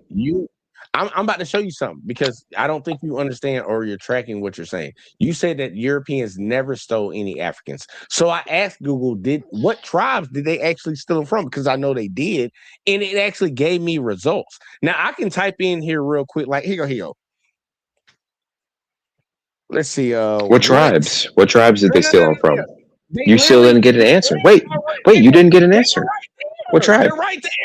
They're The right link. there. Drop the link for positive. Positive want to come up. Europeans Positive wanna come up. Drop the enslaved link. diverse indigenous groups in the Americas and obtained enslaved. It didn't say they captured, it says they obtained. Man, fuck out of here, bro. All right, here Fuck you go. out. I'm gonna show Hey, Red. real quick. Hold on, real quick. Red, you said it was about 5 million Africans that existed back then during that time. You said 5 million, right? What time period? Quick, hold on. No, you said we talking about the 1500s, right? It We're was talking roughly about, 140. It was roughly 140 million fucking Africans. Dumbass. It's a big ass continent. In the Don't let NASA fool 1840s? you. Absolutely not. You said 1500. I'm looking at a. You just said that's what we was talking about, right? Right? 1500. Y'all, didn't he say? Didn't he say 1500? 1500. No, don't switch to 16. You said 1500. Right. Yeah, 15. Right. First The you said 16th 17, century then is the 1500. 1500s. Fucking million. So how the fuck you gonna tell me that No, 2 that's million? not true. So all these motherfuckers. You say, dog, hold on real quick. You say goofy ass shit you pull out your fucking ass, and you over here with some brothers That's not that's true, smart though. enough to do their research and actually got hit. No, I want to hear that shit now. You do this goofy shit all the fucking time, act like you ain't a racist fucking pig, and you the same motherfucker that honky that we be talking about. You say this bullshit, but you Bro, want to be you're around black wrong. folks and you want to speak. Shut up. You want to speak like us. You want to do our music and do all our shit, but you don't want us here. This is retarded. You're Why the fuck absolutely you even come wrong. around? Why the fuck do you even come around here is what I want to know. So I just Because you ain't pulled smart. up two You're not different smart. You're not geographical smart. resources You're that not show that smarter than us. Africans were You're less than not 60 smarter than us. million You're not in the smarter than 16th us. century. You are not smarter Damn, than he's us. Stop crashing trying to out. switch what you said. Stop trying to switch what you said. You know the punk ass shit you said. Don't fuck with us then. Simple as that. We don't What need was you. the population again? See, now you want to switch shit. Y'all can go ahead and keep talking this dumbass No, you're the one. motherfucking You're the one report. crashing out. Fuck You're 'em. getting emotional up Fuck here, him, dude. fuck him, fuck him, fuck him, fuck him, fuck him. He's chipping out.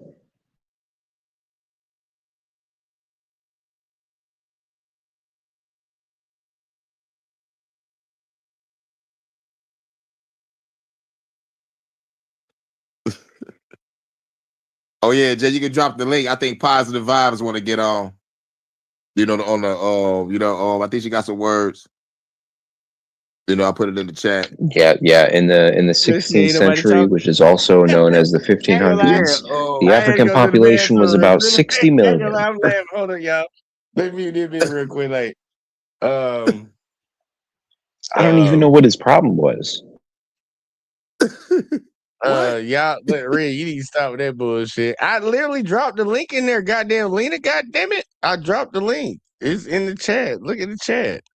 It's in there. I don't know what the fuck you watching on, but it's in the fucking Nah, you might probably have to go to the other live because I think he live on two different Yeah, I'm live channels. on So you might Yeah, have to go to the other one. you got the vertical and the horizontal. Yeah, but the sad the part vertical and the horizontal. So you might have to probably go to the. They should have posted the both of them, but either way though, Lena, just go back to the channel and fucking make sure you ain't watching the one that's on the phone. Cause I don't even know why fucking StreamYard even allow that shit, but they let you do like phone view. It gets more views, but it's trash. Yeah, it is trash. They got to work on that shit, man. They need to do a better job. StreamYard do better at that. But like Red, like you got to stop saying that shit, man. Like it's literally disproven by facts and history and shit, man. You got to stop saying that shit. No, it's you try to disprove it with a Google AI, and all you had was But We what does disprove it AI with our do? books and Google that get it from the books that we've read, and like plus we study history. It's like okay. Yeah, Yeah, well, I that's the studied whole point history of the too, and AI. I know that the average Red, white you man wrong. did not Red, but you no, but survive you're wrong though. wrong, 2 man. hours on the African continent. How Not could a red, white but you man wrong. capture black people if he couldn't survive 2 hours in Africa? Look. How did white men build America if they couldn't survive in America? The first colony cannibalized themselves, No, they and the could second survive in colony. America. No, They could they survive in couldn't. America. They were eating each Yeah, they other. did. The first two colonies were Well, eating each other that was because in the they couldn't Western survive. expansion. That Exactly. was That's yeah, what that was they in were. the And that's the Motherfucker same thing when here. they expanded to Africa. What are you talking about, Red? Trial and error, motherfucker. Like, damn, motherfuckers overcome shit. They deal with the situation. well, it's They not. understand the There's a difference hardship. between trial and error and ritually eating each other for like voodoo cannibal purposes. It wasn't white people didn't practice voodoo. So what are you talking about? Y'all didn't ritually eat each other. Y'all ate each other because y'all motherfuckers ran out of food. And you was like, well, Timmy looks good. It's like, you Yeah, ate him. yeah. I mean, you It's got to do what like you got to that do. was. I'm saying, but it wasn't ritual. So I'm like, I don't understand why you trying to put it on some That's shit like yeah. it's That was my point. That was my point. no. It wasn't Red. ritual. When y'all came down to Africa, it was hard for y'all to figure out how to survive over there, but just like black people over in No, America, we just did like not. black people. We didn't survive. You didn't colonize it, but you came down there and you looted. You looted what you could. No, we didn't. We didn't even make it 2 hours into the interior of the African continent. You can look this up in all of the explorers' documents. In the Jesus fucking 16th Christ. century, throughout all of the 1500s, Africa was hell to the white man. We all died. Yeah, y'all ain't have a good resistance to the sun. Y'all still don't. But either way, though, outside of that, No, it though, wasn't just the sun. It was because we had hats and shit. It was the malaria. It was the mosquitoes. They killed us immediately. Motherfucker said hats. He ain't have hats. Like, what the fuck was that? He ain't have hats. All right, well, we got Lena up in the building, man. I don't know where Red went. Maybe he might come back, but we got Lena in here. Lena, go ahead and get your thoughts in real quick. Say hey to everybody. Hello, Yo, hey, go ham. hey, What up, yo? Hurricane. I know you Thank about to go you. ham. What What's good? I listen to? Fine. He was like, they didn't kidnap anyone. What? They got to all pay this specification to a boat to slavery? What y'all niggas come on over here? Y'all black ass folks, get on this boat real quick. Like, we ain't going nowhere. Yeah, this is a cruise. And then he says it's hell. If it's hell, then why y'all keep coming back to hell? It don't make no goddamn sense, We're not coming back. We're just taking resources. And it's not just the white man. It's the Chinese man. It's the Russian man. It's the Hispano Y'all man. We're all taking shit. stay. It's not like y'all came. It's not like y'all came. Y'all coming like y'all leave.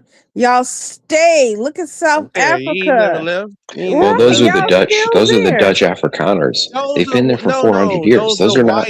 We don't even accept those as European They're people. white. They They're don't even white speak the people. regular Dutch language. Red. You can call them They're white white. people. They don't They call them are. white people down there. They call them They are. Afrikaners. No. They're white. They're white.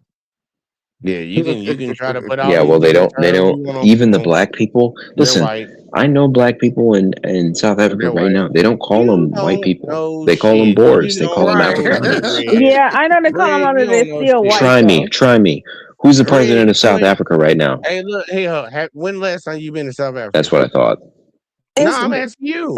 Who's the president? Who's the president of South Africa? He just visited Trump. He was telling him that and he was telling him white people aren't impressed in this country. I forgot his name. I just seen it. It started with an M or something like that. No, it's not Mugabe. It's not. Oh no, not Mugabe. Mugabe is Uganda or something like that. Man, don't listen to that motherfucker, man. It's that dude name who start with a C. I I can't was never just making a pronounce his point. name I was right. just making a point that you guys don't know I don't know his name. I forgot, but I've Africa right seen him. I know who he is. I know There's when a- I seen his face because he was in There's an Trump. African politician named Hey, Adolf fuck Hitler. on, bro. Fuck on with that. Fuck the president of it's South irrelevant. Africa, bro. You nah, Yeah. nigga. It's irrelevant. It don't mean shit. The nigga name is Right. like it starts with a But, C. but Like you're talking to me about Yeah, white dog. It people in started South with a C, Africa. dog. I think his name is like Cerelio or like yeah, Surreal or some some, shit. yeah, surreal or some shit like that. It is what it is, but Yeah. that's neither here nor there. When it comes down to it, it comes down to the argument and the point that you made in the beginning, Red, and that's the only reason that we're debating it right now. Because, like, man, you Yup. putting out false information. Just like again, when it came to the election, when it came to Trump, you putting out false information. You gonna turn around a Well, couple my years point was later. Red, let me finish 90. first. Come on. Respect. Let me just finish what I gotta say, and you can follow up afterwards. But it's like, man, like you doing the same thing, like you saying shit, and it's getting disproven, and then later on you gonna act like you didn't say it before. But I'm like, nigga, it's on video. But I'm just saying, like, dude, they stole motherfuckers from the continent. It is what it is. Like, I understand the like try to not make white people feel guilty for what their ancestors did. To say that y'all sold yourselves. Like, look, you can say that there were some tribes that sold people if you want to No, go down that road. listen, But at the end of the day, y'all came down there and stole people. And y'all created a whole new system of slavery that has never the I world wish we has never did. seen. I wish we could. No, y'all what? What? Right? Like what? I wish we Like, could. see? Did you hear Get the fuck out of here. I wish we Unfortunately, we could not. If we did, there would be 10 million black people in America. What? Man, this guy right here. Boy, if you don't sit your But the truth of the matter is, the white man can't survive 2 hours in Africa without air conditioning. He just dies. But yet there's white you people wild. still there. I don't know how that. I don't know how that works when you Well, got. they have air bro. conditioning. I don't know how you. No, man. Look, look, Red. You just need to stop with that shit, man. Look. It is what it is, man. Look, Exactly. I feel some type of way, like when I'm in America, like I get it. I'm kind of born with a curse because I'm a black person in America, and America has already shaped a narrative about how black See, people are. that's the So I fucked up part. You think you're born with a curse. listen to what I'm saying. Listen to what I'm saying. Just hear me out, please. Like patience, man. Patience. But being a black person born in America, like you're already born with a stereotype right on you. It's like the scarlet letter. People look at you a certain type of way because there's already been a stereotype that's been pushed for decades and decades that black people are like this. You have to also understand that you get that same card when y'all leave this country because y'all actually have done things and y'all actually have the propensity to do more things. You have a good. Well, all of us have done things through archaeological Black people history. Nah, Actually, hold on. According to archaeological historical records, black people committed the greatest genocide in human history. It's called the Great Man, get Bantu the Migration. fuck, dog. Hold on. Mute I this want to guy. hear. Hold on. When you say it's called the what? It's called the Great Bantu Migration. The Great Bantu Migration? Yeah, it turns out there was actually twice as many different African tribes in Africa, 500 to 1,000 years ago, but the Bantus expanded and killed all of them.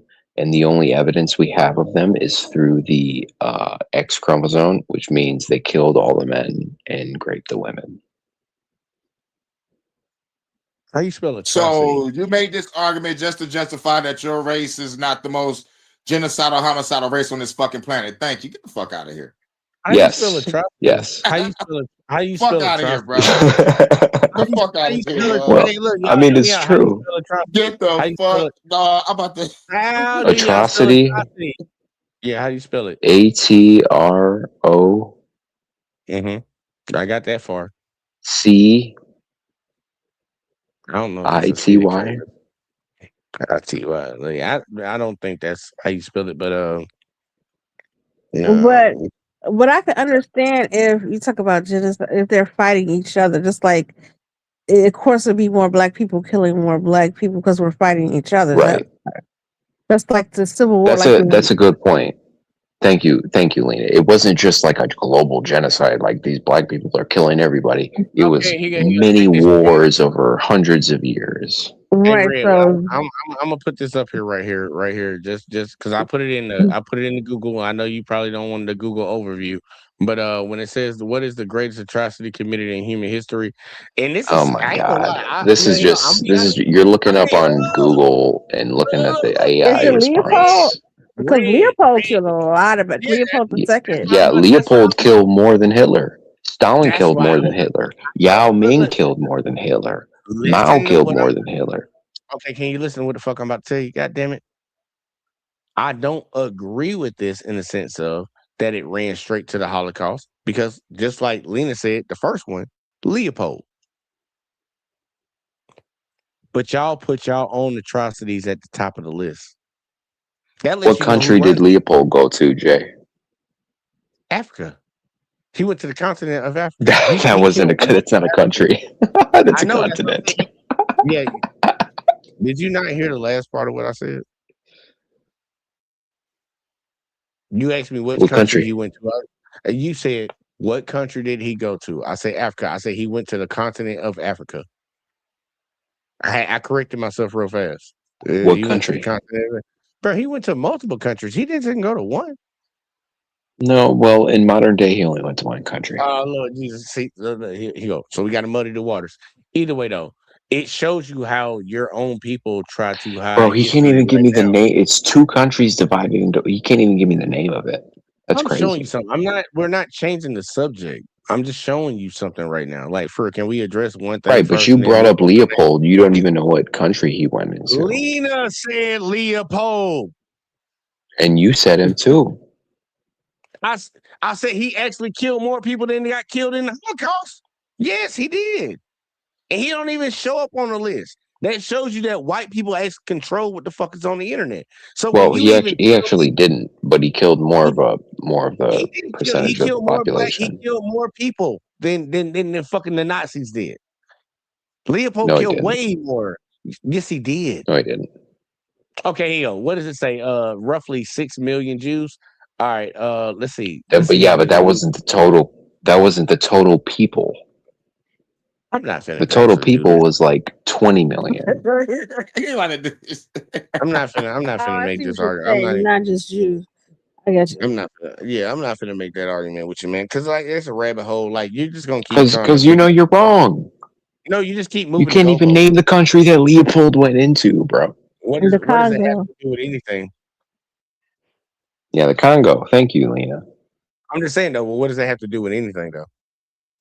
We're Right. talking about numbers of people being killed. It Do doesn't with matter what your he killed. ignorance of history.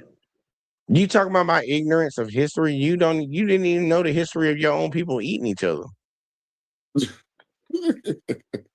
Well, yeah, What are you actually, talking I about? do, and I know that we gave that up about So 1,300 years ago. Meanwhile, they're still eating each other in Africa. okay, so guess what? So you knew, but you just tried to disregard that history and talk shit about black folks.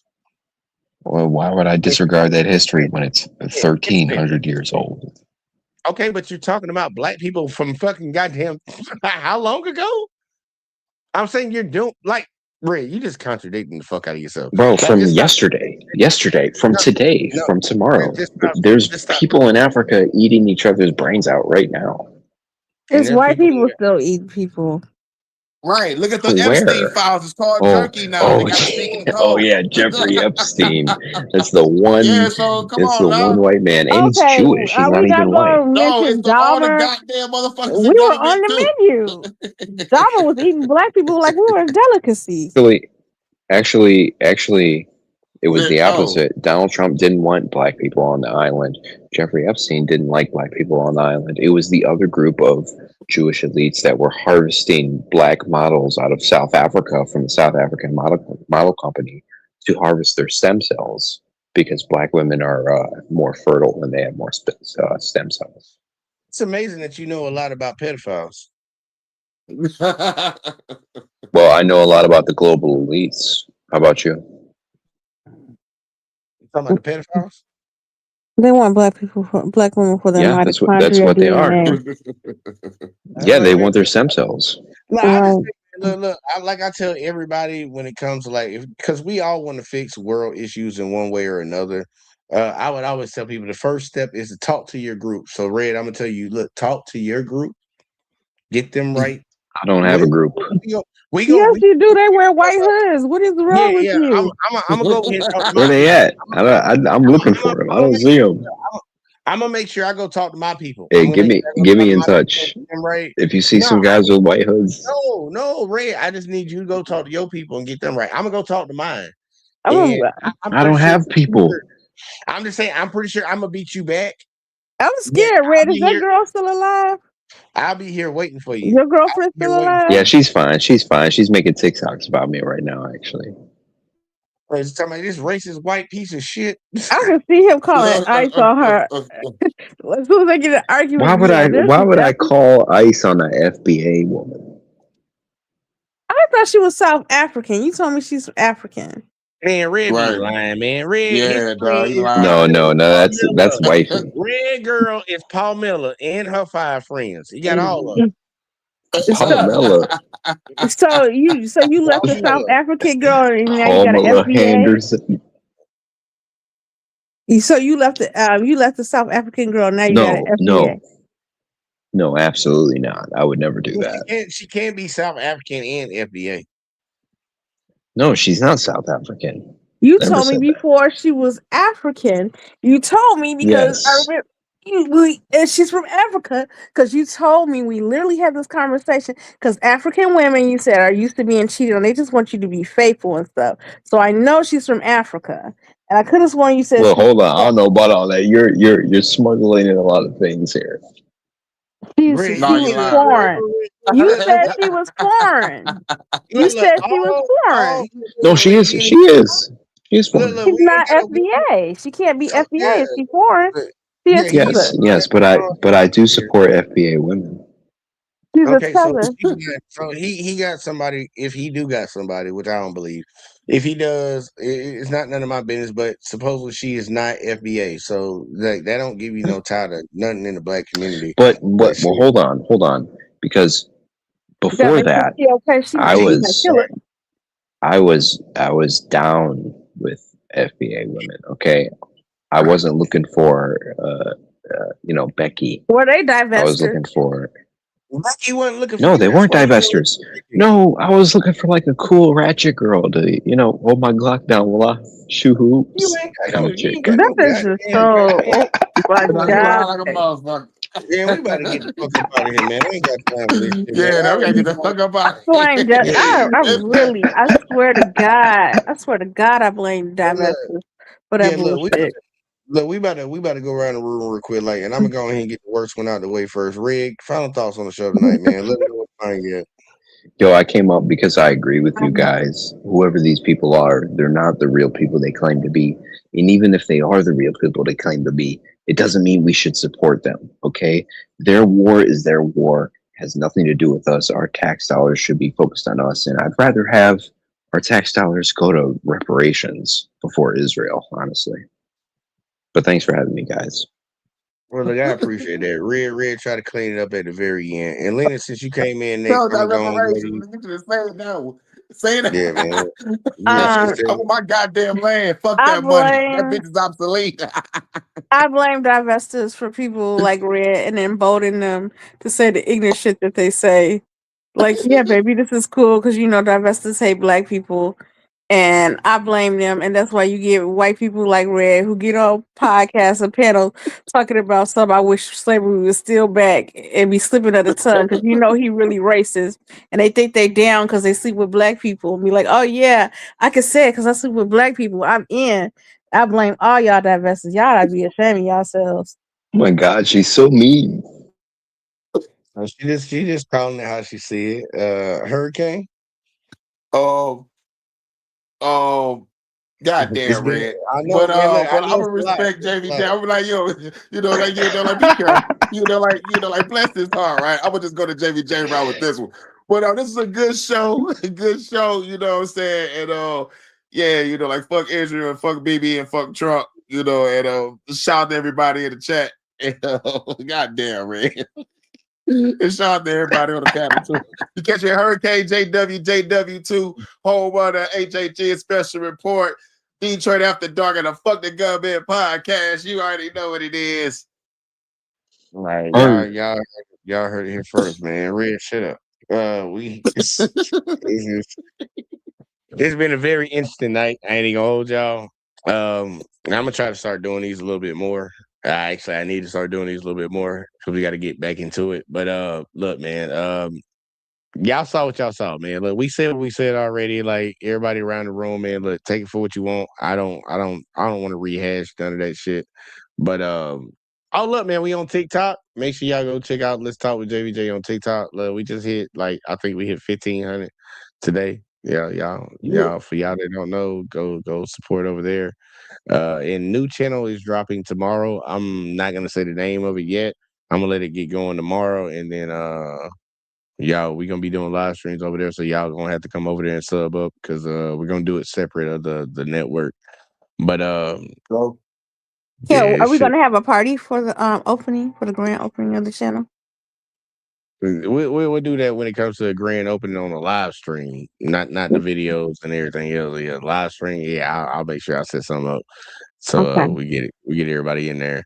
But look, man, it's been fun. It's been great, man. We've been grinding a little bit long, man. I know it's Monday coming up. Well, actually, it's Monday now.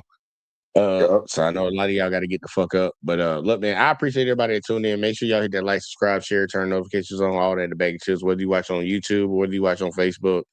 But make sure y'all go subscribe to all that, follow all that. But we're gonna get the fuck out of here, man. I appreciate y'all, and we're gonna catch y'all on the next one as always, man. Peace.